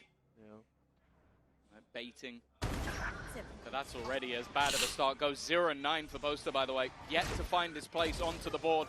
Alpha does strike, but he's running back straight into the arms of another enemy. Shannon waiting, and now here's the TP. Chronicle tries to respond. Will be able to force him out, but the reactive smoke gives cover. Oh no, I don't know what's happened there. Complete miscommunication, it seems. That's left him out to dry, and the spike in the hands of Chronicle. This is one of the better opportunities for Fnatic, but they are all isolated. And this walk back from Genom, I think, is going to meet the exact same fate. Recovery for Fnatic, it seems. As Artson left alone, op in hand, and he's found one. Over to the rifle. Both players isolated as well, playing opposite sides of this. And he certainly knows that Crashies was around that area. But now, of course, the quick look along. Oh, it's going to be a deep play from Artson. I like the idea, but Kayak was patiently waiting for it. Finally, a response from Fnatic, breaking the 6-round streak MIBR put on the board. Yeah, I kind of look at this one, though, as quite a bit of miscommunication. Like, Verno having his back turned. I think it was the same when Genom died as well. Back turned, the last kill, back turned. Like, this was all players that... Okay, this one, there's no way he could have had the information, but it seems like they lost control of the map. And, of course, Fnatic, you need to give credit as well to belum keluar map 1. Karena tadi 2-1 matchnya. Sekarang baru main dia. No problems for them coming back up with a buy, still having the Viper's Pit, but that has been online for a little while. And once again, Crashy's going for the same push-up. Oh iya, 2-0 ya. Benar juga. Lupa saya. Artson pushing a little before the wall, fully blooms. He will be sorry. MIBR, sorry. Oh, nice spam. These defaults have found them a lot of value. in the early round. But in the last Jangan kasih Jonathan harapan, bener. Crashy's walking up, and he will get the jump on Cortesia with Verno down as well. This round seems to have no contest from MIBR, bar the little bit of damage done. And now look at the position of Chronicle. He stepped foot on the spike and even manages to secure a little bit of space. His teammates rushing to his side. There'll be no further fight from him until the numbers are by his side. Crashies will have a 1v1, but he's won it. That leaves Jenim alone. Kamu gitu, Bang. And that will be both Sorry, being able to lupa. close that one out. A flawless round from Fnatic, and it seems like the success they're finding is off that little bit of aggression. MIBR, when it comes to these early fights together, having these rotations back have looked very good, but these last couple of rounds have been a little bit more in terms of the solo fights. And I was just about to say, I wonder if we're about to see a pause out from MIBR. We are. Yeah, I think just getting a little bit too sloppy there in the early round, offering up picks, going ahead of the wall, peeking wide into the op. And as I said, just being spread that little bit too thin, even getting caught off guard by Crash. He's going for the same push that he did previously. It will be a moment for MIBR to go to the coaching staff, quickly course correct, but already 6 rounds on the board. The thing is, as you highlighted coming into this, Tom, it's the defensive side we have worries about. For MIBR, this half ends up 6-6, especially with the strong start that they had. It's going to be a tough pill to swallow when they move to the defense. Yeah, like obviously I think coming into the tournament they've looked in much better form, and even when they did play against the likes of 100 Thieves and NRG, they were both very close games. Booster fragging kayak kemarin kan emang sekali dalam 2 tahun. Kemarin lawannya RRQ, guys. Kalau Booster lawannya bukan RRQ, ya beginilah. Udah gue bilang Booster tuh udah wash, udah tua anjir. Udah kalah reaction time-nya.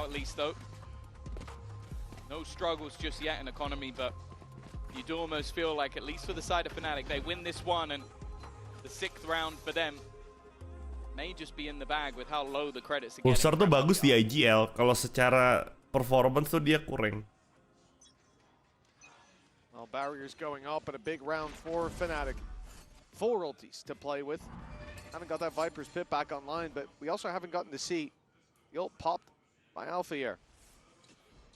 We've already seen the impact that those salvos can have if well placed, and you might see what happens when it's combined a little bit later on. So Alpha seems set to be alive for a retake if Fnatic need it. MIBR sending every single player towards this A side, already expending some utility in that direction, hoping that they get some aggression. This was Artson sent out to catch that bathroom push, but a very patient display from the defense. Yeah, I guess expecting a change and thus delivering one of their own. But also, again, look how many ultimates are available for Fnatic. They can take that little bit of an extra risk, and it won't cause them too many issues, though. Saying that, Chronicle has taken so close. a fairly severe amount of damage. Rotation coming in from Alpha yet. That Armageddon has been online for a long, long time. Yoru versus Yoru. Counter already being thrown in to try and deny that showstopper, but it will not be denied. Crashy nice banget. Hampir ace anjir. Hampir ace. Attempts to drift to another dimension, but he is sent straight there. A one-way ticket to round 12. As is locked in, the climb back from Fnatic impressive. Not just timing sih itu. In this map so far, but in this round. Itu Verno nge-wave banget anjir. Deep for that play. And they had lost a lot of control. Kayak being baited out by the decoy. It was a free kill for Artson towards the bathroom, removing that operator that has been such an annoyance when it comes to pushing that A site. It seems like MIBR did all the difficult work, and then they found an unexpected roadblock. Yeah. He had to react quickly. It was his ult that left a lot of them low. And from a fairly commanding position, MIBR are starting to slip. They've still got stuff to play with in this round, though. That Viper's Pit has been online a ridiculously long time, and with the dimensional drift available, it's going to be Artson trying to take the space, and he's successful. An opener, a second going What are you doing, Kayak? This time, Crashies is not close enough to respond. They are, however, going to try and utilize that Teo ultimate, but to no avail. It's only delay. Yeah, it buys them time, but there's a minute on the clock. For the Vipers pit down as well, that retake's just becomes so much more difficult. Alpha going down. They've lost elbow control. 75 deh. The flank from Crashies is still so far away. When Chronicle stepping to spawn, I mean, they're still going to be wary of that position. Even letting the decoy go past, but you can see Artson has one job here. Stay close to that mid edge. With a shorty in hand, and when it falls, he goes swinging in alongside Nice try, nice try. From MIBR to lock in 7-5. NT. They made that response. I like the immediate aggression out from Artson, using his ultimate for space. They had a set play based around that Viper's pit, and it worked out wonderfully for them and for Fnatic with the amount of death toll that they had already taken. It was just too difficult to get back into the round. Still, a pretty solid recovery for them. Nonetheless, we've got a very special guest down on the stage who is standing down there with Lou. Et je suis ravie d'accueillir la belle-sœur du GOAT, Aspas, back to family interviews now with Aspas' sister-in-law, Rafaela. Thank you very much for being here, Rafaela. Welcome to Paris, first of all. And the first question I wanted to ask you is, I think you know how popular Aspas is in the Valorant community. So how does it feel, you know, having such a superstar in the family? Hi. Ini adanya Aspas. Is very cool. I really like his have skill. Yeah. Yeah, I think we can see that he's one of the best players in the world, definitely. Donc, qu'est-ce que ça fait d'avoir une superstar comme ça? On sait à quel point il est connu, bah tout simplement. Berusaha tapi dia. Trop cool, il a trop la classe. Respect deh, respect. Tetap berani ngomong di publik, gila. Respect. FPS games in Brazil, right? So, what makes Brazilian teams like MIBR so interesting to watch? Maybe because they have aggressive. Yeah, aggressive. Yeah. And very happy to watch. Yeah, they're like nice, dia respect, dia respect. I think that's gila, bangga banget. Gue selalu respect sama orang-orang kayak Ade ini, Jay. We all know dia sangat amat terbata-bata bahasa Inggrisnya, tapi dia berusaha, dia nggak malu. Finally, a little bit less serious question, but what is the best food you've tried so far in Paris? French toast and hot chocolate. I think that's a very good French breakfast indeed. Thank you very much. Donc Respect. forcément, les toasts français avec du chocolat chaud, c'est son plat préféré Respect. en France. Thank you very much, Rafaela. Obrigada. And I think it's already time for us to get back to the game. Respect. It is indeed, Lou. It's time to get back into Fnatic versus MIBR. Ipare ya sih? Bukan adanya ya. And we had lots of standout players and standout moments, but stealing the show. Gila, Aspas 68 anjir. Crashies with the 4K, but Aspas delivering round 2000 damage, bro. Success for MIBR has given them the lead. Oh, sister-in-law, ada ipar. Nice. Definitely had his moments. I think he's had the number of Kayak as well, which we spoke about that as sort of the battle of the two. I still think Kayak had a pretty decent first half overall, which I think going into the second is going to be important. We know that there's going to be a lot of aggressive utility, especially off the back of the likes of Alfia and Crashies to put him into positions. Boaster as well from the backline, going to be putting down those stuns. But the man who needs to take the space is going to be Kayak. And if they can get into those post plants, that is always where Fnatic have been fantastic. The good thing though for MIBR, this double duelist. You're going to try and disrupt that. You're going to try and get ahead of any of those executions. And we'll see if they can make that work on their defense. All this pistol round could bridge the gap for Fnatic or send MIBR. Udah rungkat 1900-an poin. Semangat. Slow start from Fnatic. Who could have guessed? Their attack side, for those of you that don't know, if you ever watched Valorant before, but they really like to play this slow, methodical. For MIBR, I think that's going to be one of the challenges in this series. But I think it also comes with an element of readability. Difficult at times, perhaps, to sit in their positions. Sabar ya, Sleepyhead. Kamu sama aja kayak satu orang yang bernama Jonathan itu.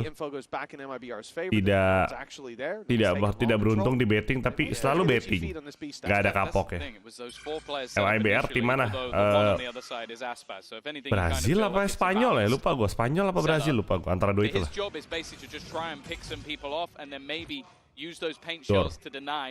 It's all a ruse though. It's a fake back in the other direction. The push Jarumkan berapa kali beliau bang. Dari awal dia rungkat. Ini hari ini udah 6 hari kan. Dari hari 1 dia dirungkat. MIBR, made in Brazil. Nah ya itu dia tuh. Itu singkatan timnya ternyata. There needs to be a huge play, and in fact, the plant probably not even going to go down. Artsim from behind has already shut this down.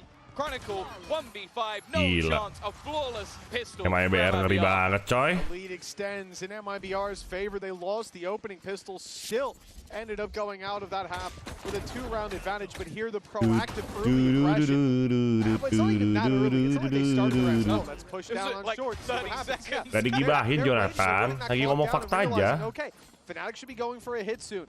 They should be looking for space. Let's see what we can find.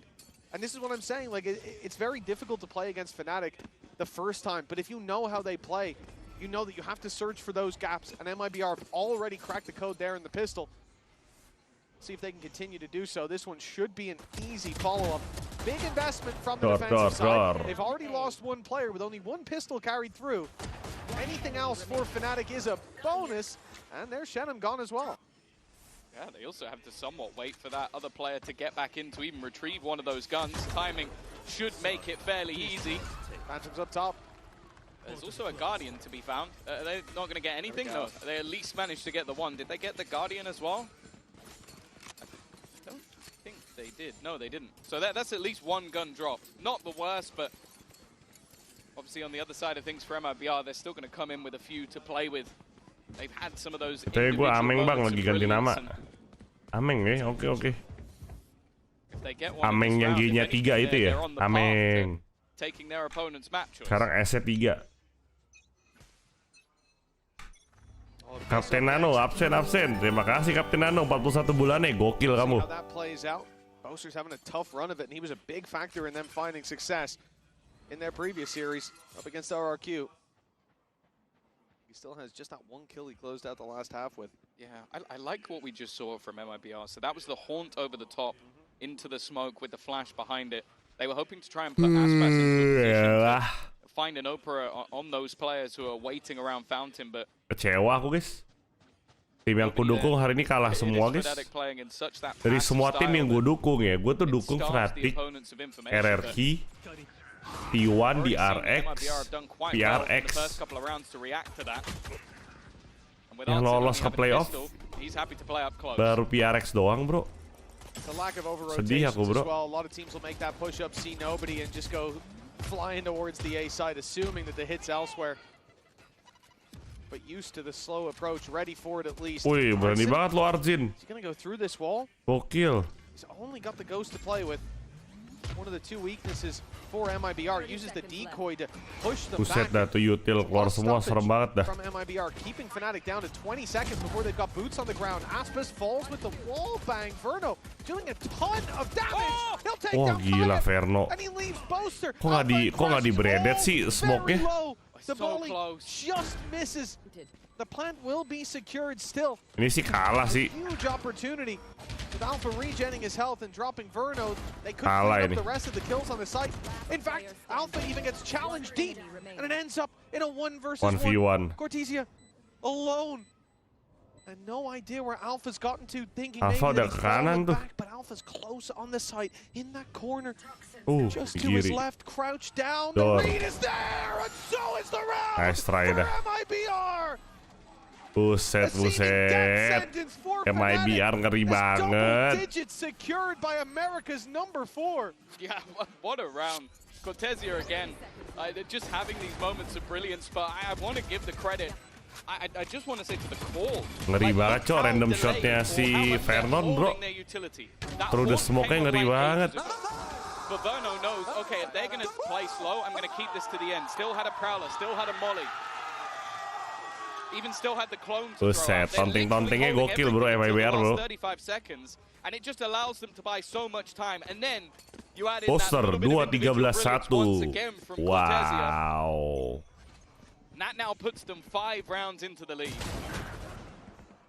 Trades to start this one, but that's a big weapon for Fnatic. You saw the Guardian in hand for Alpha Air, but look at the rest of the pieces. 2 Stingers and 2 Sheriffs, at least sight control for Fnatic, but the spike is miles behind. It's being caught by the Prowler. Boaster's got to run for the hills, and he's trapped in the corner. Boster. The spike secured now. Boster. Can't get there too easily. Crashy is embedded in the side Boster. Ngebunuh kayak Boster. dealing with a Kacau. major threat in this round, and you look at it, Fnatic, they're going to go back. They have to go back. So much presence for MIBR, the utility and the spams. It's given the presence away, but I like the fact that my main worry was that Cortezia was a little aggressive on B. Now he's backed off. He's given that space. There seems to be nowhere that Fnatic can go with favor. Baik kayak. He tried to fake the steps. No steps were fake. I don't know how Chronicle survived there. I don't know how he's alive at this stage of the round, I'll be honest with you, but I don't think there's any chance of him winning it from here. Even a cheeky little glass back jump from AJAZZ. 2 ronde lagi nih. 11-5. Fnatic's map choice. A team that I think many coming into this matchup will go, okay, adik-adik. maybe BLG. Sama-sama kita ucapkan selamat tinggal kasih sampai kita jumpa lagi. That was not just a singular performance. And what you mentioned about that second pause and wanting to save it, I'll be honest with you, Mitch, I feel like it's a little late. 11-5? Yeah. I mean, for Fnatic, 11 is the magic number on the other side of the stage. That's 11-3, though. They got too many rounds. Yeah, doesn't work. damn it, actually. Yeah, the code's being cracked. Give them a few extra, and then what can they do? But this has got to be a frustrating start for Fnatic. Keep in mind, the next one up is Abyss. As we said, somewhere the Boaster was a major factor in making that a strong map for them in the last matchup they had against RRQ. He's having a slow start here on Bind, and most importantly, Bind is Fnatic's pick. They came in ready for this, and it looks like MIBR's prep is standing to them a little bit better. Yeah, but also just look regionally. Over the last 3 months, Fnatic have been 4-1. Their only defeat was to Team Liquid, who were the best team in EMEA. Ini mah Fnatic kan yes, diobok-obok di Matic sendiri. And right now, well, for MIBR, who during the regular season struggled massively within Americas, they are looking completely different the second they've made it to Paris. Pick'em gue udah hancur banget ini. So far pick'em gue yang masih bagus PRX doang. Sisanya salah, bro. They came here early to Europe, got a week of boot camp in. I don't know what they did at that boot camp, but it seems to have completely changed the look of this team. On the defense, we were worried. Yeah. You know, did they have enough rounds? 7-5, even with a pistol. Boster yang bener aja, Boster. But arguably, this half has looked stronger for them so far than what we saw in the previous. And for Fnatic, they are running out of time. The pause called. This is the moment to put the pieces together. But so far, MIBR are the ones with the greater vision. Now, from watching your gameplay, I've seen an Odin plenty on this map, but I don't know if I've seen much of it over on the B side. Is he going to swing? He's swinging with an Odin. Okay, that's not what I expected, but I guess his teammates managed to get the trade. The Odin has been sacrificed in order to clear Kayak. I actually do like, well, I don't like him shift peeking it like that, but you're assuming that no one's pushed up because so far Fnatic have been extremely slow in taking B long control, and when they have, there's utility to follow it. So the assumption here is that orb's going to go up and they'll start walking, and you can Aspas udah pindah tim, udah. Dari tahun lalu kok Aspas di MIBR. Oh, dari Fnatic ini kalah, aku berhenti betting. Bagus, Guru. Bagus. Bagus. Has already managed to drop Chronicle. They have 10 seconds. They have to go for a volley. They're not baiting out any of the utilities. 6 seconds. And if someone swings this, it's all but over. The round is gone. Fnatic are just capitulating. They are making this far too easy for MIBR. Oh my lord. As they have every single piece they could desire. All the way to the last 15 seconds. Just a top-down approach from MIBR, losing the opening pick, trade quick at least. Still makes it difficult for the defense often. You don't have the numbers, but that utility buff making one hell of a difference. It takes Alpha out of the play. It leaves that planter with only one player to cover, and an easy swing closes it. Boster 4-15-1 ya. 4-15-1 lu Boster lu, bener lu. That first match. You probably can't, but a lot of people will anyways. But they do it twice, and there's no talk of a fluke anymore. This team has leveled up in the downtime. Their reward now, seemingly seconds away. Boster lagi, Boster lagi. For Fnatic's IGL, and a 5 versus 4 the Fnatic are facing into. A minute left. Which means we probably won't see the move for another 50 seconds. Smoke down to delay. Nade still available, C still available, Snake Bite still available, Orbital Strike, Molotov, like there's so much to slow Fnatic down. Boster lagi under dan musuhnya emang lagi jago sih. They know what they've got available and 3 players on this site. Nightfall used to clear, Molotov to make things awkward, but still they survive at the back of the site and the smoke is gonna slow them once again. Take it. Artson's behind them. This TP taken. It's going to at least send most of the squad out of the way. But Chronicles bye guys. Another man down. GG guys. Kajak bakal mati. He's caught with nade in hand. Fnatic will at least get a plant now because of that pick.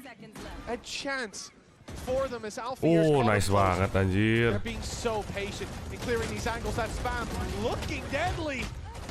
1v2. Cortesia again delivering when he's needed. Alpha pop the ultimate, but I mean he needs time here. It's not ticking quite quick enough, and 2 players to find. Caught looking the wrong way. To seal the deal. MIBR 13-5. Congrats ya yang voting MIBR. Map number 1. A big bounce back needed from Fnatic in the next. Congrats. You find strength in your scars often. Well, Fnatic have got quite a few here. Yeah, it has been Congrats lah. by MIBR, but nonetheless, there's still a chance for a comeback. Guys. We'll find out after the break. Nah, aku sudahan dulu teman-teman. Terima kasih semuanya sudah nonton. Jangan lupa untuk like, share, subscribe, dan join membership buat yang belum. Terima kasih sudah. Sampai jumpa di live saya besok. Oke. Have a good night, have a good day, have a good sleep. Stay safe, stay positive. Love you all, definition. Cheers guys, and bye-bye. Thank you semuanya. Good night. Selamat istirahat. Aku doain cepat sembuh ya. Peace out. Bam.